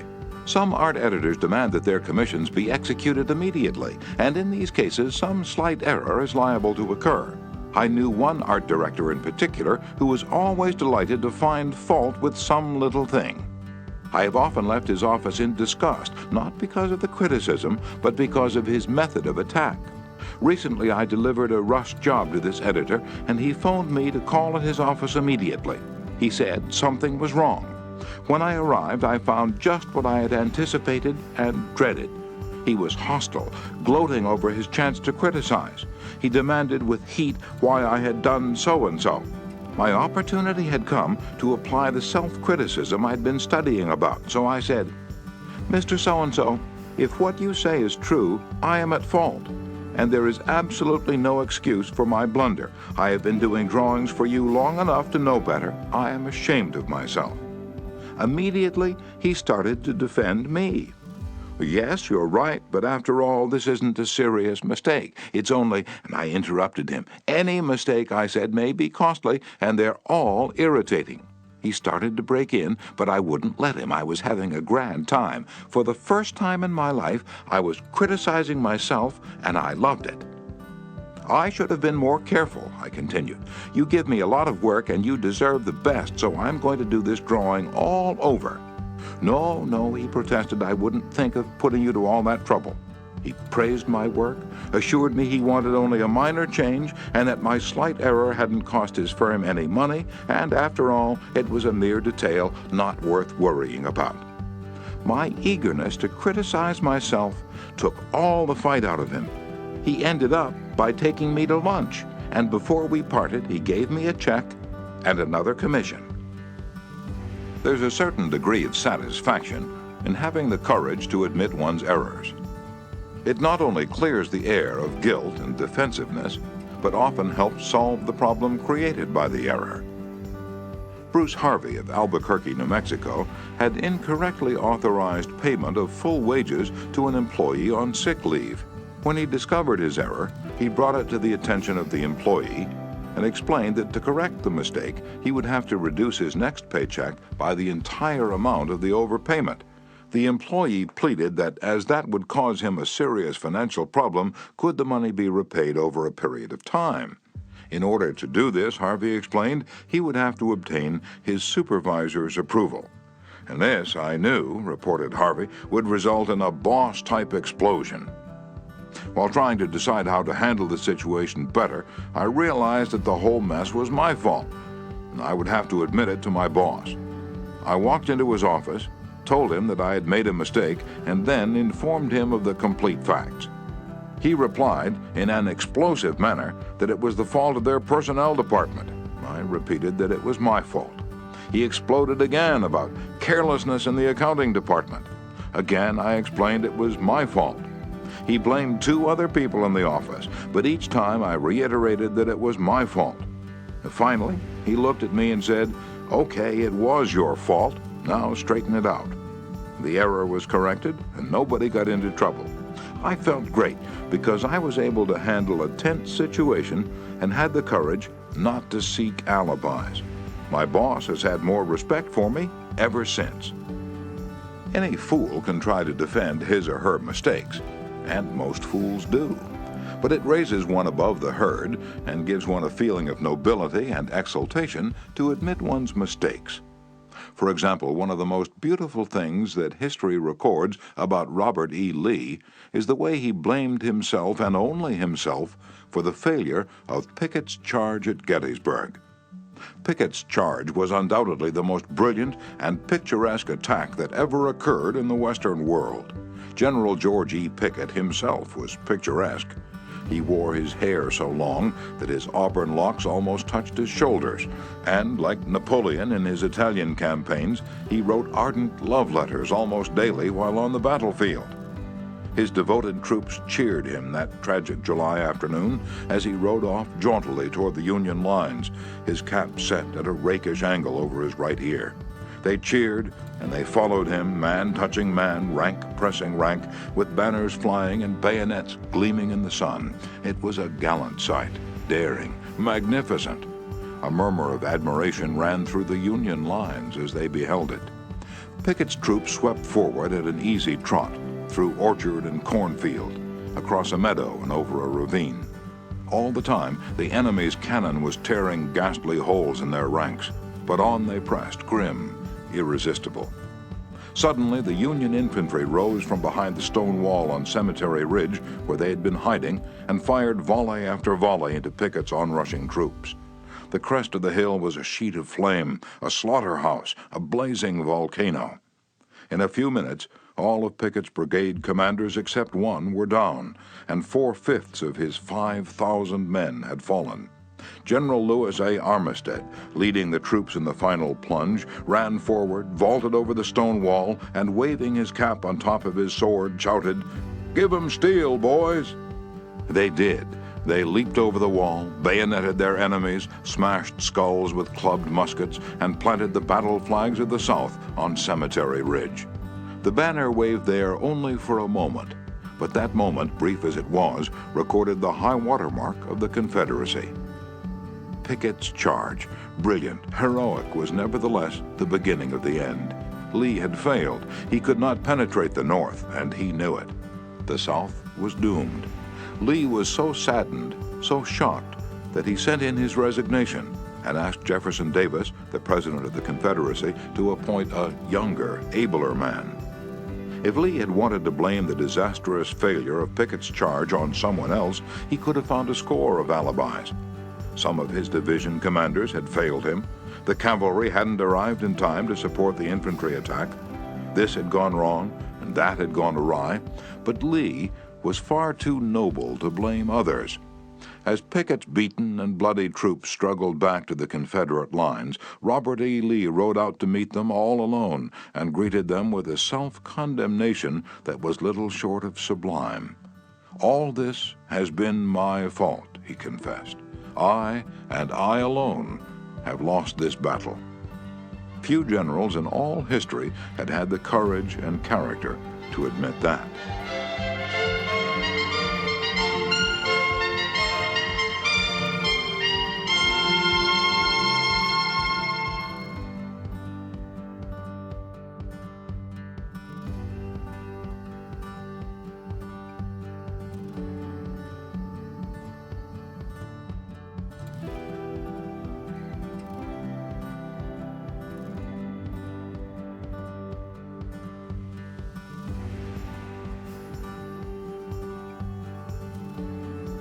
Michael Chong, who teaches our course in Hong Kong, told of how the Chinese culture presents some special problems and how sometimes it is necessary to recognize that the benefits of applying a principle may be more advantageous than maintaining an old tradition.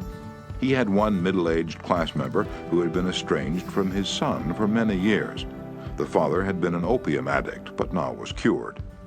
In Chinese tradition, an older person cannot take the first step.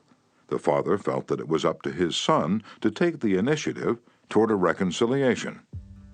In an early session, he told the class about the grandchildren he had never seen and how much he desired to be reunited with his son. His classmates, all Chinese, understood his conflict between his desire and long-established tradition. The father felt that young people should have respect for their elders and that he was right in not giving in to his desire, but to wait for his son to come to him. Toward the end of the course, the father again addressed the class. "I have pondered this problem," he said. "Dale Carnegie says if you are wrong, admit it quickly and emphatically. It is too late for me to admit it quickly, but I can admit it emphatically. I wronged my son.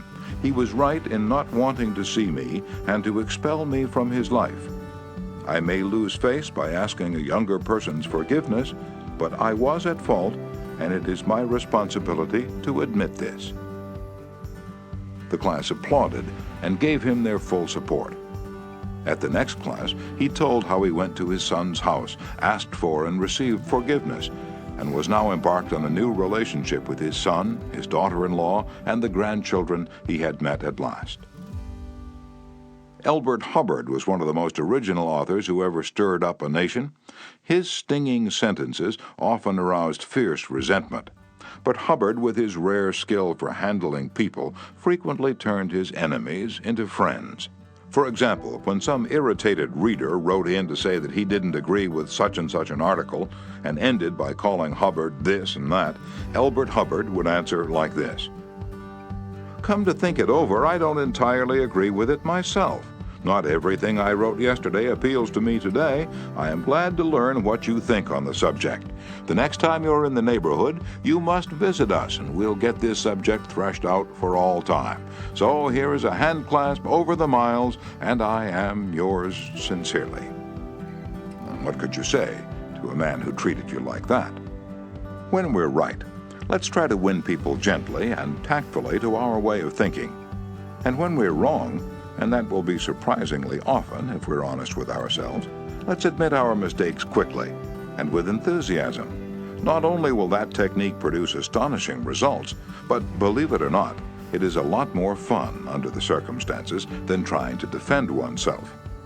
Remember the old proverb, "By fighting you never get enough, but by yielding you get more than you expected." Principle 3. If you're wrong, admit it quickly and emphatically. Chapter 4. A Drop of Honey. If your temper is aroused and you tell them a thing or two, you'll have a fine time unloading your feelings. But what about the other person? Will he share your pleasure? Will your belligerent tones, your hostile attitude, make it easy for him to agree with you? "If you come at me with your fists doubled," said Woodrow Wilson, "I think I can promise you that mine will double as fast as yours.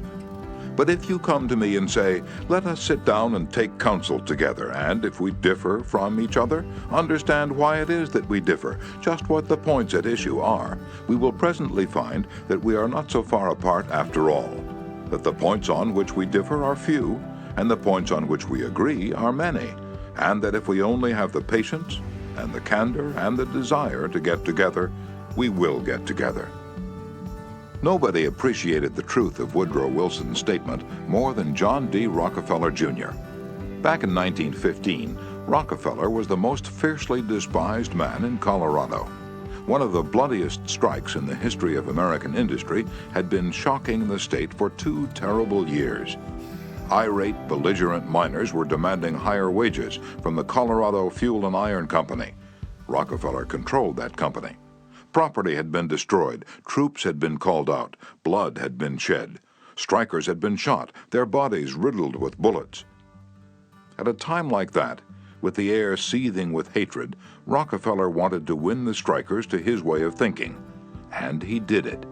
How? Here's the story. After weeks spent in making friends, Rockefeller addressed the representatives of the strikers. This speech, in its entirety, is a masterpiece. It produced astonishing results. It calmed the tempestuous waves of hate that threatened to engulf Rockefeller. It won him a host of admirers. It presented facts in such a friendly manner that the strikers went back to work without saying another word about the increase in wages for which they had fought so violently. The opening of that remarkable speech follows. Note how it fairly glows with friendliness. Rockefeller, remember, was talking to men who, a few days previously, had wanted to hang him by the neck to a sour apple tree. Yet he couldn't have been more gracious, more friendly, if he had addressed a group of medical missionaries. His speech was radiant with such phrases as, "I am proud to be here, having visited in your homes, met many of your wives and children. We meet here not as strangers, but as friends. Spirit of mutual friendship, our common interests. It is only by your courtesy that I am here." "This is a red-letter day in my life," Rockefeller began.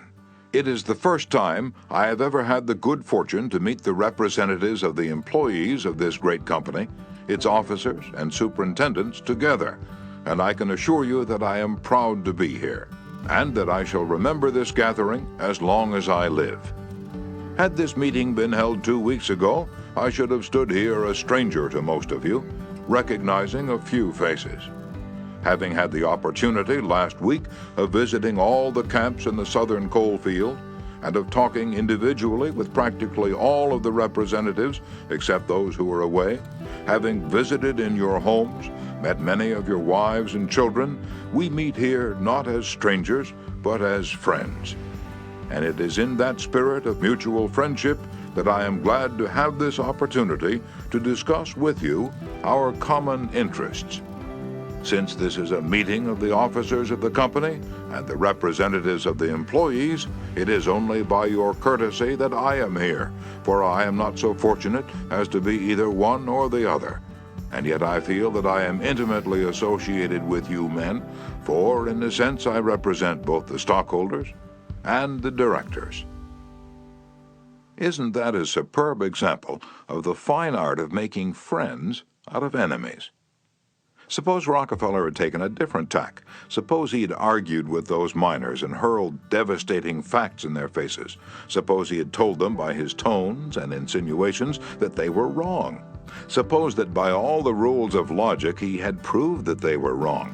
What would have happened? More anger would have been stirred up, more hatred, more revolt. If a man's heart is rankling with discord and ill feeling toward you, you can't win him to your way of thinking with all the logic in Christendom. Scolding parents and domineering bosses and husbands and nagging wives ought to realize that people don't want to change their minds. They can't be forced or driven to agree with you or me, but they may possibly be led to, if we are gentle and friendly, ever so gentle and ever so friendly. Lincoln said that, in effect, over 100 years ago. Here are his words. It is an old and true maxim that a drop of honey catches more flies than a gallon of gall. So with men, if you would win a man to your cause, first convince him that you are his sincere friend.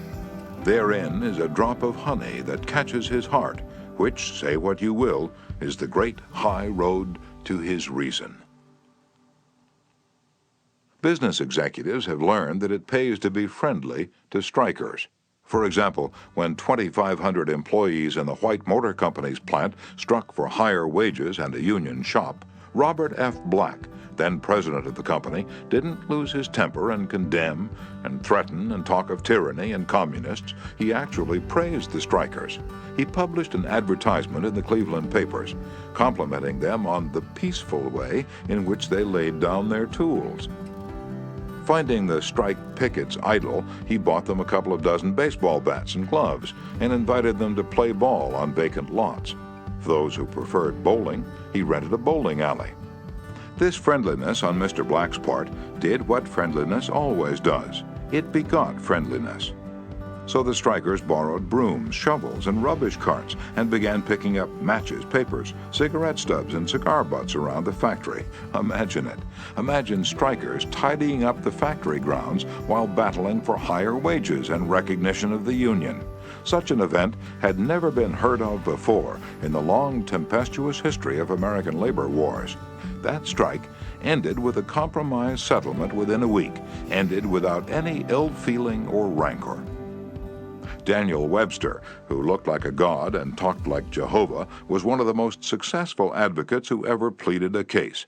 Yet he ushered in his most powerful arguments with such friendly remarks as, "It will be for the jury to consider.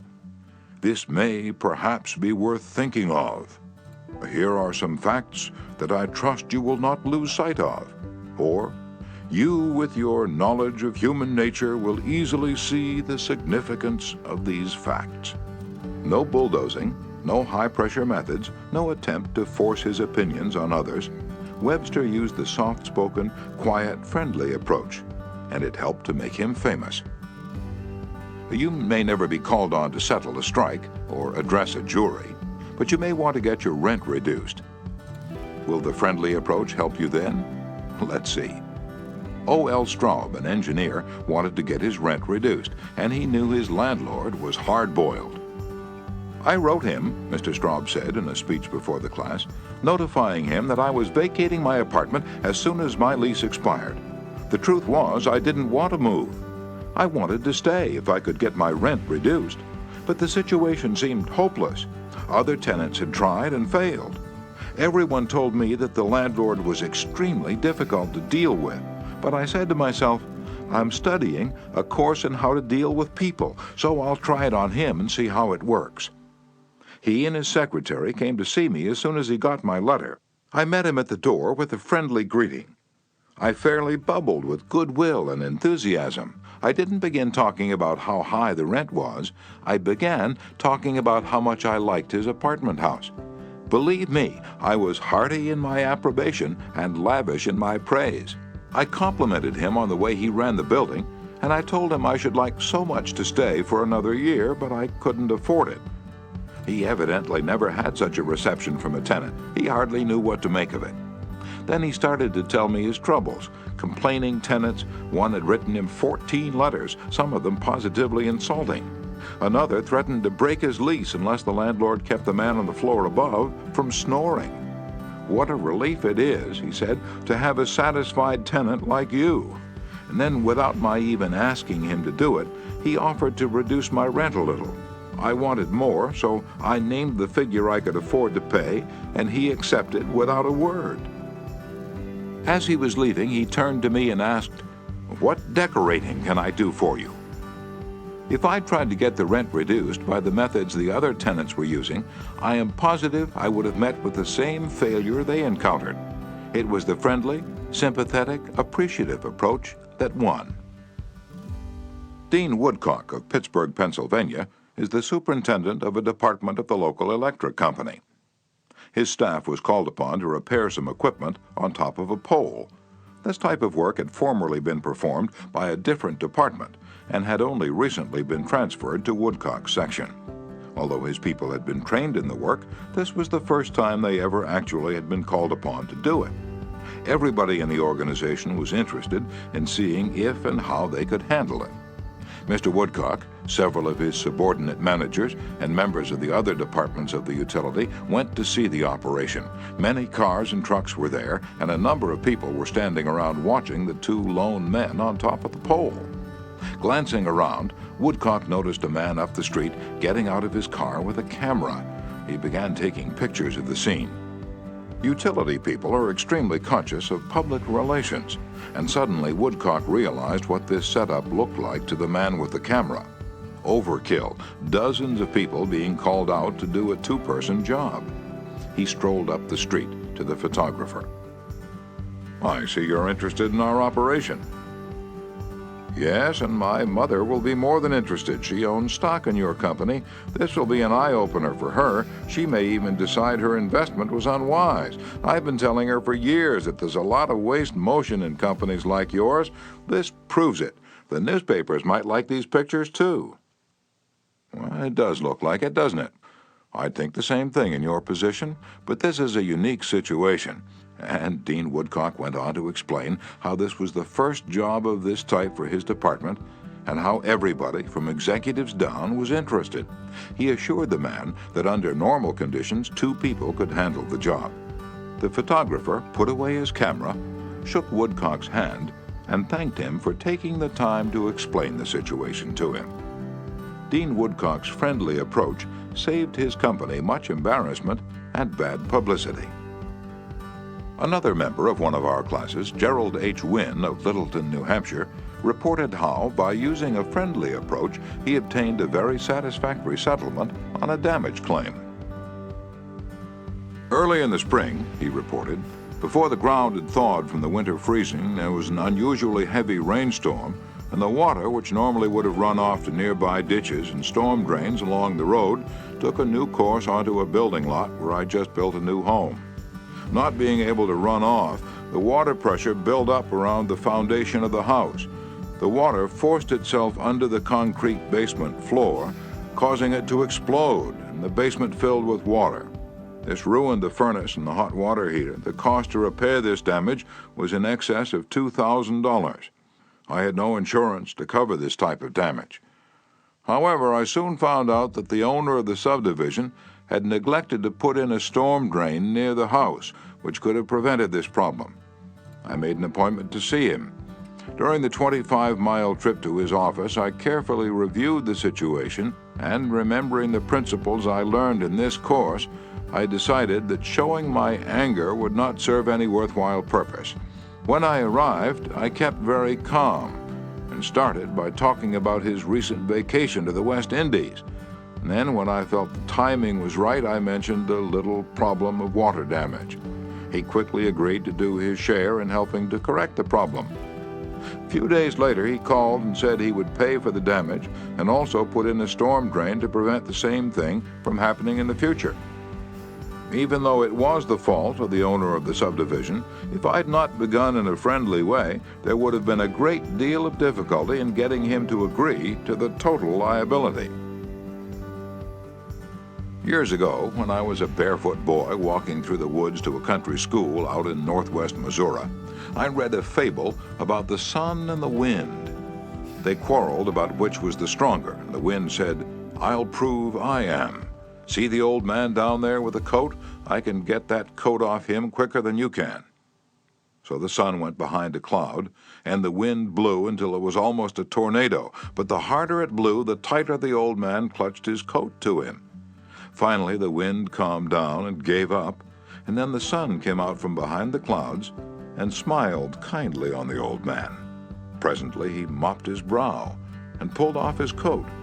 The sun then told the wind that gentleness and friendliness were always stronger than fury and force. The use of gentleness and friendliness is demonstrated day after day by people who have learned that a drop of honey catches more flies than a gallon of gall. F. Gale Connor of Lutherville, Maryland, proved this when he had to take his 4-month-old car to the service department of the car dealer for the 3rd time. He told our class, "It was apparent that talking to, reasoning with, or shouting at the service manager was not going to lead to a satisfactory resolution of my problems. I walked over to the showroom and asked to see the agency owner, Mr. White. After a short wait, I was ushered into Mr. White's office. I introduced myself and explained to him that I had bought my car from his dealership because of the recommendation of friends who had had previous dealings with him. I was told that his prices were very competitive and that his service was outstanding." He smiled with satisfaction as he listened to me. Then I explained the problem that I was having with the service department. "I thought you might want to be aware of any situation that might tarnish your fine reputation," I added. He thanked me for calling this to his attention and assured me that my problem would be taken care of. Not only did he personally get involved, but he also lent me his car to use while mine was being repaired. Aesop was a Greek slave who lived at the court of Croesus and spun immortal fables 600 years before Christ. Yet the truths he taught about human nature are just as true in Boston and Birmingham now as they were 26 centuries ago in Athens. The sun can make you take off your coat more quickly than the wind, and kindliness, the friendly approach, and appreciation can make people change their minds more readily than all the bluster and storming in the world. Remember what Lincoln said, "A drop of honey catches more flies than a gallon of gall."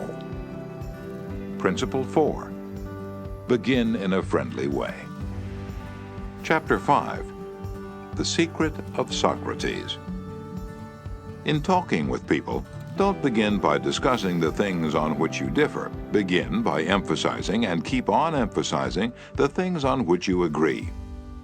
Keep emphasizing, if possible, that you are both striving for the same end, and that your only difference is one of method and not of purpose.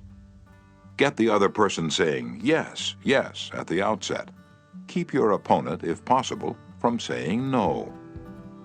A no response, according to Professor Overstreet, is a most difficult handicap to overcome. When you have said no, all your pride of personality demands that you remain consistent with yourself. You may later feel that the no was ill-advised. Nevertheless, there is your precious pride to consider. Once having said a thing, you feel you must stick to it. Hence, it is of the very greatest importance that a person be started in the affirmative direction. The skillful speaker gets at the outset a number of yes responses. This sets the psychological process of the listeners moving in the affirmative direction. It's like the movement of a billiard ball. Propel in one direction, and it takes some force to deflect it, far more force to send it back in the opposite direction. The psychological patterns here are quite clear. When a person says no and really means it, he or she is doing far more than saying a word of 2 letters. the entire organism, glandular, nervous, muscular, gathers itself together into a condition of rejection. There is, usually in minutes, but sometimes in observable degree, a physical withdrawal or readiness for withdrawal. The whole neuromuscular system, in short, sets itself on guard against acceptance. When, to the contrary, a person says yes, none of the withdrawal activities takes place. The organism is in a forward-moving, accepting, open attitude. Hence, the more yeses we can at the very outset induce, the more likely we are to succeed in capturing the attention for our ultimate proposal. It is a very simple technique, this yes response, and yet how much it is neglected. It often seems as if people get a sense of their own importance by antagonizing others at the outset. Get a student to say no at the beginning, or a customer, child, husband, or wife, and it takes the wisdom and the patience of angels to transform that bristling negative into an affirmative. The use of this yes, yes technique enabled James Eberson, who was a teller at the Greenwich Savings Bank in New York City, to secure a prospective customer who might otherwise have been lost. "This man came in to open an account," said Mr. Eberson, "and I gave him our usual form to fill out. Some of the questions he answered willingly, but there were others he flatly refused to answer. Before I began the study of human relations, I would have told this prospective depositor that if he refused to give the bank this information, we should have to refuse to accept this account. I'm ashamed that I've been guilty of doing that very thing in the past. Naturally, an ultimatum like that made me feel good. I had shown who was boss, that the bank's rules and regulations couldn't be flouted. But that sort of attitude certainly didn't give a feeling of welcome and importance to the man who'd walked in to give us his patronage. I resolved this morning to use a little horse sense. I resolved not to talk about what the bank wanted, but about what the customer wanted. And above all else, I was determined to get him saying yes, yes from the very start. So I agreed with him. I told him the information he refused to give was not absolutely necessary. However, I said, suppose you have money in this bank at your death. Wouldn't you like to have the bank transfer it to your next of kin, who's entitled to it according to law? Yes, of course, he replied. Don't you think, I continued, that it would be a good idea to give us the name of your next of kin, so that in the event of your death, we could carry out your wishes without error or delay? Again, he said yes. The young man's attitude softened and changed when he realized that we weren't asking for this information for our sake, but for his sake. Before leaving the bank, this young man not only gave me complete information about himself, but he opened, at my suggestion, a trust account, naming his mother as the beneficiary for his account, and he gladly answered all the questions concerning his mother also. I found that by getting him to say yes, yes from the outset, he forgot the issue at stake and was happy to do all the things that I suggested. Joseph Allison, a sales representative for Westinghouse Electric Company, had this story to tell. There was a man in my territory that our company was most eager to sell to. My predecessor had called on him for 10 years without selling anything. When I took over the territory, I called steadily for 3 years without getting an order. Finally, after 13 years of calls and sales talk, we sold him a few motors. If these proved to be all right, an order for several hundred more would follow. Such was my expectation. Right? I knew they'd be all right. So when I called 3 weeks later, I was in high spirits. The chief engineer greeted me with this shocking announcement. Allison, I can't buy the remainder of the motors from you. Why? I asked in amazement. Why? Because your motors are too hot. I can't put my hand on them. I knew it wouldn't do any good to argue. I'd tried that sort of thing too long. So I thought of getting the yes, yes response. Well, now look, Mr. Smith, I said. I agree with you 100%. If those motors are running too hot, you ought not to buy any more of them. You must have motors that won't run any hotter than standards set by the National Electrical Manufacturers Association. Isn't that so? He agreed it was. I'd gotten my first yes. The Electrical Manufacturers Association regulations say that a properly designed motor may have a temperature of 72 degrees Fahrenheit above room temperature. Is that correct? Yes, he agreed, that's quite correct. But your motors are much hotter. I didn't argue with him. I merely asked, how hot is the mill room? No, he said, about 75 degrees Fahrenheit. Well, I replied, if the mill room is 75 degrees, and you add 72 to that, that makes a total of 147 degrees Fahrenheit. Wouldn't you scald your hand if you held it under a spigot of hot water at a temperature of 147 degrees Fahrenheit? Again, he had to say yes. Well, I suggested, wouldn't it be a good idea to keep your hands off those motors? Oh, well, I guess you're right, he admitted. We continued to chat for a while. Then he called his secretary and lined up approximately $35,000 worth of business for the ensuing month. It took me years and cost me countless thousands of dollars in lost business before I finally learned that it doesn't pay to argue, that it is much more profitable and much more interesting to look at things from the other person's viewpoint and to try to get that person saying yes, yes.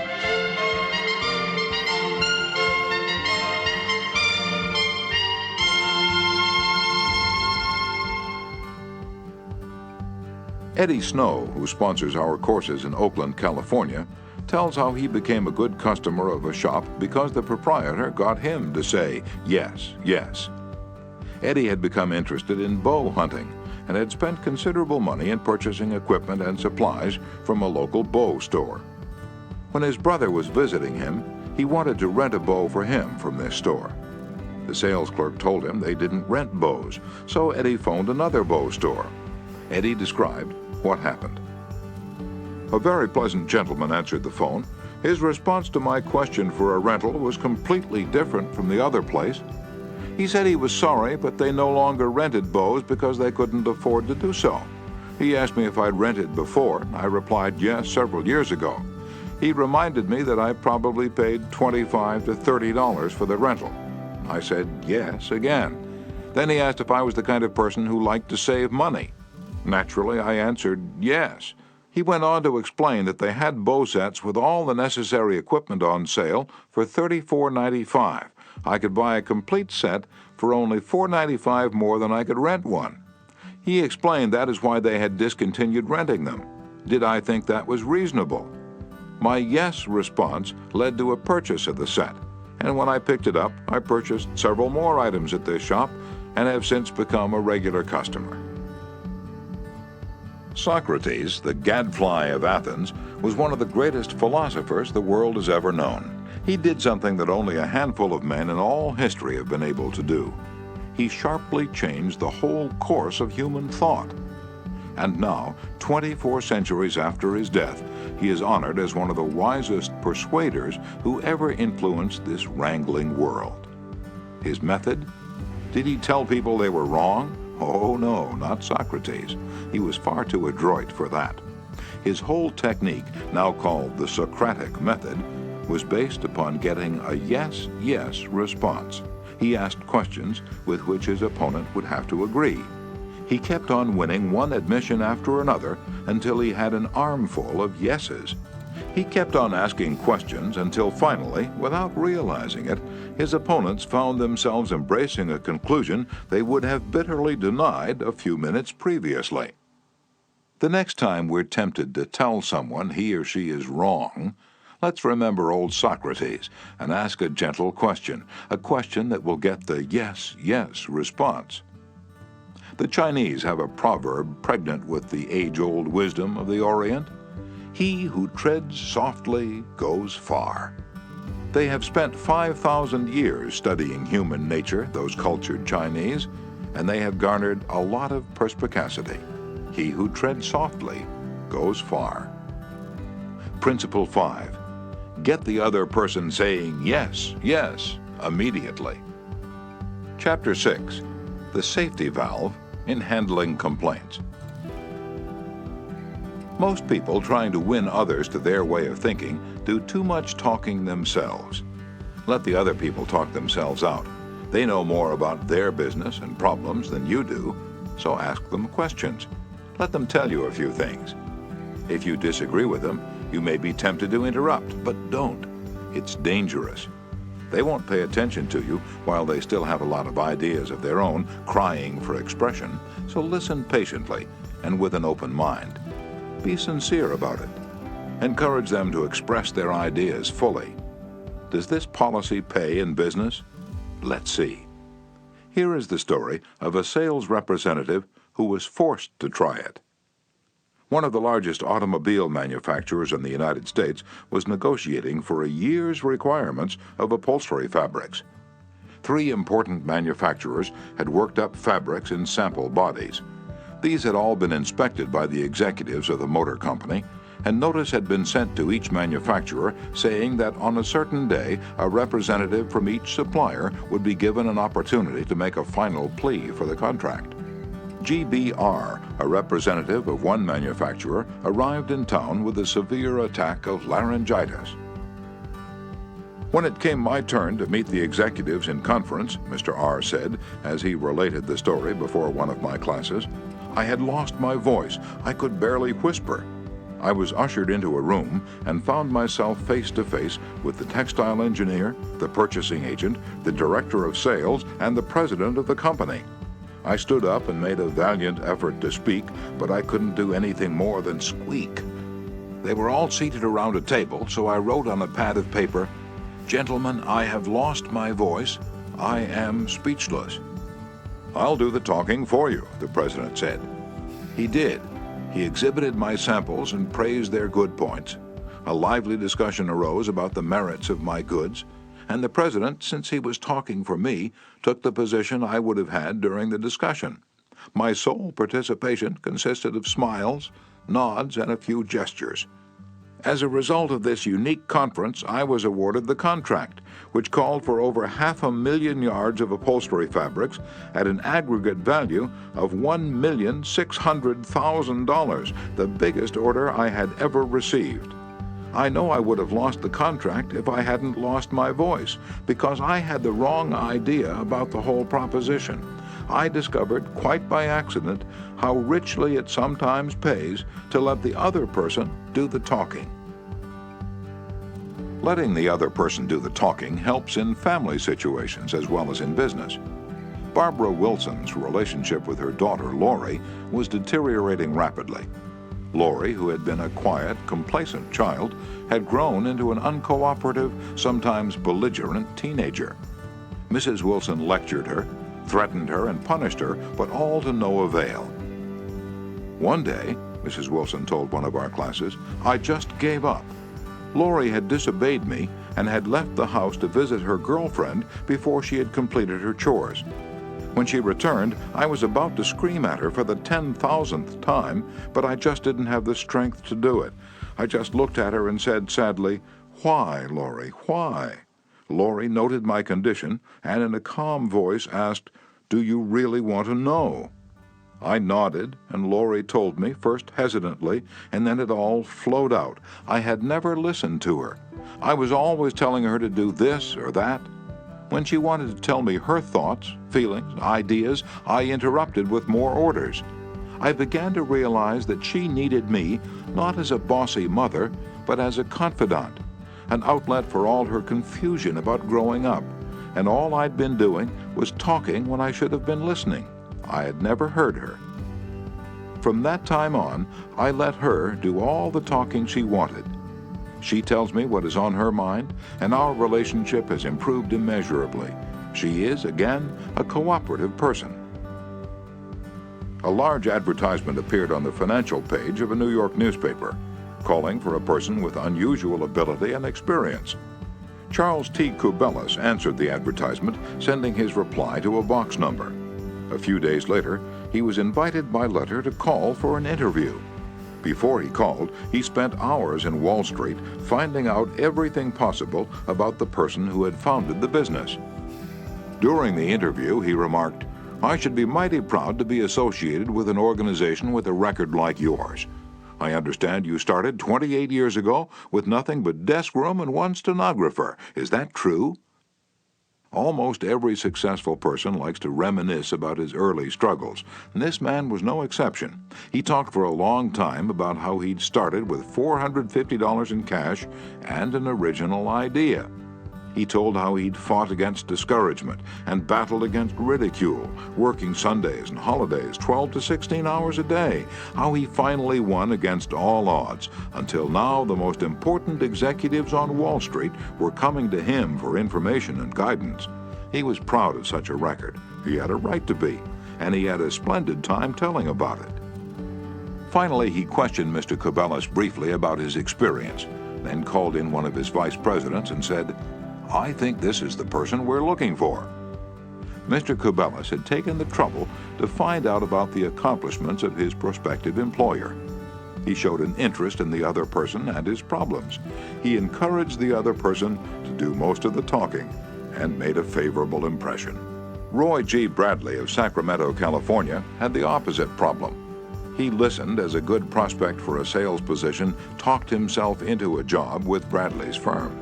Roy reported, "Being a small brokerage firm, we had no fringe benefits, such as hospitalization, medical insurance, and pension. Every representative is an independent agent. We don't even provide leads for prospects, as we cannot advertise for them as our larger competitors do."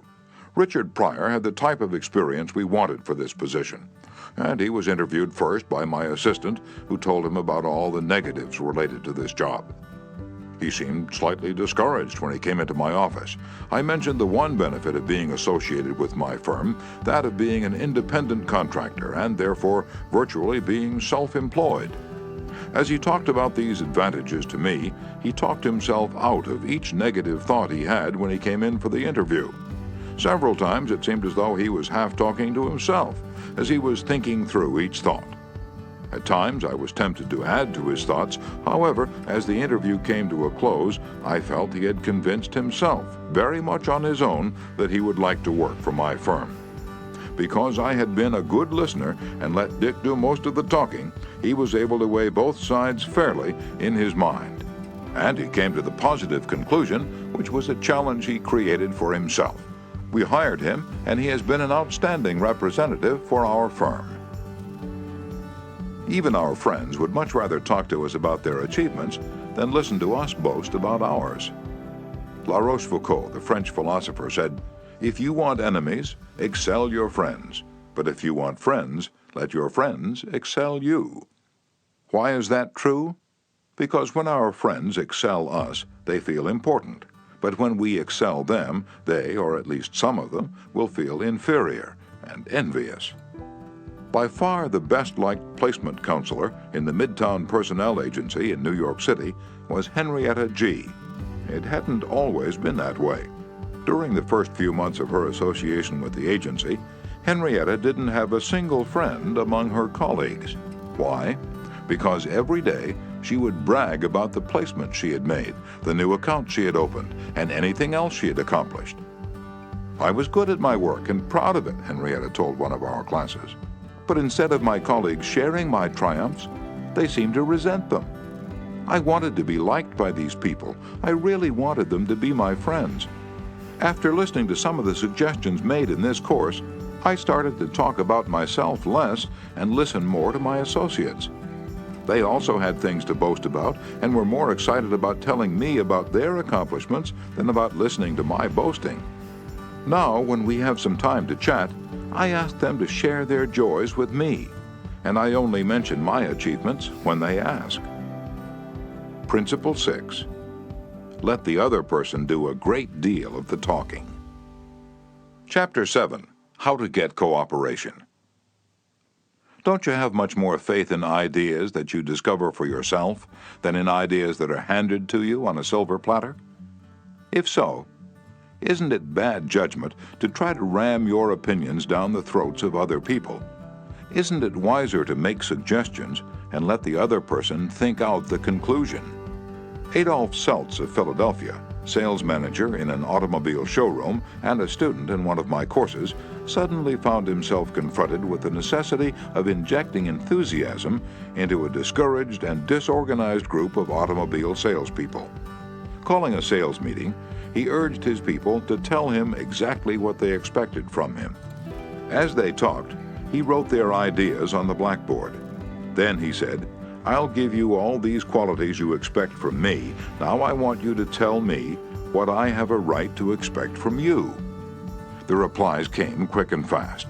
Loyalty, honesty, initiative, optimism, teamwork, 8 hours a day of enthusiastic work. The meeting ended with a new courage, a new inspiration.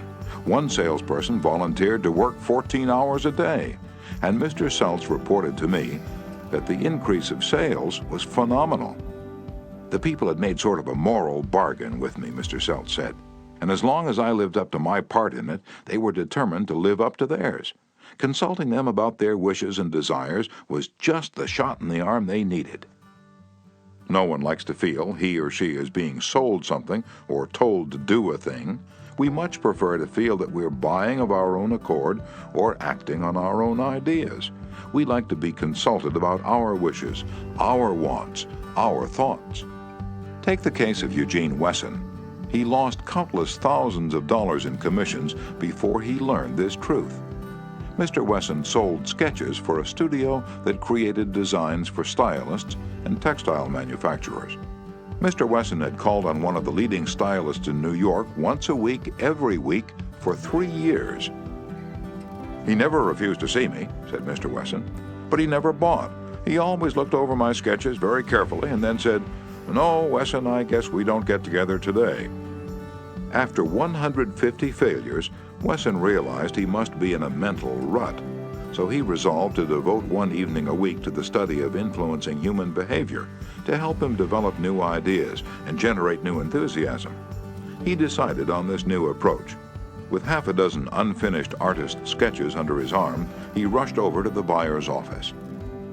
"Here's some uncompleted sketches. Won't you please tell me how we could finish them up in such a way that you could use them?" The buyer looked at the sketches for a while without uttering a word. Finally, he said, "Leave these with me for a few days, Wesson, and then come back and see me." Wesson returned 3 days later, got his suggestions, took the sketches back to the studio, and had them finished according to the buyer's ideas. The result? All accepted. After that, this buyer ordered scores of other sketches from Wesson, all drawn according to the buyer's ideas. "I realized why I had failed for years to sell him," said Mr. Wesson. "I had urged him to buy what I thought he ought to have. Then I changed my approach completely. I urged him to give me his ideas. This made him feel that he was creating the designs, and he was. I didn't have to sell him. He bought." Letting the other person feel that the idea is his or hers not only works in business and politics, it works in family life as well. Paul M. Davis of Tulsa, Oklahoma, told his class how he applied this principle.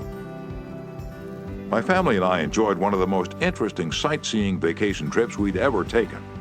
I'd long dreamed of visiting such historic sites as the Civil War battlefield in Gettysburg, Independence Hall in Philadelphia, and our nation's capital. Valley Forge, Jamestown, and the restored colonial village of Williamsburg were high on the list of things I wanted to see. In March, my wife Nancy mentioned that she had ideas for our summer vacation, which included a tour of the western states, visiting points of interest in New Mexico, Arizona, California, and Nevada. She'd wanted to make this trip for several years, but we couldn't obviously make both trips. Our daughter Anne had just completed a course in U.S. history in junior high school and had become very interested in the events that had shaped our country's growth. I asked her how she'd like to visit the places she'd learned about on our next vacation. She said she'd love to. 2 evenings later, as we sat around the dinner table, Nancy announced that if we all agreed, the summer's vacation would be to the eastern states, that it would be a great trip for Anne and thrilling for all of us. We all concurred. The same psychology was used by an X-ray manufacturer to sell his equipment to one of the largest hospitals in Brooklyn. This hospital was building an addition and preparing to equip it with the finest X-ray department in America. Dr. L, who was in charge of the X-ray department, was overwhelmed with sales representatives, each caroling the praises of his own company's equipment.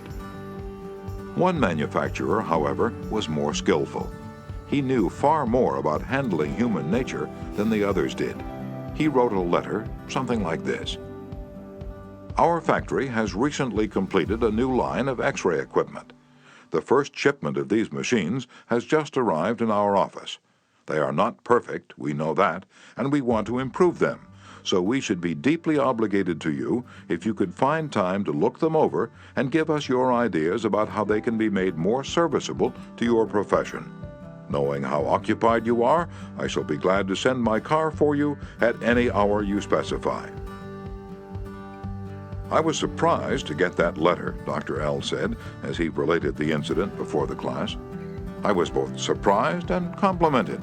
I had never had an X-ray manufacturer seeking my advice before. It made me feel important.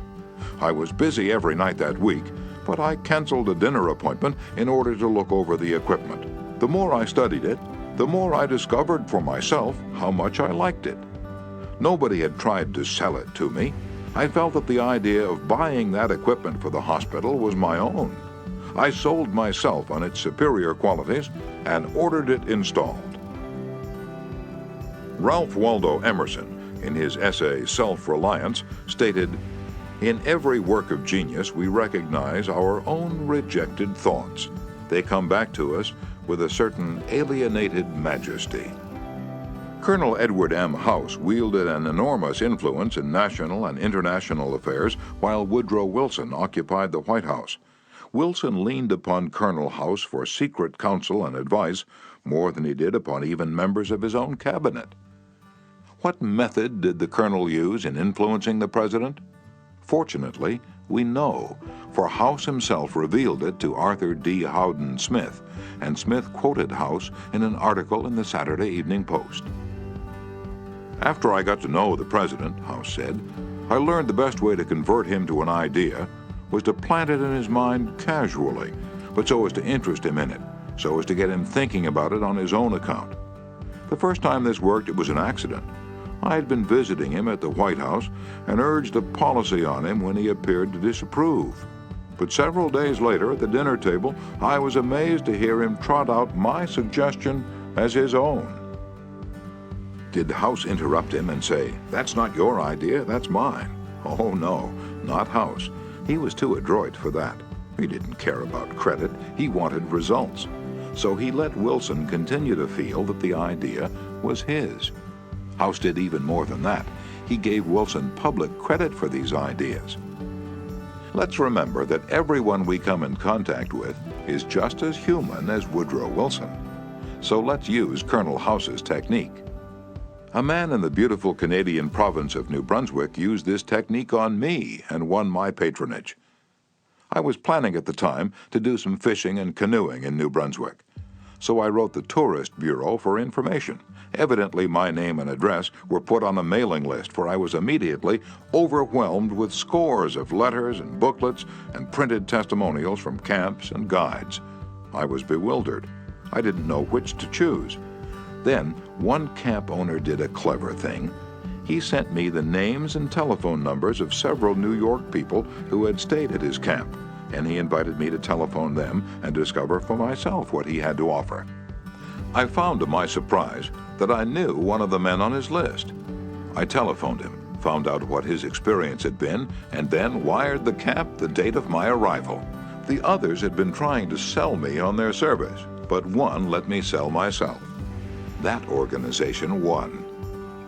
25 centuries ago, Lao Tse, a Chinese sage, said some things that readers of this book might use today.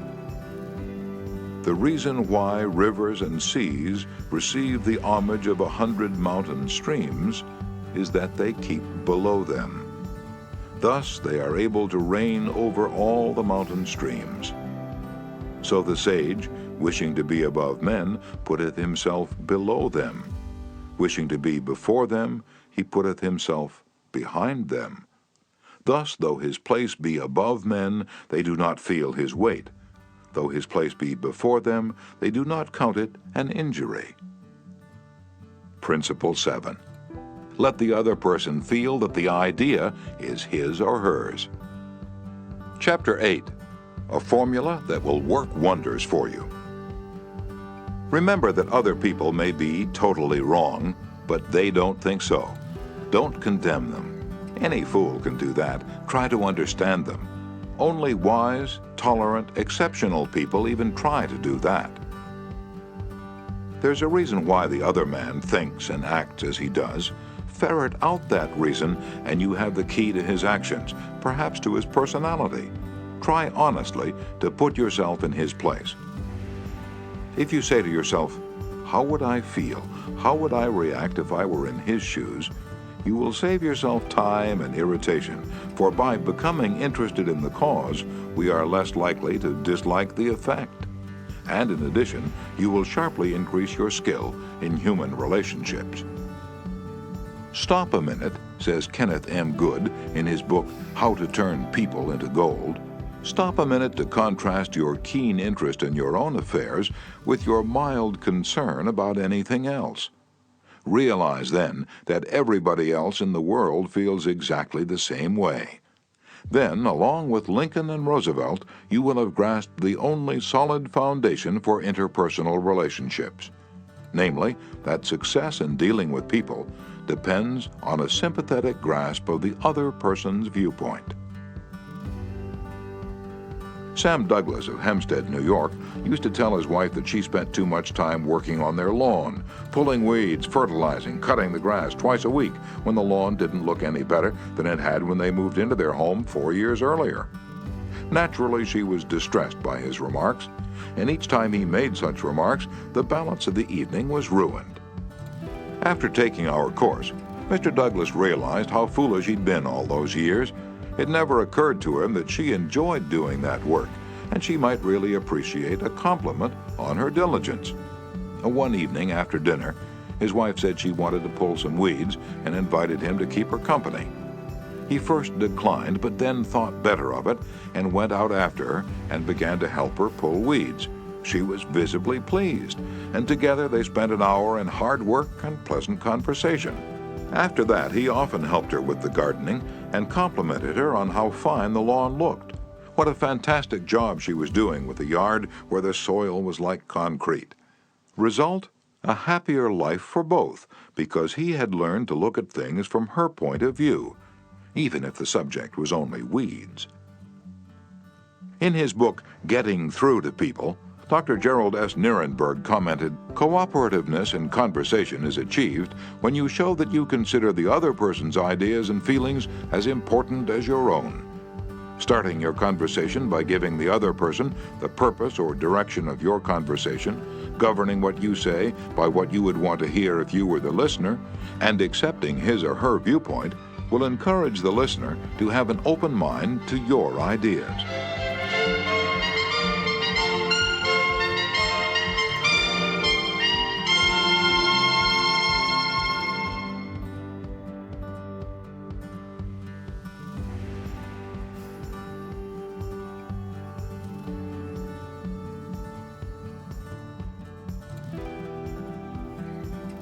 Knowledge is Power Audiobooks.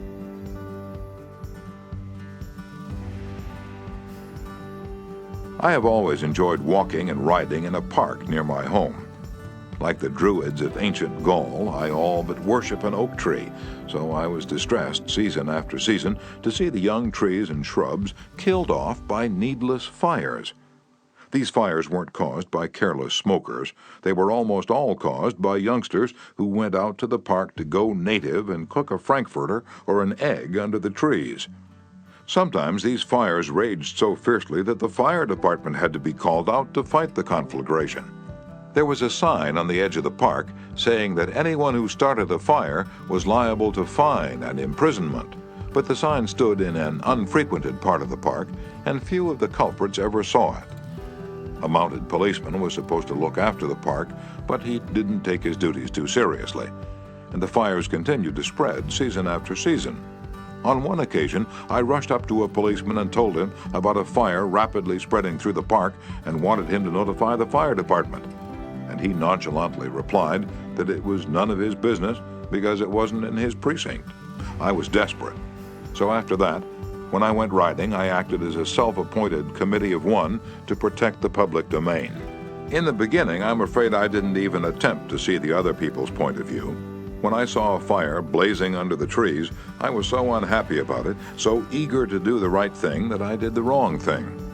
I would ride up to the boys, warn them that they could be jailed for starting a fire, order with a tone of authority that it be put out, and if they refused, I would threaten to have them arrested. I was merely unloading my feelings without thinking of their point of view. The result? They obeyed sullenly and with resentment. After I rode on over the hill, they probably rebuilt the fire and longed to burn up the whole park. With the passing of the years, I acquired a trifle more knowledge of human relations, a little more tact, and a somewhat greater tendency to see things from the other person's standpoint.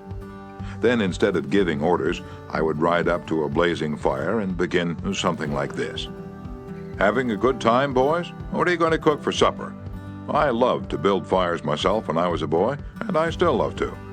But you know they're very dangerous here in the park. I know you boys don't mean to do any harm, but other boys aren't so careful. They come along and see that you've built a fire, so they build one.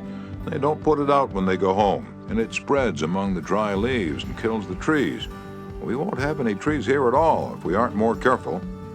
You could be put in jail for building this fire, but I don't want to be bossy, interfere with your pleasure. I'd like to see you enjoy yourselves. But won't you please rake all the leaves away from the fire right now, and you'll be careful to cover it with dirt, a lot of dirt, before you leave, won't you? And the next time you want to have some fun, won't you please build your fire over the hill there in the sand pit? Can't do any harm there. Thanks so much, boys. Have a good time." What a difference that kind of talk made. It made the boys want to cooperate. No sullenness, no resentment. They hadn't been forced to obey orders. They had saved their faces. They felt better, and I felt better, because I'd handled the situation with consideration for their point of view. Seeing things through another person's eyes may ease tensions when personal problems become overwhelming. Elizabeth Novak of New South Wales, Australia, was 6 weeks late with her car payment. "On a Friday," she reported, "I received a nasty phone call from the man who was handling my account, informing me if I did not come up with $122 by Monday morning, I could anticipate further action from the company. I had no way of raising the money over the weekend, so when I received his phone call first thing on Monday morning, I expected the worst. Instead of becoming upset, I looked at the situation from his point of view. I apologized most sincerely for causing him so much inconvenience, and remarked that I must be his most troublesome customer, as this was not the first time I was behind in my payments. His tone of voice changed immediately, and he reassured me that I was far from being one of his really troublesome customers. He went on to tell me several examples of how rude his customers sometimes were, how they lied to him, and often tried to avoid talking to him at all. I said nothing. I listened and let him pour out his troubles to me. Then, without any suggestion from me, he said it did not matter if I couldn't pay all the money immediately. It would be all right if I paid him $20 by the end of the month and made up the balance whenever it was convenient for me to do so. Tomorrow, before asking anyone to put out a fire or buy your product or contribute to your favorite charity, why not pause and close your eyes and try to think the whole thing through from another person's point of view? Ask yourself, why should he or she want to do it? True, this will take time, but it will avoid making enemies, and will get better results, and with less friction and less shoe leather. "I would rather walk the sidewalk in front of a person's office for 2 hours before an interview," said Dean Dunham of the Harvard Business School, "than step into that office without a perfectly clear idea of what I was going to say, and what that person, from my knowledge of his or her interests and motives, was likely to answer." That is so important that I'm going to repeat it for the sake of emphasis. I would rather walk the sidewalk in front of a person's office for 2 hours before an interview than to step into that office without a perfectly clear idea of what I was going to say and what that person, from my knowledge of his or her interests and motives, was likely to answer. If, as a result of listening to this book, you get only one thing, an increased tendency to think always in terms of the other person's point of view and see things from that person's angle as well as your own, If you get only that one thing from this book, it may easily prove to be one of the stepping stones of your career. Principle 8. Try honestly to see things from the other person's point of view. Chapter 9. What everybody wants. Wouldn't you like to have a magic phrase that would stop arguments, eliminate ill feeling, create goodwill, and make the other person listen attentively? Yes? All right, here it is. I don't blame you one iota for feeling as you do. If I were you, I would undoubtedly feel just as you do. An answer like that will soften the most cantankerous old cuss alive.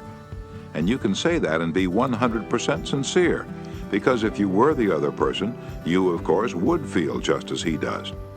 But take Al Capone, for example. Suppose you had inherited the same body and temperament and mind that Al Capone had. Suppose you had had his environment and experiences. You would then be precisely what he was and where he was, for it is those things and only those things that made him what he was. The only reason, for example, that you are not a rattlesnake is that your mother and father weren't rattlesnakes. You deserve very little credit for being what you are, and remember the people who come to you irritated, bigoted, unreasoning deserve very little discredit for being what they are. Feel sorry for the poor devils, pity them, sympathize with them. Say to yourself, there, but for the grace of God, go I. 3/4 of the people you will ever meet are hungering and thirsting for sympathy. Give it to them, and they will love you. I once gave a broadcast about the author of Little Women, Louisa May Alcott. Naturally, I knew she'd lived and written her immortal books in Concord, Massachusetts, but without thinking about what I was saying, I spoke of visiting her old home in Concord, New Hampshire. If I had said New Hampshire only once, it might have been forgiven, but alas and alack, I said it twice. I was deluged with letters and telegrams, stinging messages that swirled around my defenseless head like a swarm of hornets. Many were indignant, a few insulting. One colonial dame who had been reared in Concord, Massachusetts, and who was then living in Philadelphia, vented her scorching wrath upon me. She couldn't have been much more bitter if I had accused Miss Alcott of being a cannibal from New Guinea. As I read the letter, I said to myself, thank God I'm not married to that woman. I felt like writing and telling her that although I had made a mistake in geography, she had made a far greater mistake in common courtesy. That was to be just my opening sentence. Then I was going to roll up my sleeves and tell her what I really thought, but I didn't. I controlled myself. I realized that any hot-headed fool could do that, and that most fools would do just that. I wanted to be above fools, so I resolved to try to turn her hostility into friendliness. It would be a challenge, a sort of game I could play. I said to myself, after all, if I were she, I would probably feel just as she does. So I determined to sympathize with her viewpoint. The next time I was in Philadelphia, I called her on the telephone. The conversation went something like this.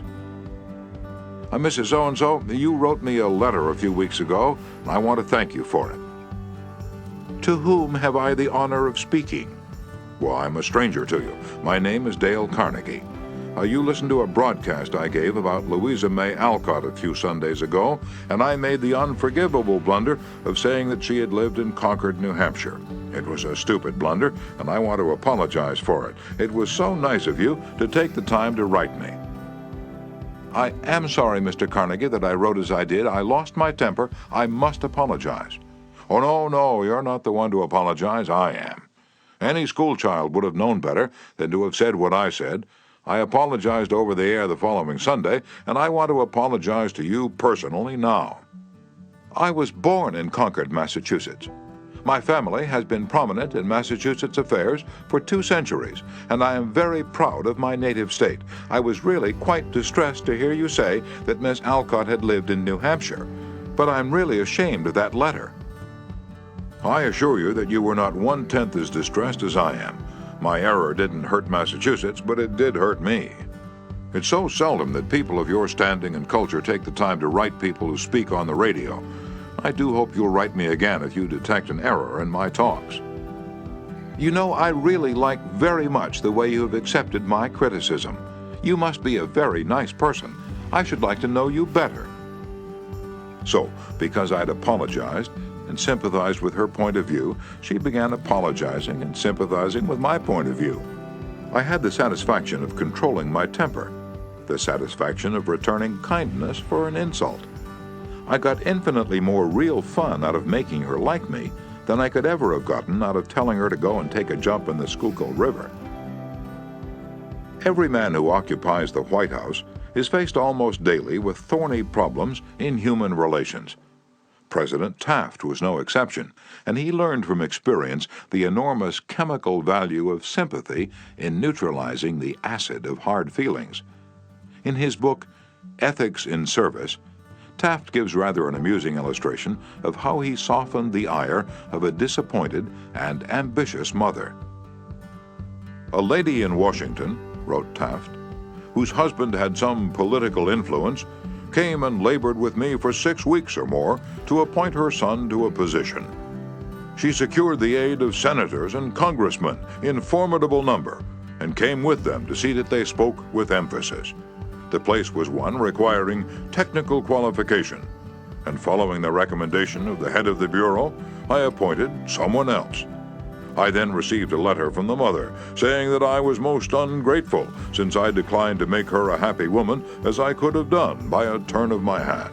She complained further that she had labored with her state delegation and got all the votes for an administration bill in which I was especially interested, and this was the way I had rewarded her." When you get a letter like that, the first thing you do is to think how you can be severe with a person who has committed an impropriety or even been a little impertinent. Then you may compose an answer. Then, if you are wise, you will put the letter in a drawer and lock the drawer. Take it out in the course of 2 days. Such communication will always bear 2 days' delay in answering. And when you take it out after that interval, you will not send it. This is just the course I took.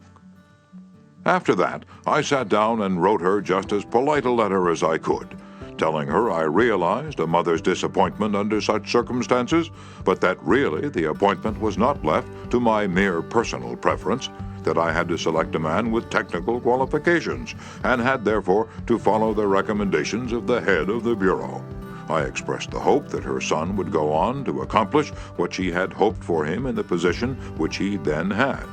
That mollified her, and she wrote me a note saying she was sorry she had written as she had. But the appointment I sent in was not confirmed at once, and after an interval I received a letter which purported to come from her husband, although it was in the same handwriting as all the others. I was therein advised that, due to the nervous prostration that had followed her disappointment in this case, she had had to take to her bed and had developed a most serious case of cancer of the stomach. Would I not restore her to health by withdrawing the first name and replacing it by her son's? I had to write another letter, this one to the husband, to say that I hoped the diagnosis would prove to be inaccurate, that I sympathized with him in the sorrow he must have in the serious illness of his wife, but that it was impossible to withdraw the name sent in. The man whom I appointed was confirmed, and within 2 days after I received that letter, we gave a musicale at the White House. The first 2 people to greet Mrs. Taft and me were this husband and wife, though the wife had so recently been in articulo mortis. J. Mangum represented an elevator-escalator maintenance company in Tulsa, Oklahoma, which had the maintenance contract for the escalators in one of Tulsa's leading hotels. The hotel manager did not want to shut down the escalator for more than 2 hours at a time because he did not want to inconvenience the hotel's guests. The repair that had to be made would take at least 8 hours, and this company did not always have a specially qualified mechanic available at the convenience of the hotel. When Mr. Mangum was able to schedule a top-flight mechanic for this job, he telephoned the hotel manager, and instead of arguing with him to give him the necessary time, he said, "Rick, I know your hotel is quite busy, and you'd like to keep the escalator shutdown time to a minimum. I understand your concern about this, and we want to do everything possible to accommodate you. However, our diagnosis of the situation shows that if we do not do a complete job now, your escalator may suffer more serious damage, and that would cause a much longer shutdown. I know you would not want to inconvenience your guests for several days." The manager had to agree that an 8-hour shutdown was more desirable than several days. By sympathizing with the manager's desire to keep his patrons happy, Mr. Mangum was able to win the hotel manager to his way of thinking easily and without rancor. Joyce Norris, a piano teacher in St. Louis, Missouri, told of how she had handled the problem piano teachers often have with teenage girls. Babette had exceptionally long fingernails. This is a serious handicap to anyone who wants to develop proper piano playing habits. Mrs. Norris reported, "I knew her long fingernails would be a barrier for her in her desire to play well. During our discussions, prior to her starting her lessons with me, I did not mention anything to her about her nails. I didn't want to discourage her from taking lessons, and I also knew she would not want to lose that which she took so much pride in and such great care to make attractive. After her first lesson, when I felt the time was right, I said, 'Babette, you have attractive hands and beautiful fingernails. If you want to play the piano as well as you are capable of, and as well as you would like to, you would be surprised how much quicker and easier it would be for you if you would trim your nails shorter. Just think about it, okay?' She made a face which was definitely negative. I also talked to her mother about this situation, again mentioning how lovely her nails were. Another negative reaction. It was obvious that Babette's beautifully manicured nails were important to her. The following week, Babette returned for her second lesson. Much to my surprise, the fingernails had been trimmed. I complimented her and praised her for making such a sacrifice.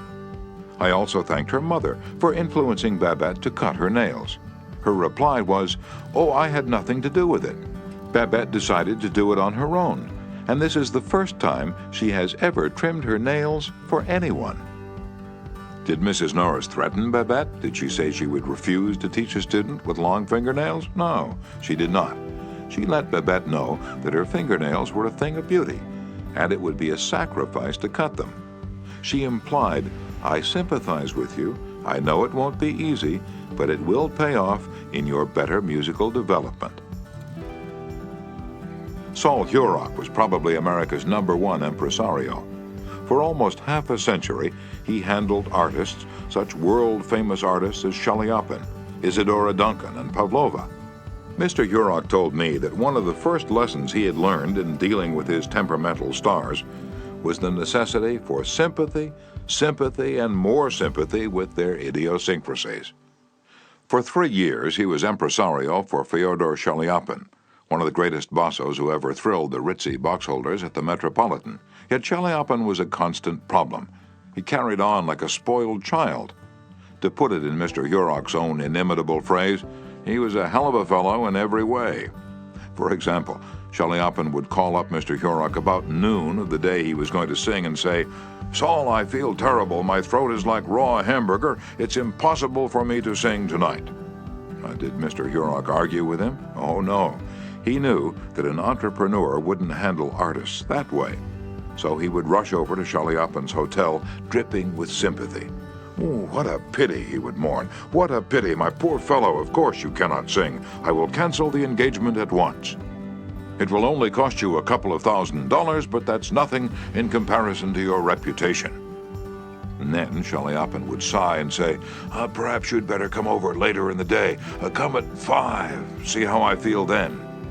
At 5 o'clock, Mr. Hurok would again rush to his hotel, dripping with sympathy. Again, he would insist on canceling the engagement, and again Chaliapin would sigh and say, "Well, maybe you'd better come see me later. I may be better by then." At 7:30, the great basso would consent to sing, only with the understanding that Mr. Hurok would walk out on the stage of the Metropolitan and announce that Chaliapin had a very bad cold and was not in good voice. Mr. Hurok would lie and say that he would do it, for he knew that that was the only way to get the basso out on stage. Dr. Arthur I. Gates, in his splendid book, Educational Psychology, says, "Sympathy the human species universally craves. The child eagerly displays his injury or even inflicts a cut or bruise in order to reap abundant sympathy. For the same purpose, adults show their bruises, relate their accidents, illness, especially details of surgical operations. self-pity for misfortunes, real or imaginary, is in some measure practically a universal practice. So, if you want to win people to your way of thinking, put in practice Principle 9. Be sympathetic with the other person's ideas and desires. Chapter 10. An appeal that everybody likes. I was reared on the edge of the Jesse James country, out in Missouri. I visited the James farm at Carnegie, Missouri, where the son of Jesse James was then living. His wife told me stories of how Jesse robbed trains and held up banks and then gave money to the neighboring farmers to pay off their mortgages. Jesse James probably regarded himself as an idealist at heart, just as Dutch Schultz, Two Gun Crowley, Al Capone, and many other organized crime godfathers did generations later. The fact is, all people you meet have a high regard for themselves and like to be fine and unselfish in their own estimation. J. Pierpont Morgan observed in one of his analytical interludes that a person usually has two reasons for doing a thing, one that sounds good and a real one. The person himself will think of the real reason. You don't need to emphasize that. But all of us, being idealists at heart, like to think of motives that sound good. So in order to change people, appeal to the nobler motives. Is that too idealistic to work in business? Let's see. Let's take the case of Hamilton J. Farrell of the Farrell Mitchell Company of Glen Olden, Pennsylvania. Mr. Farrell had a disgruntled tenant who threatened to move. The tenant's lease still had 4 months to run, and nevertheless he served notice that he was vacating immediately regardless of the lease. These people had lived in my house all winter, the most expensive part of the year, Mr. Farrell said as he told the story to the class. I knew it would be difficult to rent the apartment again before fall. I could see all that rent income going over the hill. Believe me, I saw red. And now, ordinarily, I would have waded into that tenant and advised him to read his lease again. I would have pointed out that if he moved, the full balance of his rent would fall due at once, and that I could and would move to collect. However, instead of flying off the handle and making a scene, I decided to try other tactics, so I started like this. Mr. Doe, I said, I have listened to your story, and I still don't believe you intend to move. Years in the renting business have taught me something about human nature. I sized you up in the first place as being a man of your word. In fact, I'm so sure of it, I'm willing to take a gamble. Now, here's my proposition. Lay your decision on the table for a few days and think it over. If you come back to me between now and the first of the month, when your rent is due, and tell me you still intend to move, I give you my word I will accept your decision as final. I will privilege you to move and admit to myself that I've been wrong in my judgment. But I still believe you're a man of your word and will live up to your contract. For after all, we're either men or monkeys, and the choice usually lies with ourselves. Well, when the new month came around, this gentleman came to see me and paid his rent in person. He and his wife had talked it over, he said, and decided to stay. They had concluded that the only honorable thing to do was to live up to their lease. When the late Lord Northcliffe found a newspaper using a picture of him which he didn't want published, he wrote the editor a letter. But did he say, please do not publish that picture of me anymore, I don't like it? No, he appealed to a nobler motive. He appealed to the respect and love that all of us have for motherhood. He wrote, please do not publish that picture of me anymore, my mother doesn't like it. When John D. Rockefeller, Jr. wished to stop newspaper photographers from snapping pictures of his children, he too appealed to the nobler motives. He didn't say, I don't want their pictures published. No, he appealed to the desire, deep in all of us, to refrain from harming children. He said, you know how it is, boys. You've got children yourselves, some of you, and you know it's not good for youngsters to get too much publicity. When Cyrus H.K. Curtis, the poor boy from Maine, was starting on his meteoric career, which was destined to make him millions as owner of the Saturday Evening Post and the Ladies' Home Journal, he couldn't afford to pay his contributors the prices that other magazines paid. He couldn't afford to hire first-class authors to write for money alone, so he appealed to their nobler motives. For example, he persuaded even Louisa May Alcott, the immortal author of Little Women, to write for him when she was at the flood tide of her fame, and he did it by offering to send a check for $100, not to her, but to her favorite charity. Now, right here, the skeptic may say, "Oh, that stuff is all right for Northcliffe or Rockefeller or a sentimental novelist, but I'd like to see you make it work with the tough babies I have to collect bills from." You may be right. Nothing will work in all cases, and nothing will work with all people. If you are satisfied with the results you're now getting, why change? If you're not satisfied, why not experiment? At any rate, I think you'll enjoy hearing this true story told by James L. Thomas, a former student of mine. 6 customers of a certain automobile company refused to pay their bills for servicing. None of the customers protested the entire bill, but each claimed that some one charge was wrong. In each case, the customer had signed for the work done, so the company knew it was right and said so. That was the first mistake. Here are the steps the men in the credit department took to collect these overdue bills. Do you suppose they succeeded? First, they called on each customer and told him bluntly that they had come to collect a bill that was long past due. Second, they made it very plain that the company was absolutely and unconditionally right. Therefore, he, the customer, was absolutely and unconditionally wrong. Third, they intimated that they, the company, knew more about automobiles than he could ever hope to know. So what was the argument about? Result? They argued. Did any of these methods reconcile the customer and settle the account? You can answer that one yourself. At this stage of affairs, the credit manager was about to open fire with a battery of legal talent when, fortunately, the matter came to the attention of the general manager. The manager investigated these defaulting clients and discovered that they all had the reputation of paying their bills promptly. Something was wrong here. Something was drastically wrong about the method of collection. So he called in James L. Thomas and told him to collect these uncollectible accounts. Here, in his words, are the steps Mr. Thomas took. First, my visit to each customer was likewise to collect a bill long past due. A bill that we knew was absolutely right, but I didn't say a word about that. I explained I had called to find out what it was the company had done or failed to do. Second, I made it clear that until I had heard the customer's story, I had no opinion to offer. I told him the company made no claims to being infallible. Third, I told him I was interested only in his car, and that he knew more about his car than anyone else in the world, that he was the authority on the subject. Fourth, I let him talk, and I listened to him with all the interest and sympathy that he wanted and had expected. And finally, when the customer was in a reasonable mood, I put the whole thing up to his sense of fair play. I appealed to the nobler motives. First, I said, "I want you to know I also feel this matter has been badly mishandled. You have been inconvenienced and annoyed and irritated by one of our representatives. That should never have happened. I'm sorry, and as a representative of the company, I apologize.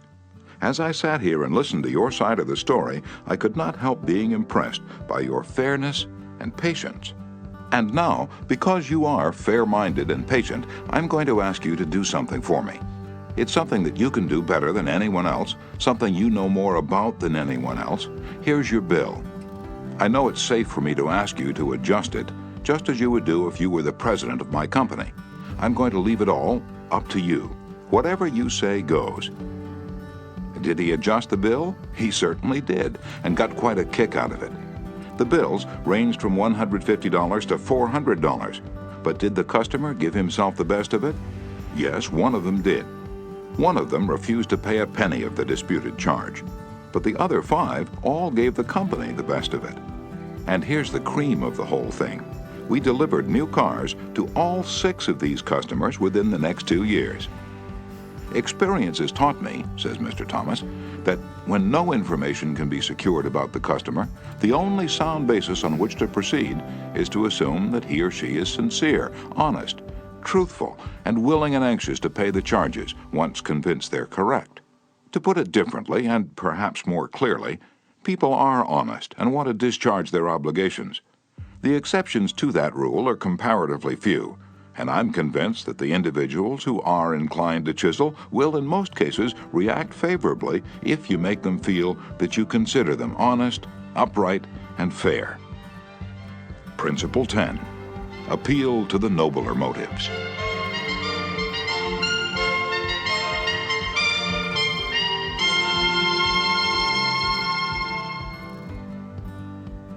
Chapter 11.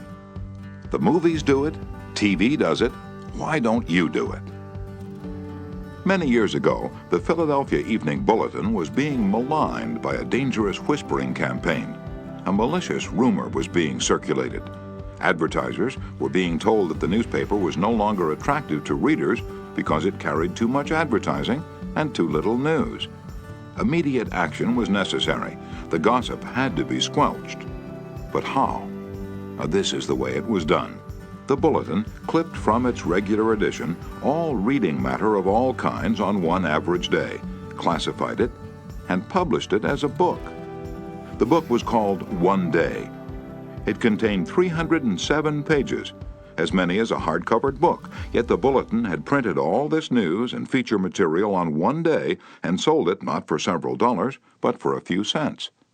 The printing of that book dramatized the fact that the Bulletin carried an enormous amount of interesting reading matter.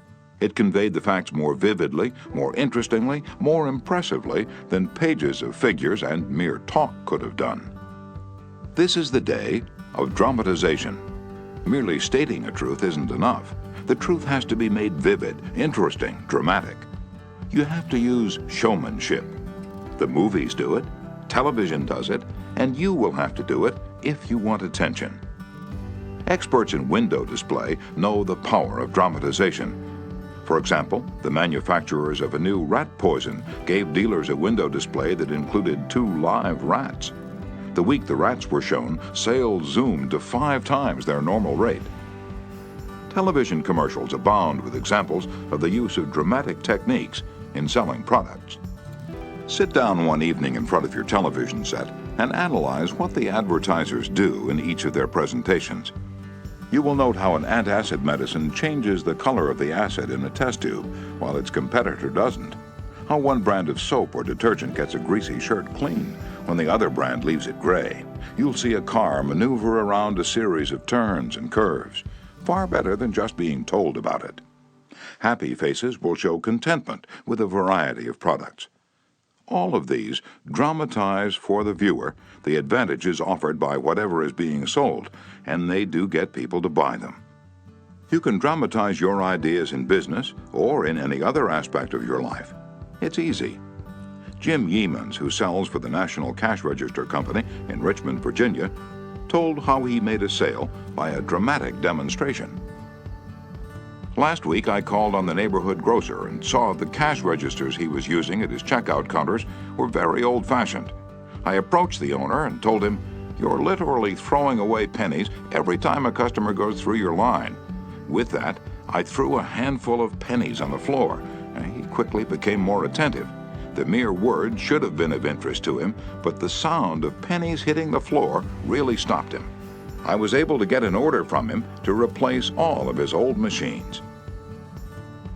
It works in home life as well. When the old-time lover proposed to his sweetheart, did he just use words of love? No, he went down on his knees. That really showed he meant what he said. We don't propose on our knees anymore, but many suitors still set up a romantic atmosphere before they pop the question. Dramatizing what you want works with children as well. Joe B. Fant, Jr. of Birmingham, Alabama, was having difficulty getting his 5-year-old boy and 3-year-old daughter to pick up their toys, so he invented a train. Joey was the engineer, Captain Casey Jones, on his tricycle. Janet's wagon was attached, and in the evening she loaded all the coal on the caboose, her wagon, and then jumped in while her brother drove her around the room. In this way, the room was cleaned up without lectures, arguments, or threats. Mary Catherine Wolfe of Mishawaka, Indiana, was having some problems at work and decided that she had to discuss them with the boss. On Monday morning, she requested an appointment with him, but was told he was very busy and she should arrange with his secretary for an appointment later in the week. The secretary indicated that his schedule was very tight, but she would try to fit her in. Ms. Wolfe described what happened. "I did not get a reply from her all week long. Whenever I questioned her, she would give me a reason why the boss could not see me. Friday morning came and I'd heard nothing definite. I really wanted to see him and discuss my problems before the weekend, so I asked myself, how could I get him to see me? What I finally did was this. I wrote him a formal letter.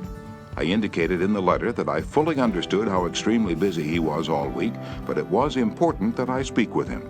I enclosed a form letter and a self-addressed envelope and asked him to please fill it out or ask his secretary to do it and return it to me. The form letter read as follows: Ms. Wolf, I will be able to see you on blank at blank a.m. or p.m. I will give you blank minutes of my time. I put this letter in his in-basket at 11 a.m. At 2 p.m. I checked my mailbox. There was my self-addressed envelope. He had answered my form letter himself and indicated he could see me that afternoon and could give me 10 minutes of his time. I met with him, and we talked for over an hour and resolved my problems. If I had not dramatized to him the fact that I really wanted to see him, I would probably still be waiting for an appointment. James B. Boynton had to present a lengthy market report. His firm had just finished an exhaustive study for a leading brand of cold cream. Data were needed immediately about the competition in this market. The prospective customer was one of the biggest and most formidable men in the advertising business, and his first approach failed almost before he began. The first time I went in, Mr. Boynton explains, I found myself sidetracked into a futile discussion of the methods used in the investigation. He argued and I argued. He told me I was wrong, and I tried to prove that I was right. I finally won my point to my own satisfaction, but my time was up, the interview was over, and I still hadn't produced results. The second time, I didn't bother with tabulations of figures and data. I went to see this man. I dramatized my facts. As I entered his office, he was busy on the phone.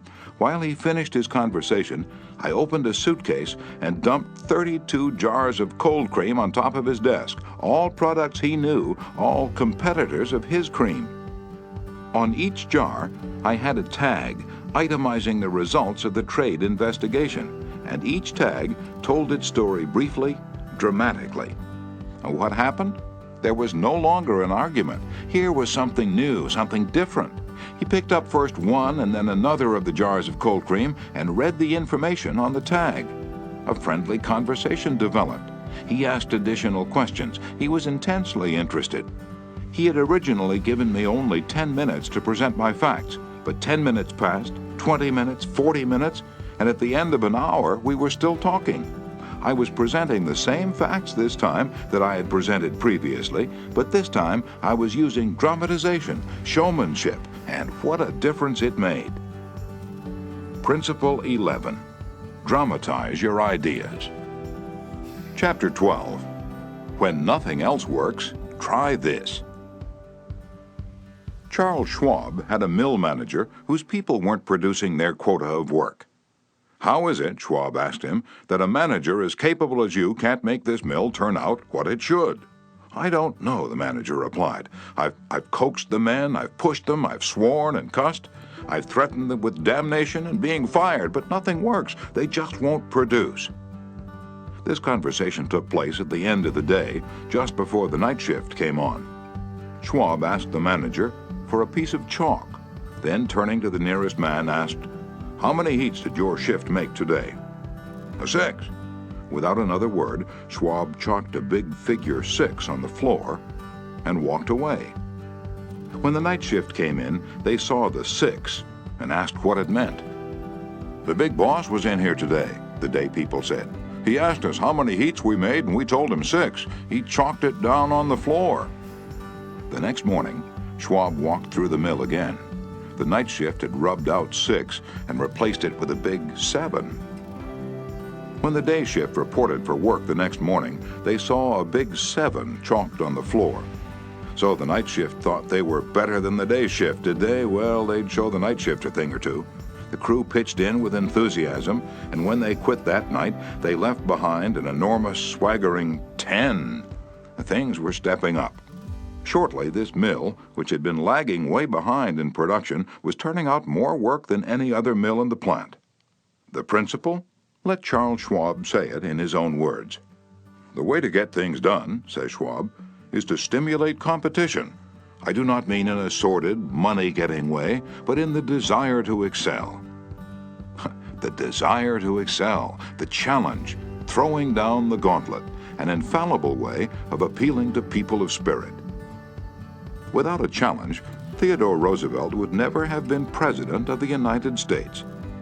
The Rough Rider, just back from Cuba, was picked for governor of New York State. The opposition discovered he was no longer a legal resident of the state, and Roosevelt, frightened, wished to withdraw. Then Thomas Collier Platt, the U.S. Senator from New York, threw down the challenge. Turning suddenly on Theodore Roosevelt, he cried in a ringing voice, "Is the hero of San Juan Hill a coward?" Roosevelt stayed in the fight, and the rest is history. A challenge not only changed his life, it had a real effect upon the future of his nation. All men have fears, but the brave put down their fears and go forward, sometimes to death, but always to victory, was the motto of the King's Guard in ancient Greece. What greater challenge can be offered than the opportunity to overcome those fears? When Al Smith was governor of New York, he was up against it. Sing Sing, at the time the most notorious penitentiary west of Devil's Island, was without a warden. Scandals had been sweeping through the prison walls, scandals and ugly rumors. Smith needed a strong man to rule Sing Sing, an Iron Man. But who? He sent for Lewis E. Laws of New Hampton. "How about going up to take charge of Sing Sing?" he said jovially when Laws stood before him. "They need a man up there with experience." Laws was flabbergasted. He knew the dangers of Sing Sing. It was a political appointment, subject to the vagaries of political whims. Wardens had come and gone. One had lasted only 3 weeks. He had a career to consider. Was it worth the risk? Then Smith, who saw his hesitation, leaned back in his chair and smiled. "Young fella," he said, "I don't blame you for being scared. It's a tough spot. It'll take a big person to go up there and stay." So Smith was throwing down a challenge, was he? Laws liked the idea of attempting a job that called for someone big. So he went, and he stayed. He stayed to become the most famous warden of his time. His book, 20,000 Years in Sing Sing, sold into the hundreds of thousands of copies. His broadcasts on the air and his stories of prison life have inspired dozens of movies. His humanizing of criminals wrought miracles in the way of prison reform. "I have never found," said Harvey S. Firestone, founder of the great Firestone Tire and Rubber Company, "that pay and pay alone would either bring together or hold good people. I think it was the game itself." Frederick Hertzberg, one of the great behavioral scientists, concurred. He studied in depth the work attitudes of thousands of people, ranging from factory workers to senior executives. What do you think he found to be the most motivating factor? The one facet of the jobs that was most stimulating? Money? Good working conditions? Fringe benefits? No, not any of those. The one major factor that motivated people was the work itself. If the work was exciting and interesting, the worker looked forward to doing it and was motivated to do a good job. That is what every successful person loves: the game, the chance for self-expression, the chance to prove his or her worth, to excel, to win. That is what makes foot races and hog calling and pie-eating contests: the desire to excel, the desire for a feeling of importance. Principle 12. Throw down a challenge. In a nutshell, win people to your way of thinking. Principle 1. The only way to get the best of an argument is to avoid it. Principle 2. Show respect for the other person's opinions. Never say, "You're wrong." Principle 3. If you are wrong, admit it quickly and emphatically. Principle 4. Begin in a friendly way. Principle 5. Get the other person saying yes, yes, immediately. Principle 6. Let the other person do a great deal of the talking. Principle 7. Let the other person feel that the idea is his or hers. Principle 8. Try honestly to see things from the other person's point of view. Principle 9. Be sympathetic with the other person's ideas and desires. Principle 10. Appeal to the nobler motives. Principle 11. Dramatize your ideas. Principle 12. Throw down a challenge.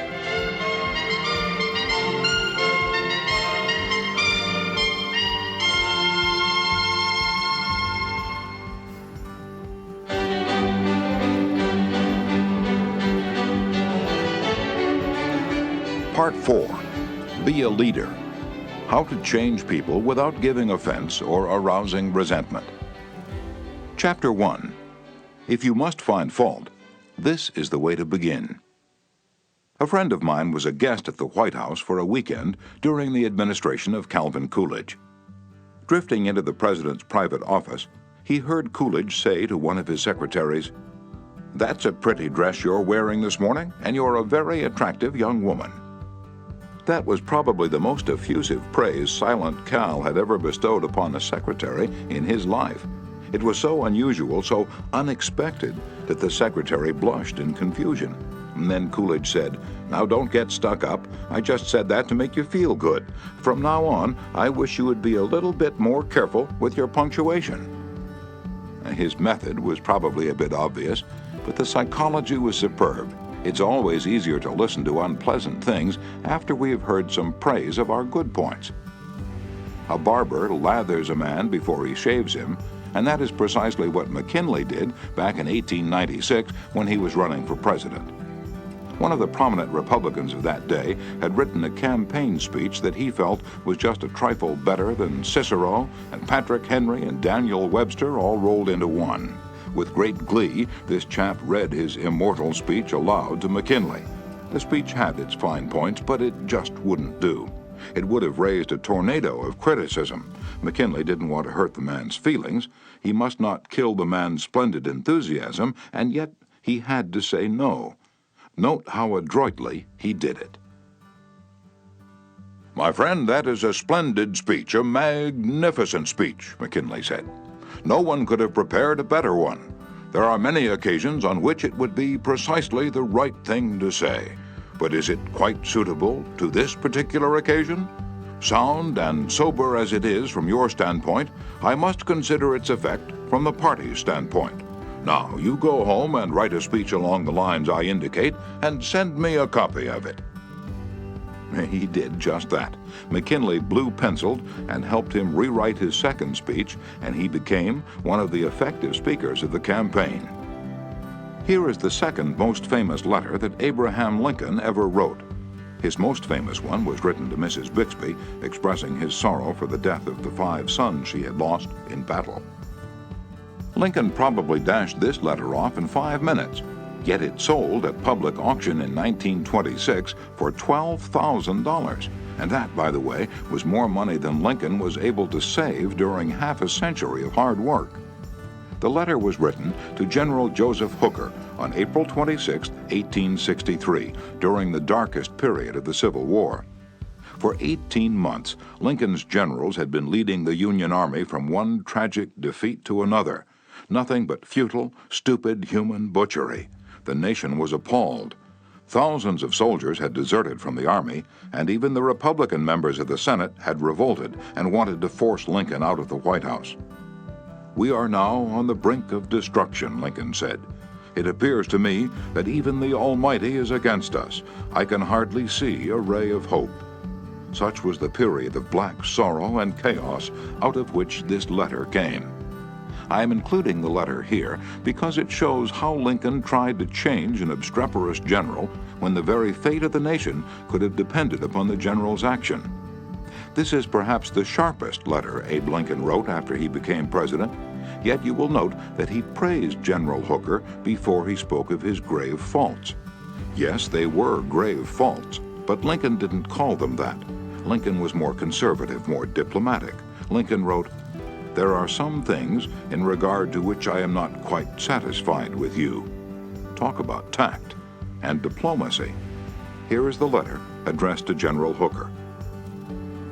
"I have placed you at the head of the Army of the Potomac. Of course, I have done this upon what appears to me to be sufficient reasons, and yet I think it best for you to know that there are some things in regard to which I am not quite satisfied with you. I believe you to be a brave and skillful soldier, which of course I like. I also believe you do not mix politics with your profession, in which you are right. You have confidence in yourself, which is a valuable if not an indispensable quality.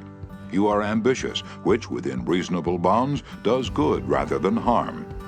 But I think that during General Burnside's command of the Army, you have taken counsel of your ambition and thwarted him as much as you could, in which you did a great wrong to the country and to a most meritorious and honorable brother officer.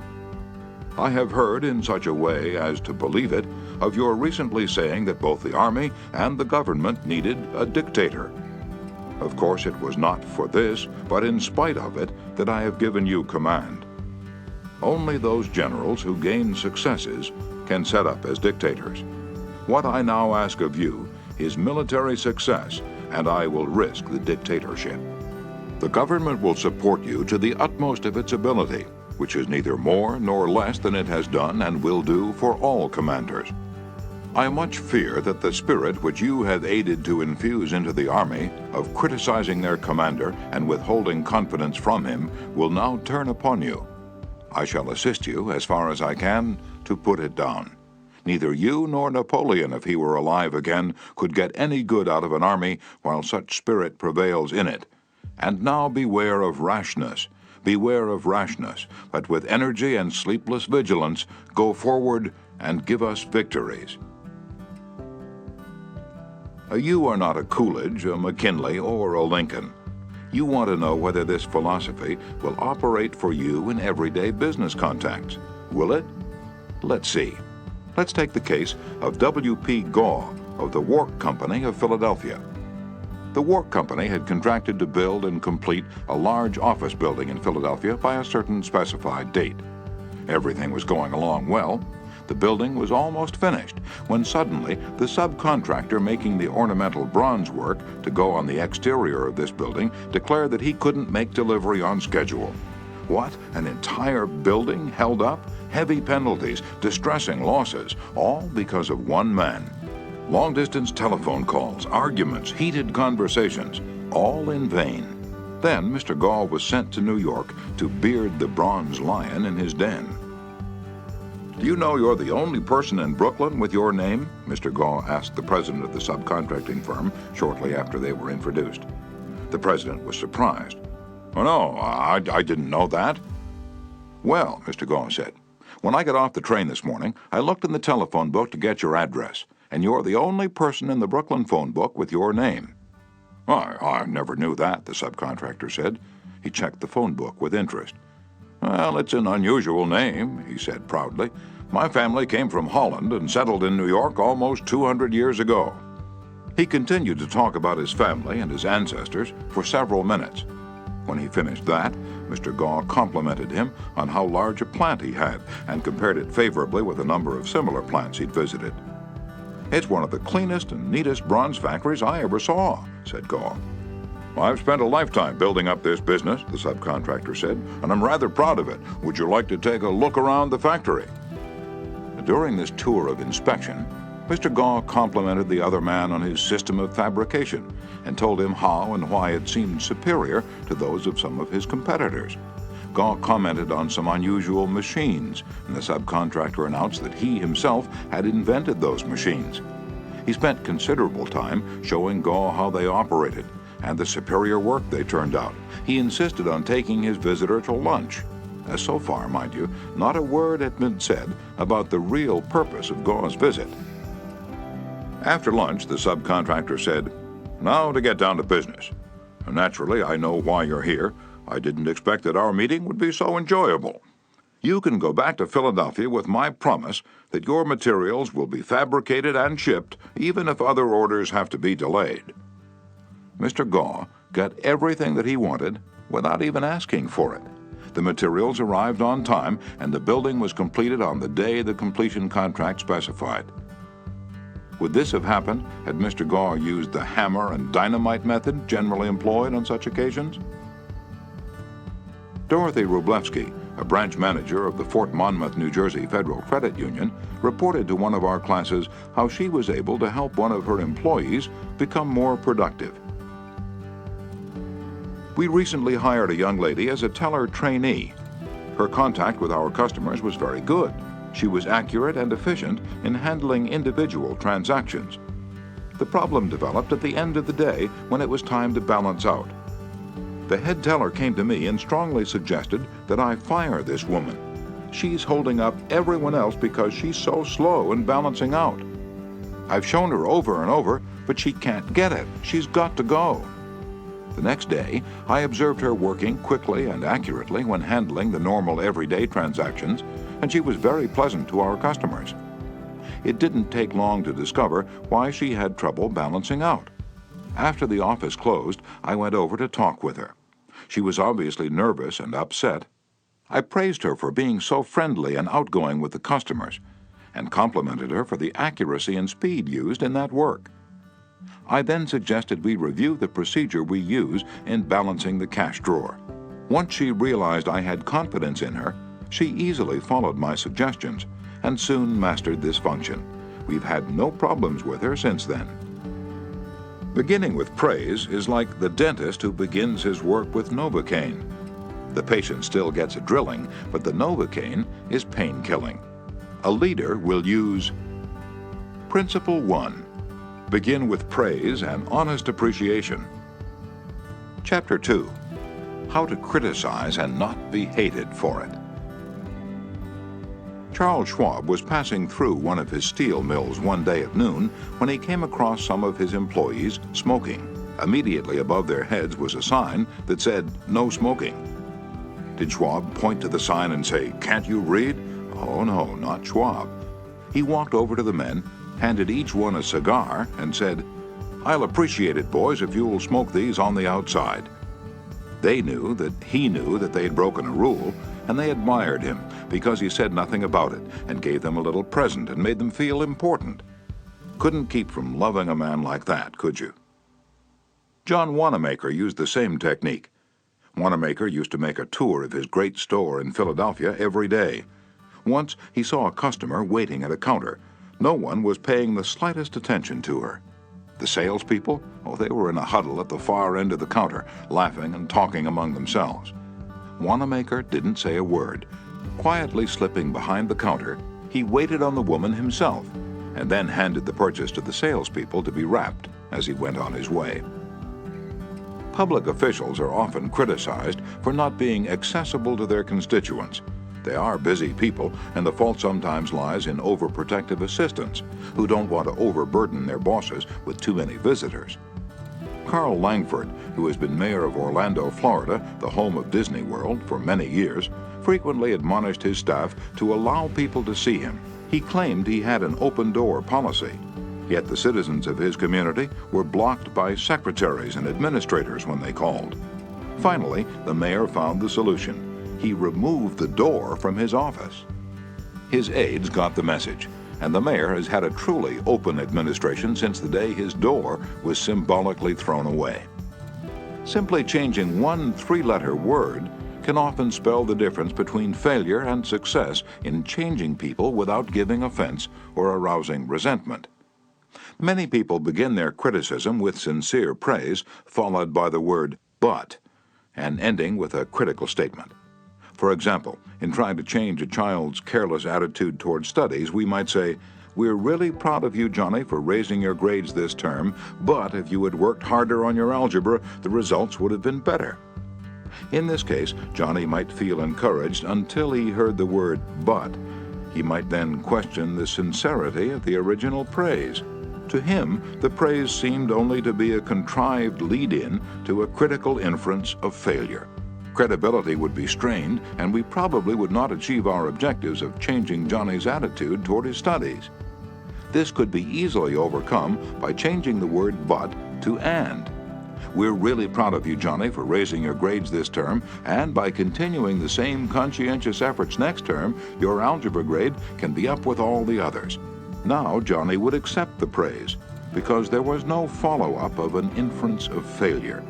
We have called his attention to the behavior we wished to change indirectly, and the chances are he will try to live up to our expectations. Calling attention to one's mistakes indirectly works wonders with sensitive people who may resent bitterly any direct criticism. Marge Jacob of Woonsocket, Rhode Island, told one of our classes how she convinced some sloppy construction workers to clean up after themselves when they were building additions to her house. For the first few days of the work, when Mrs. Jacob returned from her job, she noticed that the yard was strewn with the cut ends of lumber.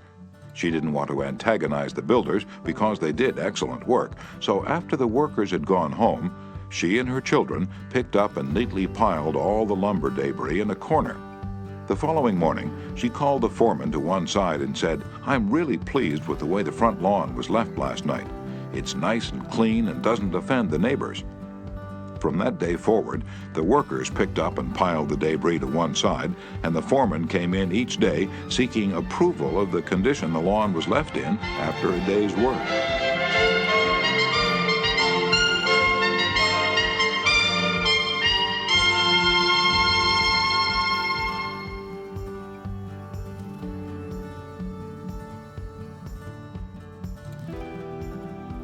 Knowledge is Power Audiobooks.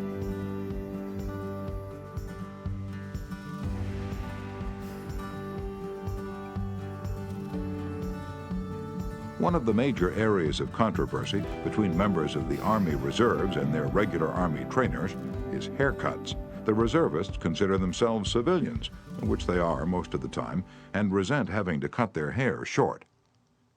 Master Sergeant Harley Kaiser of the 542nd USAR School addressed himself to this problem when he was working with a group of reserved non-commissioned officers. As an old-time regular Army Master Sergeant, he might have been expected to yell at his troops and threaten them. Instead, he chose to make his point indirectly.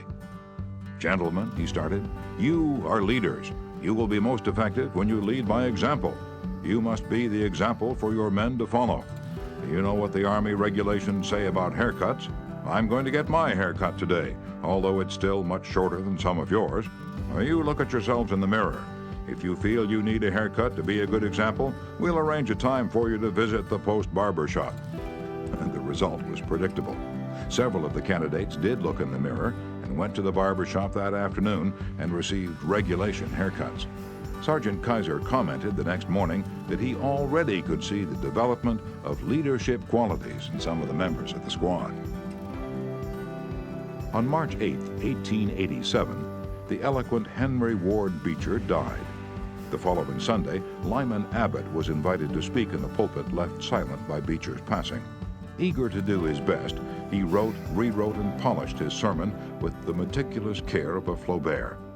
Then he read it to his wife. It was poor, as most written speeches are. She might have said, if she had less judgment, "Lyman, that's terrible, that will never do. You'll put people to sleep. It reads like an encyclopedia. You ought to know better than that, after all the years you've been preaching. For heaven's sake, why don't you talk like a human being? Why don't you act natural? You'll disgrace yourself if you ever read that stuff." That's what she might have said. And if she had, you know what would have happened. And she knew, too. So she merely remarked that it would make an excellent article for the North American Review. In other words, she praised it and at the same time subtly suggested that it wouldn't do as a speech. Lyman Abbott saw the point, tore up his carefully prepared manuscript, and preached without even using notes. An effective way to correct others' mistakes is Principle 2. Call attention to people's mistakes indirectly. Chapter 3. Talk about your own mistakes first. My niece, Josephine Carnegie, had come to New York to be my secretary. She was 19, had graduated from high school 3 years previously, and her business experience was a trifle more than zero. She became one of the most proficient secretaries west of Suez, but in the beginning she was, susceptible to improvement. One day I started to criticize her. I said to myself, "Just a minute, Dale Carnegie, just a minute. You are twice as old as Josephine. You have had 10,000 times as much business experience. How can you possibly expect her to have your viewpoint, your judgment, your initiative, mediocre though they may be? And just a minute, Dale, what were you doing at 19? Remember the asinine mistakes and blunders you made? Remember the time you did this and that?" After thinking the matter over, honestly and impartially, I concluded that Josephine's batting average at 19 was better than mine had been, and that, I'm sorry to confess, isn't paying Josephine much of a compliment. So after that, when I wanted to call Josephine's attention to a mistake, I used to begin by saying, "You've made a mistake, Josephine, but the Lord knows it's no worse than many I have made. You were not born with judgment. That comes only with experience. And you are better than I was at your age. I've been guilty of so many stupid, silly things myself. I have very little inclination to criticize you or anyone. But don't you think it would have been wise if you had done so-and-so? It isn't nearly so difficult to listen to a recital of your faults if the person criticizing begins by humbly admitting that he, too, is far from impeccable. E.G. Dillistone, an engineer in Brandon, Manitoba, Canada, was having problems with his new secretary. Letters he dictated were coming to his desk for signature with 2 or 3 spelling mistakes per page. Mr. Dillistone reported how he handled this. Like many engineers, I've not been noted for my excellent English or spelling. For years, I've kept a little black thumb-indexed book for words I had trouble spelling. When it became apparent that merely pointing out the errors was not going to cause my secretary to do more proofreading and dictionary work, I resolved to take another approach. When the next letter came to my attention that had errors in it, I sat down with the typist and I said, "Somehow this word doesn't look right. It's one of the words I've always had trouble with. That's the reason I started this little spelling book of mine." I opened the book to the appropriate page. Yes, here it is. I'm very conscious of my spelling now because people do judge us by our letters, and misspelling makes us look less professional. I don't know whether she copied my system or not, but since that conversation, her frequency of spelling errors has been significantly reduced. The polished Prince Bernhard von Bülow learned the sharp necessity of doing this back in 1909. Von Bülow was then the Imperial Chancellor of Germany, and on the throne sat Wilhelm II. Wilhelm the Haughty, Wilhelm the Arrogant, Wilhelm the last of the German Kaisers, building an army and navy that he boasted could whip their weight in wildcats. Then an astonishing thing happened. The Kaiser said things, incredible things, things that rocked the continent and started a series of explosions heard around the world. To make matters infinitely worse, the Kaiser made silly, egotistical, absurd announcements in public. He made them while he was a guest in England, and he gave his royal permission to have them printed in the Daily Telegraph.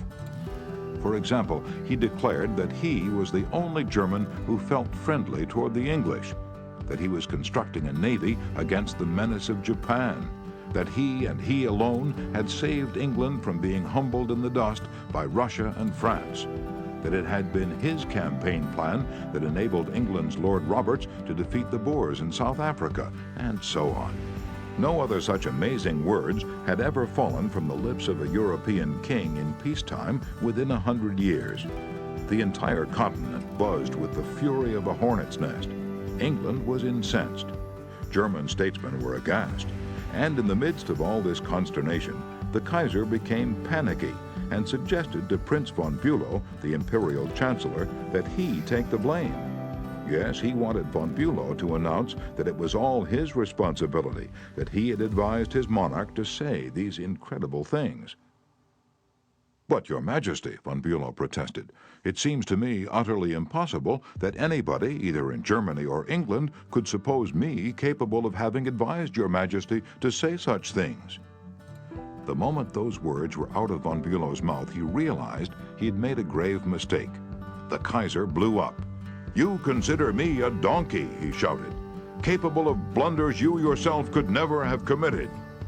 Von Bülow knew that he ought to have praised before he condemned, but since that was too late, he did the next best thing. He praised after he had criticized, and it worked a miracle. "I am far from suggesting that," he answered respectfully.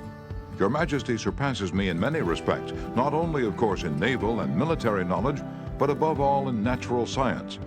I have often listened in admiration when Your Majesty explained the barometer, or wireless telegraphy, or the Röntgen rays. I am shamefully ignorant of all branches of natural science, have no notion of chemistry, of physics, and am quite incapable of explaining the simplest of natural phenomena. But," von Bülow continued, "in compensation, I possess some historical knowledge and perhaps certain qualities useful in politics, especially diplomacy." The Kaiser beamed. Von Bülow had praised him. Von Bülow had exalted him and humbled himself. The Kaiser could forgive anything after that. "Haven't I always told you," he exclaimed with enthusiasm, "that we complete one another famously? We should stick together, and we will."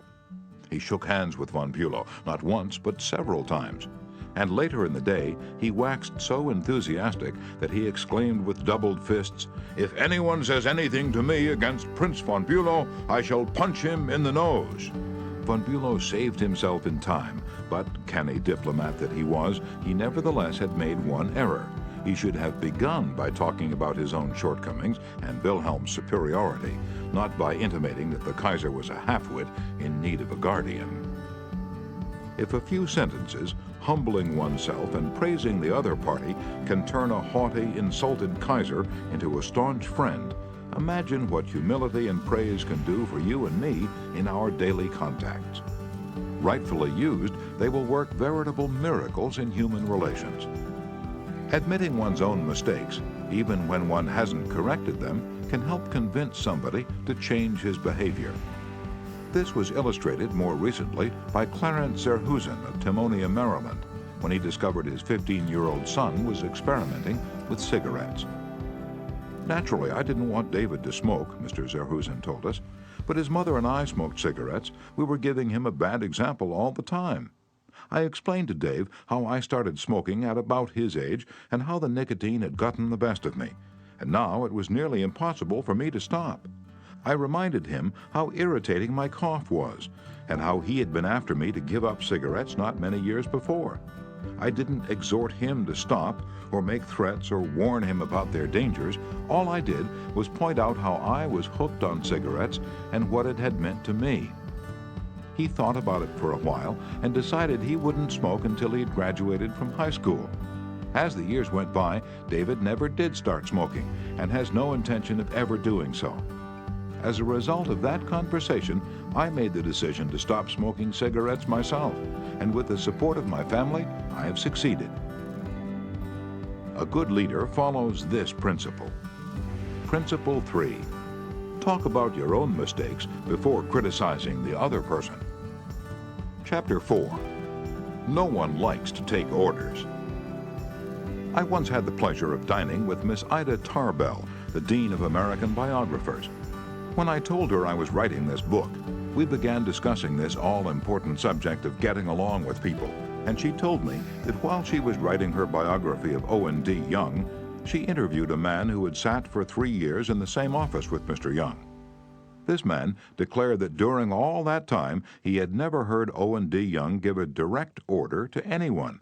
He always gave suggestions, not orders. Owen D. Young never said, for example, "Do this or do that," or "Don't do this, don't do that." He would say, "You might consider this," or "Do you think that would work?" Frequently he would say, after he had dictated a letter, "What do you think of this?" In looking over a letter of one of his assistants, he would say, "Maybe if we were to phrase it this way, it would be better." He always gave people the opportunity to do things themselves. He never told his assistants to do things. He let them do them, let them learn from their mistakes. A technique like that makes it easy for a person to correct errors. A technique like that saves a person's pride and gives him or her a feeling of importance. It encourages cooperation instead of rebellion. Resentment caused by a brash order may last a long time, even if the order was given to correct an obviously bad situation. Dan Santarelli, a teacher at a vocational school in Wyoming, Pennsylvania, told one of our classes how one of his students had blocked the entranceway to one of the school's shops by illegally parking his car in it. One of the other instructors stormed into the classroom and asked in an arrogant tone, "Whose car is blocking the driveway?" When the student who owned the car responded, the instructor screamed, "Move that car and move it right now, or I'll wrap a chain around it and drag it out of there." Now, that student was wrong. The car should not have been parked there. But from that day on, not only did that student resent the instructor's action, but all the students in the class did everything they could to give the instructor a hard time and make his job unpleasant. How could he have handled it differently if he had asked in a friendly way, "Whose car's in the driveway?" and then suggested that if it were moved, other cars could get in and out? The student would have gladly moved it, and neither he nor his classmates would have been upset and resentful. Asking questions not only makes an order more palatable, it often stimulates the creativity of the persons who you ask. People are more likely to accept an order if they have had a part in the decision that caused the order to be issued. When Ian MacDonald of Johannesburg, South Africa, the general manager of a small manufacturing plant specializing in precision machine parts, had the opportunity to accept a very large order, he was convinced that he would not meet the promised delivery date. The work already scheduled in the shop and the short completion time needed for this order made it seem impossible for him to accept the order. Instead of pushing his people to accelerate their work and rush the order through, he called everybody together, explained the situation to them, and told them how much it would mean to the company and to them if they could make it possible to produce the order on time. Then he started asking questions. Is there anything we can do to handle this order? Can anyone think of different ways to process it through the shop that will make it possible to take the order? Is there any way to adjust our hours or personnel assignments that would help? The employees came up with many ideas and insisted that he take the order. They approached it with a "we can do it" attitude, and the order was accepted, produced, and delivered on time. An effective leader will use Principle 4. Ask questions instead of giving direct orders. Chapter 5. Let the other person save face. Years ago, the General Electric Company was faced with the delicate task of removing Charles Steinmetz from the head of a department. Steinmetz, a genius of the first magnitude when it came to electricity, was a failure as the head of the calculating department. Yet the company didn't dare offend the man. He was indispensable and highly sensitive. So they gave him a new title. They made him Consulting Engineer of the General Electric Company, a new title for work he was already doing, and let someone else head up the department. Steinmetz was happy. So were the officers of GE. They had gently maneuvered their most temperamental star, and they had done it without a storm by letting him save face. Letting one save face, how important, how vitally important that is. And how few of us ever stop to think of it. We ride roughshod over the feelings of others, getting our own way, finding fault, issuing threats, criticizing a child or an employee in front of others without even considering the hurt to the other person's pride. Whereas a few minutes' thought, a considerate word or two, a genuine understanding of the other person's attitude would go so far toward alleviating the sting. Let's remember that the next time we're faced with the distasteful necessity of discharging or reprimanding an employee. Firing employees is not much fun. Getting fired is even less fun.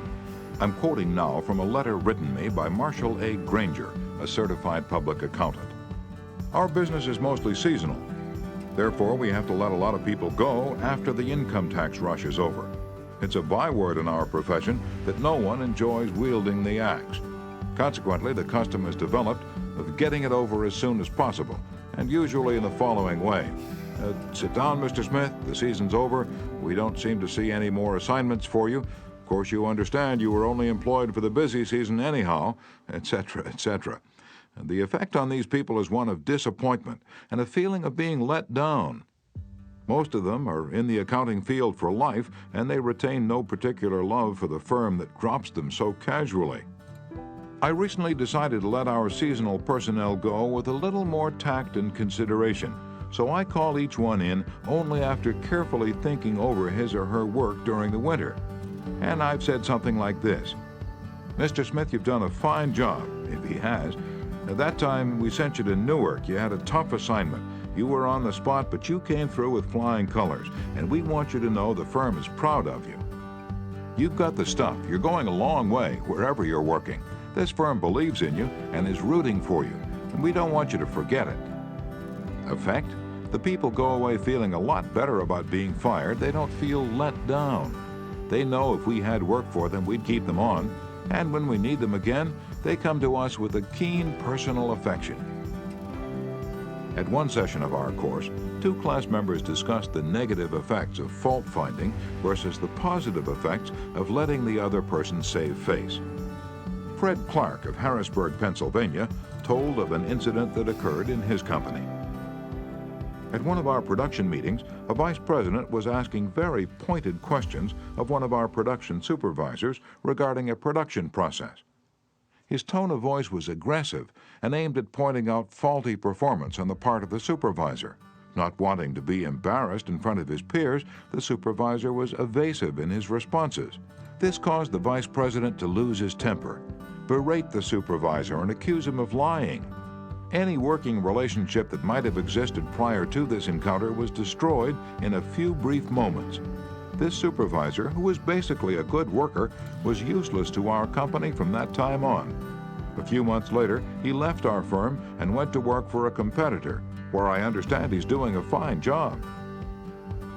Another class member, Anna Mazzone, related how a similar incident had occurred at her job, but what a difference in approach and results.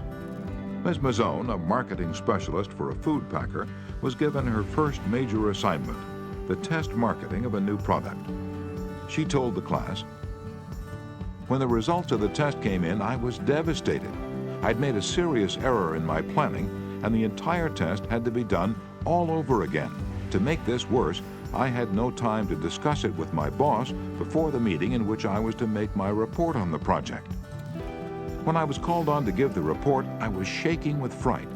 I had all I could do to keep from breaking down, but I resolved I would not cry and have all those men make remarks about women not being able to handle a management job because they're too emotional. I made my report briefly and stated that due to an error, I would repeat the study before the next meeting. I sat down, expecting my boss to blow up. Instead, he thanked me for my work and remarked that it was not unusual for a person to make an error on a new project and that he had confidence that the repeat survey would be accurate and meaningful to the company.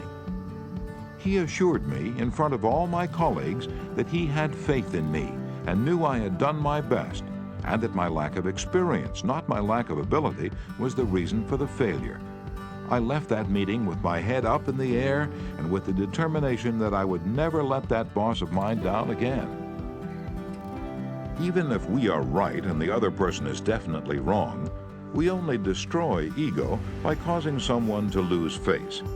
The legendary French aviation pioneer and author Antoine de Saint-Exupéry wrote, "I have no right to say or do anything that diminishes a man in his own eyes. What matters is not what I think of him, but what he thinks of himself. Hurting a man in his dignity is a crime."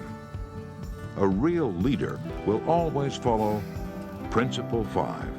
Let the other person save face. Chapter 6. How to Spur People On to Success. Pete Barlow was an old friend of mine. He had a dog and pony act and spent his life traveling with circuses and vaudeville shows. I love to watch Pete train new dogs for his act. I noticed that the moment a dog showed the slightest improvement, Pete patted and praised him and gave him meat and made a great to-do about it. But that's nothing new. Animal trainers have been using that same technique for centuries. Why, I wonder, don't we use the same common sense when trying to change people that we use when trying to change dogs? Why don't we use meat instead of a whip? Why don't we use praise instead of condemnation? Let us praise even the slightest improvement. That inspires the other person to keep on improving. In his book, I Ain't Much, Baby, But I'm All I Got, the psychologist Jess Lair comments, "Praise is like sunlight to the warm human spirit. We cannot flower and grow without it, and yet while most of us are only too ready to apply to others the cold wind of criticism, we are somehow reluctant to give our fellow the warm sunshine of praise." I can look back at my own life and see where a few words of praise have sharply changed my entire future. Can't you say the same thing about your life? History is replete with striking illustrations of the sheer witchery of praise. For example, many years ago, a boy of 10 was working in a factory in Naples. He longed to be a singer, but his first teacher discouraged him. "You can't sing," he said. "You haven't any voice at all. It sounds like the wind in the shutters." But his mother, a poor peasant woman, put her arms about him and praised him and told him she knew he could sing. She could already see an improvement, and she went barefoot in order to save money to pay for his music lessons. That peasant mother's praise and encouragement changed that boy's life. His name was Enrico Caruso, and he became the greatest and most famous opera singer of his age. In the early 19th century, a young man in London aspired to be a writer, but everything seemed to be against him. He had never been able to attend school more than 4 years. His father had been flung in jail because he couldn't pay his debts, and this young man often knew the pangs of hunger. Finally, he got a job pasting labels on bottles of blacking in a rat-infested warehouse, and he slept at night in a dismal attic room with 2 other boys, gutter snipes from the slums of London.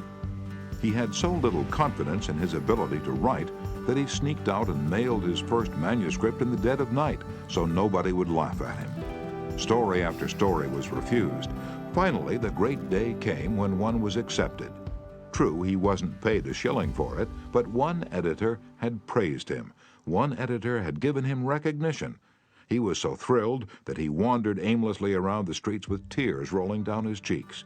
The praise, the recognition that he received through getting one story in print changed his whole life.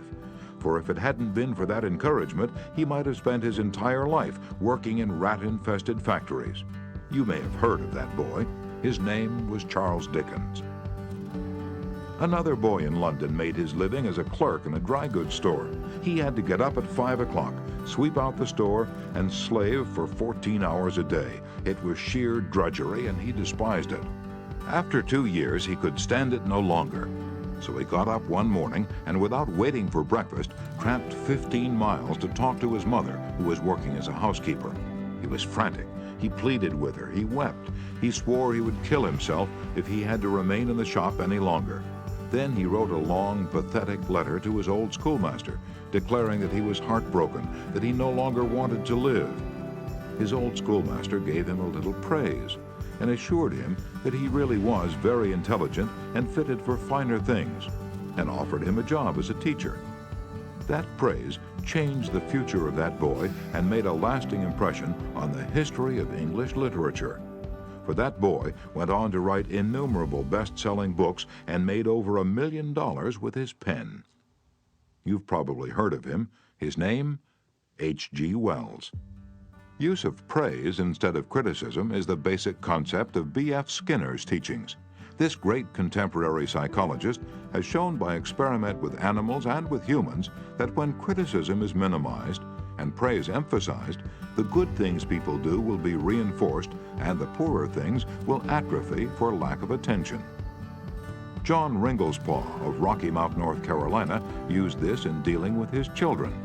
It seemed that, as in so many families, Mother and Dad's chief form of communication with the children was yelling at them. And as in so many cases, the children became a little worse rather than better after every session, and so did the parents. There seemed to be no end in sight for this problem. Mr. Ringlespaw determined to use some of the principles he was learning in our course to solve this situation. He reported, "We decided to try to praise instead of harping on their faults. It wasn't easy when all we could see were the negative things they were doing. It was really tough to find things to praise. We managed to find something, and within the first day or two, some of the really upsetting things they were doing quit happening. Then some of their other faults began to disappear. They began capitalizing on the praise we were giving them. They even began going out of their way to do things right. Neither of us could believe it.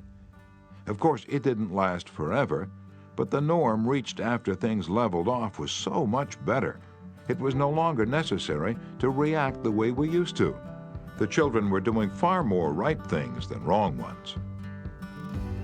All of this was the result of praising the slightest improvement in the children rather than condemning everything they did wrong. This works on the job, too. Keith Roper of Woodland Hills, California, applied this principle to a situation in his company. Some material came to him in his print shop, which was of exceptionally high quality. The printer who had done this job was a new employee who had been having difficulty adjusting to the job. His supervisor was upset about what he considered a negative attitude, and was seriously thinking of terminating his services. When Mr. Roper was informed of this situation, he personally went over to the print shop and had a talk with the young man. He told him how pleased he was with the work he'd just received and pointed out it was the best work he had seen produced in that shop for some time. He pointed out exactly why it was superior and how important the young man's contribution was to the company. Do you think this affected that young printer's attitude toward the company? Within days, there was a complete turnabout. He told several of his co-workers about the conversation and how someone in the company really appreciated good work, and from that day on, he was a loyal and dedicated worker. What Mr. Roper did was not just flatter the young printer and say, "You're good." He specifically pointed out how his work was superior. Because he had singled out a specific accomplishment rather than just making general flattering remarks, his praise became much more meaningful to the person to whom it was given. Everybody likes to be praised, but when praise is specific, it comes across as sincere, not something the other person may be saying just to make one feel good.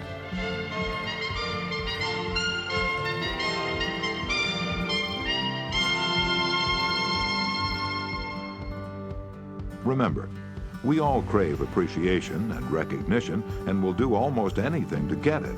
But nobody wants insincerity. Nobody wants flattery. Let me repeat.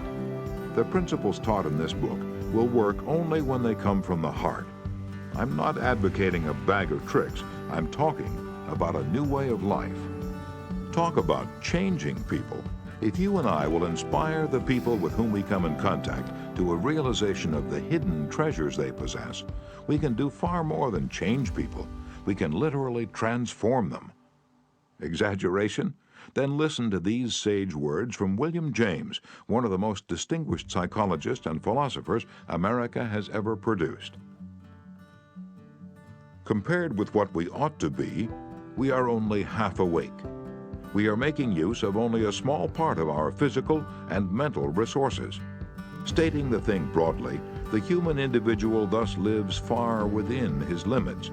He possesses powers of various sorts which he habitually fails to use. Yes, you possess powers of various sorts which you habitually fail to use. And one of these powers you are probably not using to the fullest extent is your magic ability to praise people and inspire them with a realization of their latent possibilities. Abilities wither under criticism, they blossom under encouragement. To become a more effective leader of people, apply Principle 6. Praise the slightest improvement and praise every improvement. Be hearty in your approbation and lavish in your praise. Chapter 7. Give a dog a good name. What do you do when a person who's been a good worker begins to turn in shoddy work? You can fire him or her, but that really doesn't solve anything. You can berate the worker, but this usually causes resentment. Henry Henke, a service manager for a large truck dealership in Lowell, Indiana, had a mechanic whose work had become less than satisfactory. Instead of bawling him out or threatening him, Mr. Henke called him into his office and had a heart-to-heart talk with him. "Bill," he said, "you're a fine mechanic. You've been in this line of work for a good number of years. You've repaired many vehicles to the customer's satisfaction. In fact, we've had a number of compliments about the good work you've done. Yet of late, the time you take to complete each job has been increasing, and your work has not been up to your own old standards. Because you've been such an outstanding mechanic in the past, I felt sure you'd want to know that I'm not happy with the situation. Perhaps jointly we could find some way to correct the problem." Bill responded that he hadn't realized he'd been falling down in his duties and assured his boss that the work he was getting was not out of his range of expertise and that he would try to improve in the future. Did he do it? You can be sure he did. He once again became a fast and thorough mechanic. With that reputation Mr. Henke had given him to live up to, how could he do anything else but turn out work comparable to that which he had done in the past? "The average person," said Samuel Vauclain, then president of the Baldwin Locomotive Works, "can be led readily if you have his or her respect, and if you show that you respect that person for some kind of ability. In short, if you want to improve a person in a certain respect, act as though that particular trait were already one of his or her outstanding characteristics. Shakespeare said, "Assume a virtue if you have it not." And it might be well to assume and state openly that other people have the virtue you want them to develop. Give them a fine reputation to live up to, and they will make prodigious efforts rather than see you disillusioned. Georgette Leblanc, in her book Souvenirs, My Life with Maeterlinck, describes the startling transformation of a humble Belgian Cinderella. "A servant girl from a neighboring hotel brought my meals," she wrote. She was called Marie the dishwasher because she had started her career as a scullery assistant. She was a kind of monster, cross-eyed, bandy-legged, poor in flesh and spirit. One day, while she was holding my plate of macaroni in her red hand, I said to her point blank, "Marie, you do not know what treasures are within you." Accustomed to holding back her emotion, Marie waited a few moments, not daring to risk the slightest gesture for fear of a catastrophe. Then she put the dish on the table, sighed, and said ingenuously, "Madame, I would never have believed it." She did not doubt, she did not ask a question, she simply went back to the kitchen and repeated what I had said. And such is the force of faith that no one made fun of her. From that day on, she was even given a certain consideration. But the most curious change of all occurred in the humble Marie herself. Believing she was the tabernacle of unseen marvels, she began taking care of her face and body so carefully that her starved youth seemed to bloom and modestly hide her plainness. 2 months later, she announced her coming marriage with the nephew of the chef. "I'm going to be a lady," she said, and thanked me. A small phrase had changed her entire life. Georgette Leblanc had given Marie the dishwasher a reputation to live up to, and that reputation had transformed her. Bill Parker, a sales representative for a food company in Daytona Beach, Florida, was very excited about the new line of products his company was introducing, and was upset when the manager of a large independent food market turned down the opportunity to carry it in his store. Bill brooded all day over this rejection and decided to return to the store before he went home that evening and try again. "Jack," he said, "since I left this morning, I realized I hadn't given you the entire picture of our new line, and I'd appreciate some of your time to tell you about the points I omitted. I've respected the fact that you're always willing to listen and are big enough to change your mind when the facts warrant a change." Could Jack refuse to give him another hearing? Not with that reputation to live up to. One morning, Dr. Martin Fitzhugh, a dentist in Dublin, Ireland, was shocked when one of his patients pointed out to him that the metal cup holder which she was using to rinse her mouth was not very clean. True, the patient drank from the paper cup, not the holder, but it certainly was not professional to use tarnished equipment. When the patient left, Dr. Fitzhugh retreated to his private office to write a note to Bridget, the charwoman, who came twice a week to clean his office. He wrote, "My dear Bridget, I see you so seldom, I thought I'd take the time to thank you for the fine job of cleaning you've been doing. By the way, I thought I'd mention that since 2 hours twice a week is a very limited amount of time, please feel free to work an extra half hour from time to time if you feel the need to do those once-in-a-while things like polishing the cup holders and the like. I, of course, will pay you for the extra time." The next day, when I walked into my office, Dr. Fitzhugh reported, my desk had been polished to a mirror-like finish, as had my chair, which I nearly slid out of. When I went into the treatment room, I found the shiniest, cleanest, chrome-plated cup holder I had ever seen nestled in its receptacle. I had given my charwoman a fine reputation to live up to, and because of this small gesture, she outperformed all her past efforts. How much additional time did she spend on this? That's right, none at all. There's an old saying, give a dog a bad name and you may as well hang him, but give him a good name and see what happens. When Mrs. Ruth Hopkins, a fourth-grade teacher in Brooklyn, New York, looked at her class roster the first day of school, her excitement and joy of starting a new term was tinged with anxiety. In her class this year, she would have Tommy T., the school's most notorious bad boy.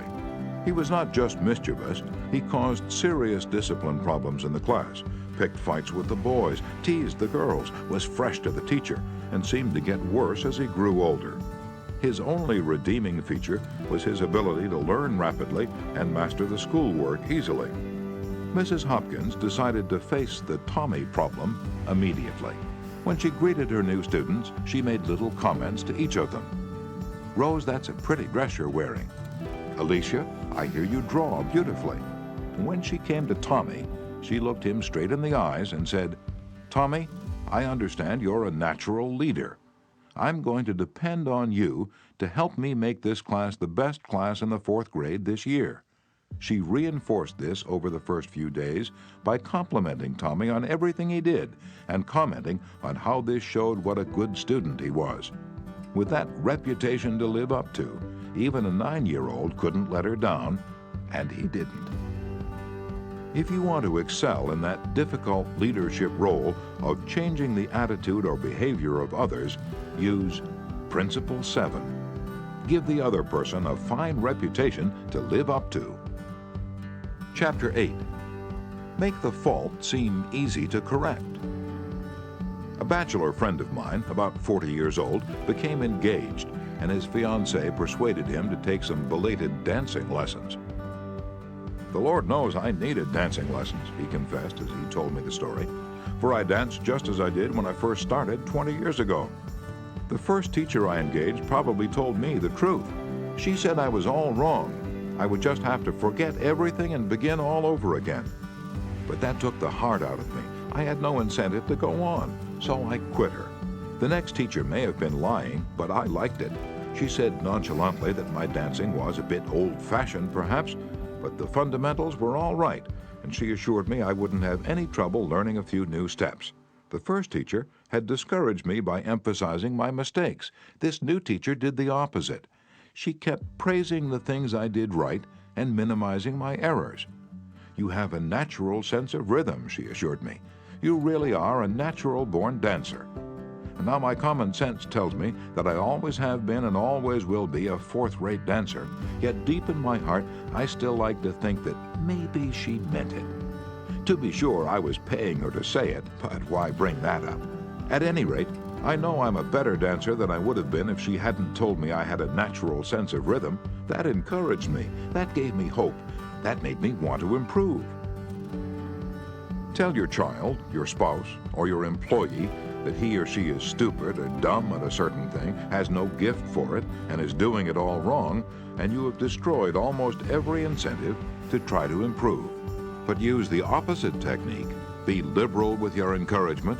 Make the thing seem easy to do. Let the other person know that you have faith in his ability to do it, that he has an undeveloped flair for it, and he will practice until the dawn comes in the window in order to excel.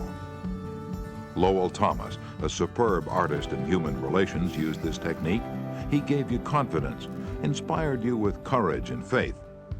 For example, I spent a weekend with Mr. and Mrs. Thomas, and on Saturday night I was asked to sit in on a friendly bridge game before a roaring fire. Bridge? Oh, no, not me. I knew nothing about it. The game had always been a black mystery to me. No, impossible. "Why, Dale, it's no trick at all," Lowell replied. "There's nothing to bridge except memory and judgment. You've written articles on memory. Bridge will be a cinch for you. It's right up your alley."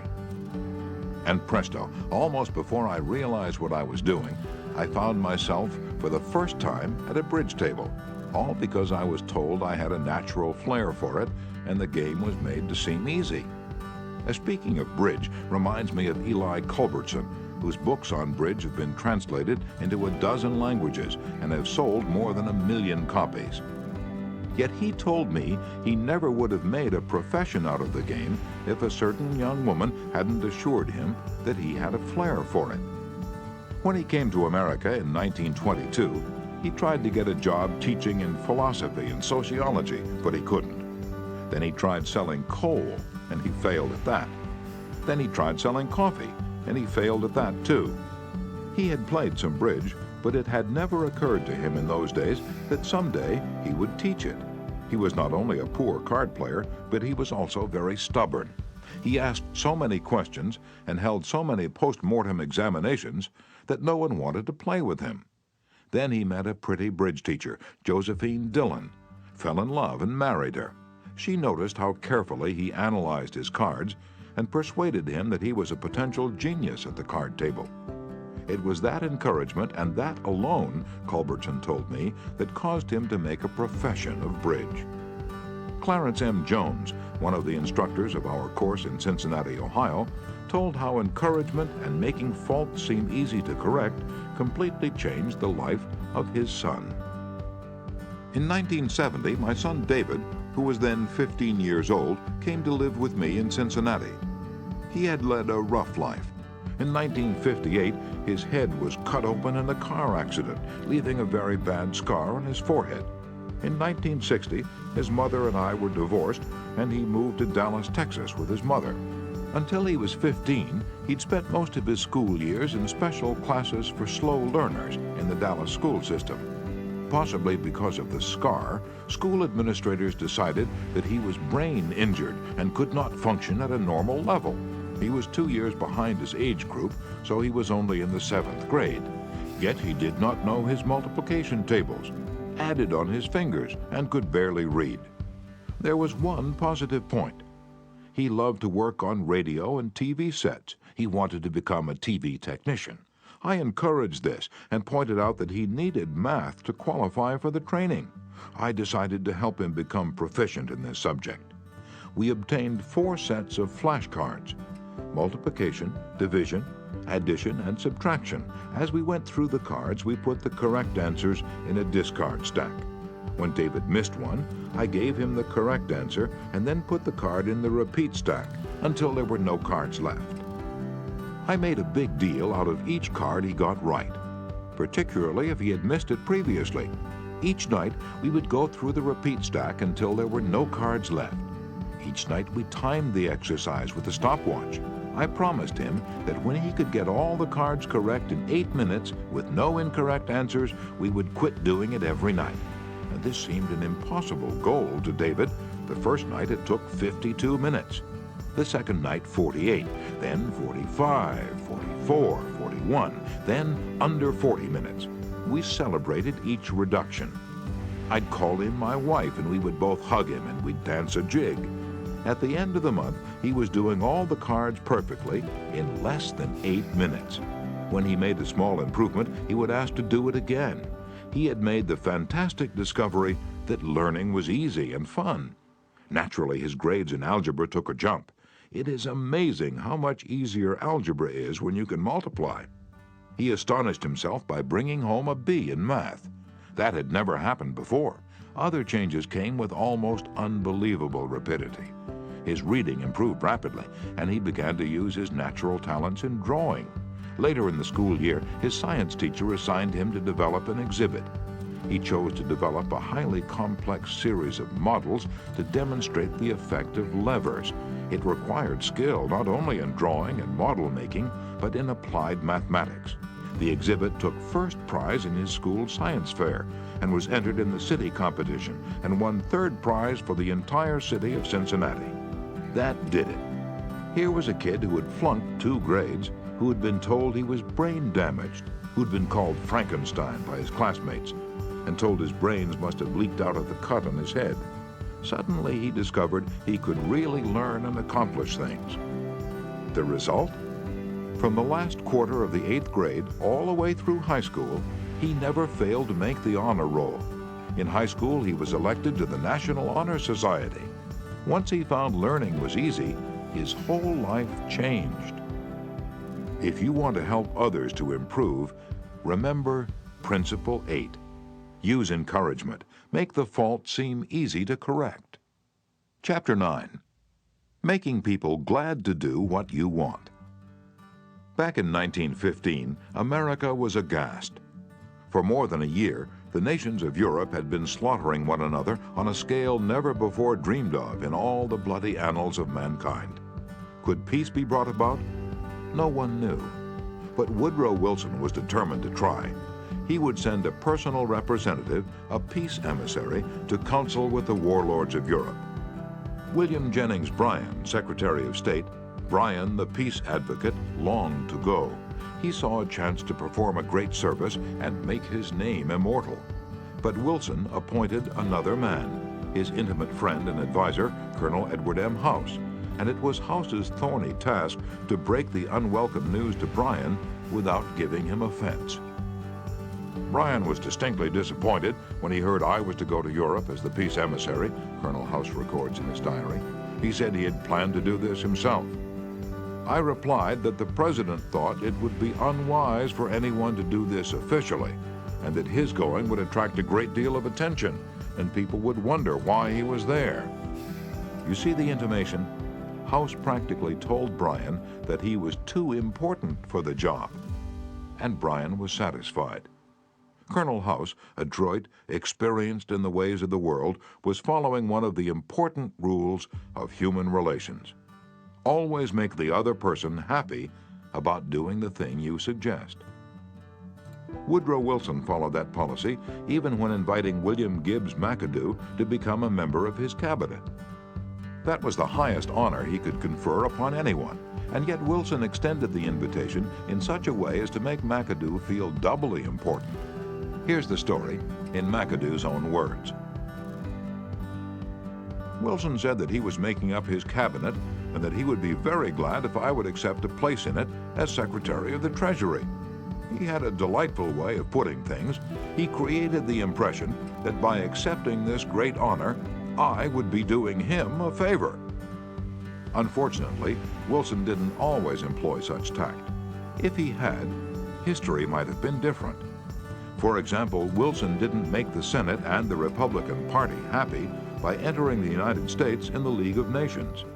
Wilson refused to take such prominent Republican leaders as Elihu Root or Charles Evans Hughes or Henry Cabot Lodge to the peace conference with him. Instead, he took along unknown men from his own party.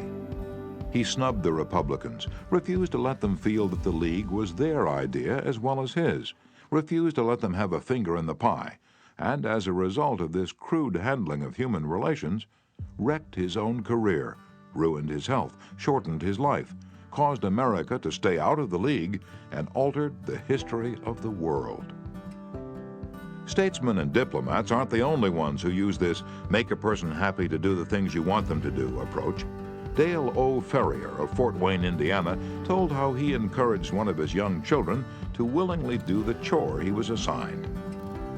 One of Jeff's chores was to pick up pears from under the pear tree so the person who was mowing underneath wouldn't have to stop and pick them up. He didn't like this chore, and frequently it was either not done at all or it was done so poorly that the mower had to stop and pick up several pears that he'd missed. Rather than have an eyeball-to-eyeball confrontation about it, one day I said to him, "Jeff, I'll make a deal with you. For every bushel basket full of pears you pick up, I'll pay you $1. But after you're finished, for every pear I find left in the yard, I'll take away $1. How does that sound?" As you'd expect, he not only picked up all of the pears, but I had to keep an eye on him to see that he didn't pull a few off the trees to fill up some of the baskets. I knew a man who had to refuse many invitations to speak, invitations extended by friends, invitations coming from people to whom he was obligated, and yet he did it so adroitly that the other person was at least contented with his refusal. How did he do it? Not by merely talking about the fact that he was too busy and too this and too that. No, after expressing his appreciation of the invitation and regretting his inability to accept it, he suggested a substitute speaker. In other words, he didn't give the other person any time to feel unhappy about the refusal. He immediately changed the other person's thoughts to some other speaker who could accept the invitation. Gunther Schmidt, who took our course in West Germany, told of an employee in the food store he managed who was negligent about putting the proper price tags on the shelves where the items were displayed. This caused confusion, and customer complaints. Reminders, admonitions, confrontations with her about this did not do much good. Finally, Mr. Schmidt called her into his office and told her he was appointing her supervisor of price tag posting for the entire store, and she would be responsible for keeping all of the shelves properly tagged. This new responsibility and title changed her attitude completely, and she fulfilled her duties satisfactorily from then on. Childish? Perhaps.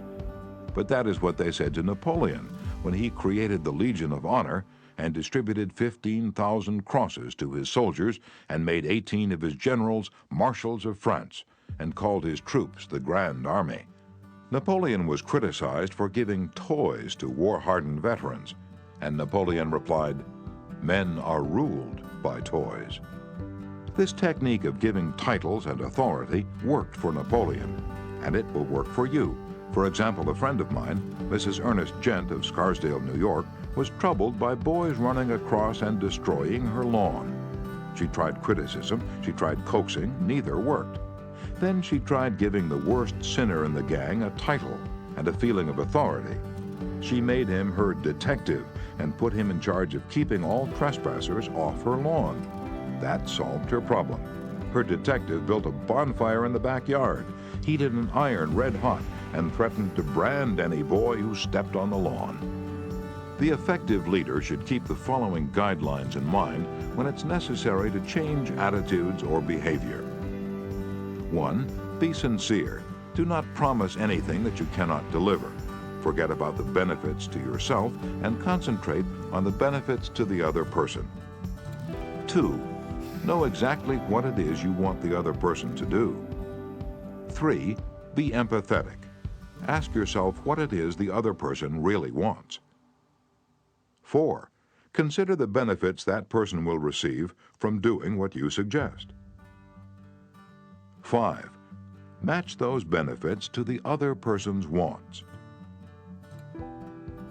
And 6. When you make your request, put it in a form that will convey to the other person the idea that he personally will benefit.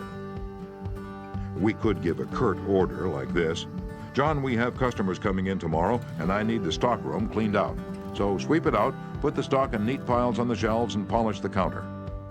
Or we could express the same idea by showing John the benefits he will get from doing the task. "John, we have a job that should be completed right away. If it's done now, we won't be faced with it later. I'm bringing some customers in tomorrow to show our facilities. I'd like to show them the stockroom, but it is in poor shape. If you could sweep it out, put the stock in neat piles on the shelves, and polish the counter, it would make us look efficient, and you will have done your part to provide a good company image." Will John be happy about doing what you suggest? Probably not very happy, but happier than if you had not pointed out the benefits. Assuming you know that John has pride in the way his stockroom looks and is interested in contributing to the company image, he will be more likely to be cooperative. It will also have been pointed out to John that the job would have to be done eventually, and by doing it now, he won't be faced with it later. It is naive to believe you will always get a favorable reaction from other persons when you use these approaches, but the experience of most people shows that you are more likely to change attitudes this way than by not using these principles. And if you increase your successes by even a mere 10%, you have become 10% more effective as a leader than you were before, and that is your benefit. People are more likely to do what you would like them to do when you use Principle 9. Make the other person happy about doing the thing you suggest. In a nutshell, be a leader. A leader's job often includes changing your people's attitudes and behavior. Some suggestions to accomplish this: Principle 1. Begin with praise and honest appreciation. Principle 2. Call attention to people's mistakes indirectly. Principle 3. Talk about your own mistakes before criticizing the other person. Principle 4. Ask questions instead of giving direct orders. Principle 5. Let the other person save face. Principle 6. praise the slightest improvement and praise every improvement. Be hearty in your approbation and lavish in your praise. Principle 7. Give the other person a fine reputation to live up to. Principle 8. Use encouragement. Make the fault seem easy to correct. Principle 9. Make the other person happy about doing the thing you suggest.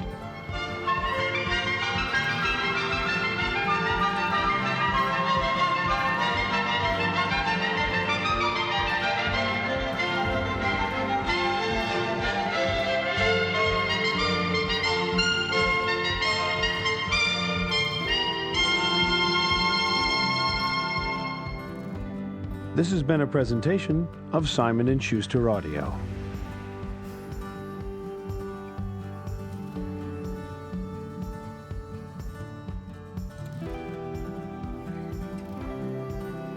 Knowledge is power.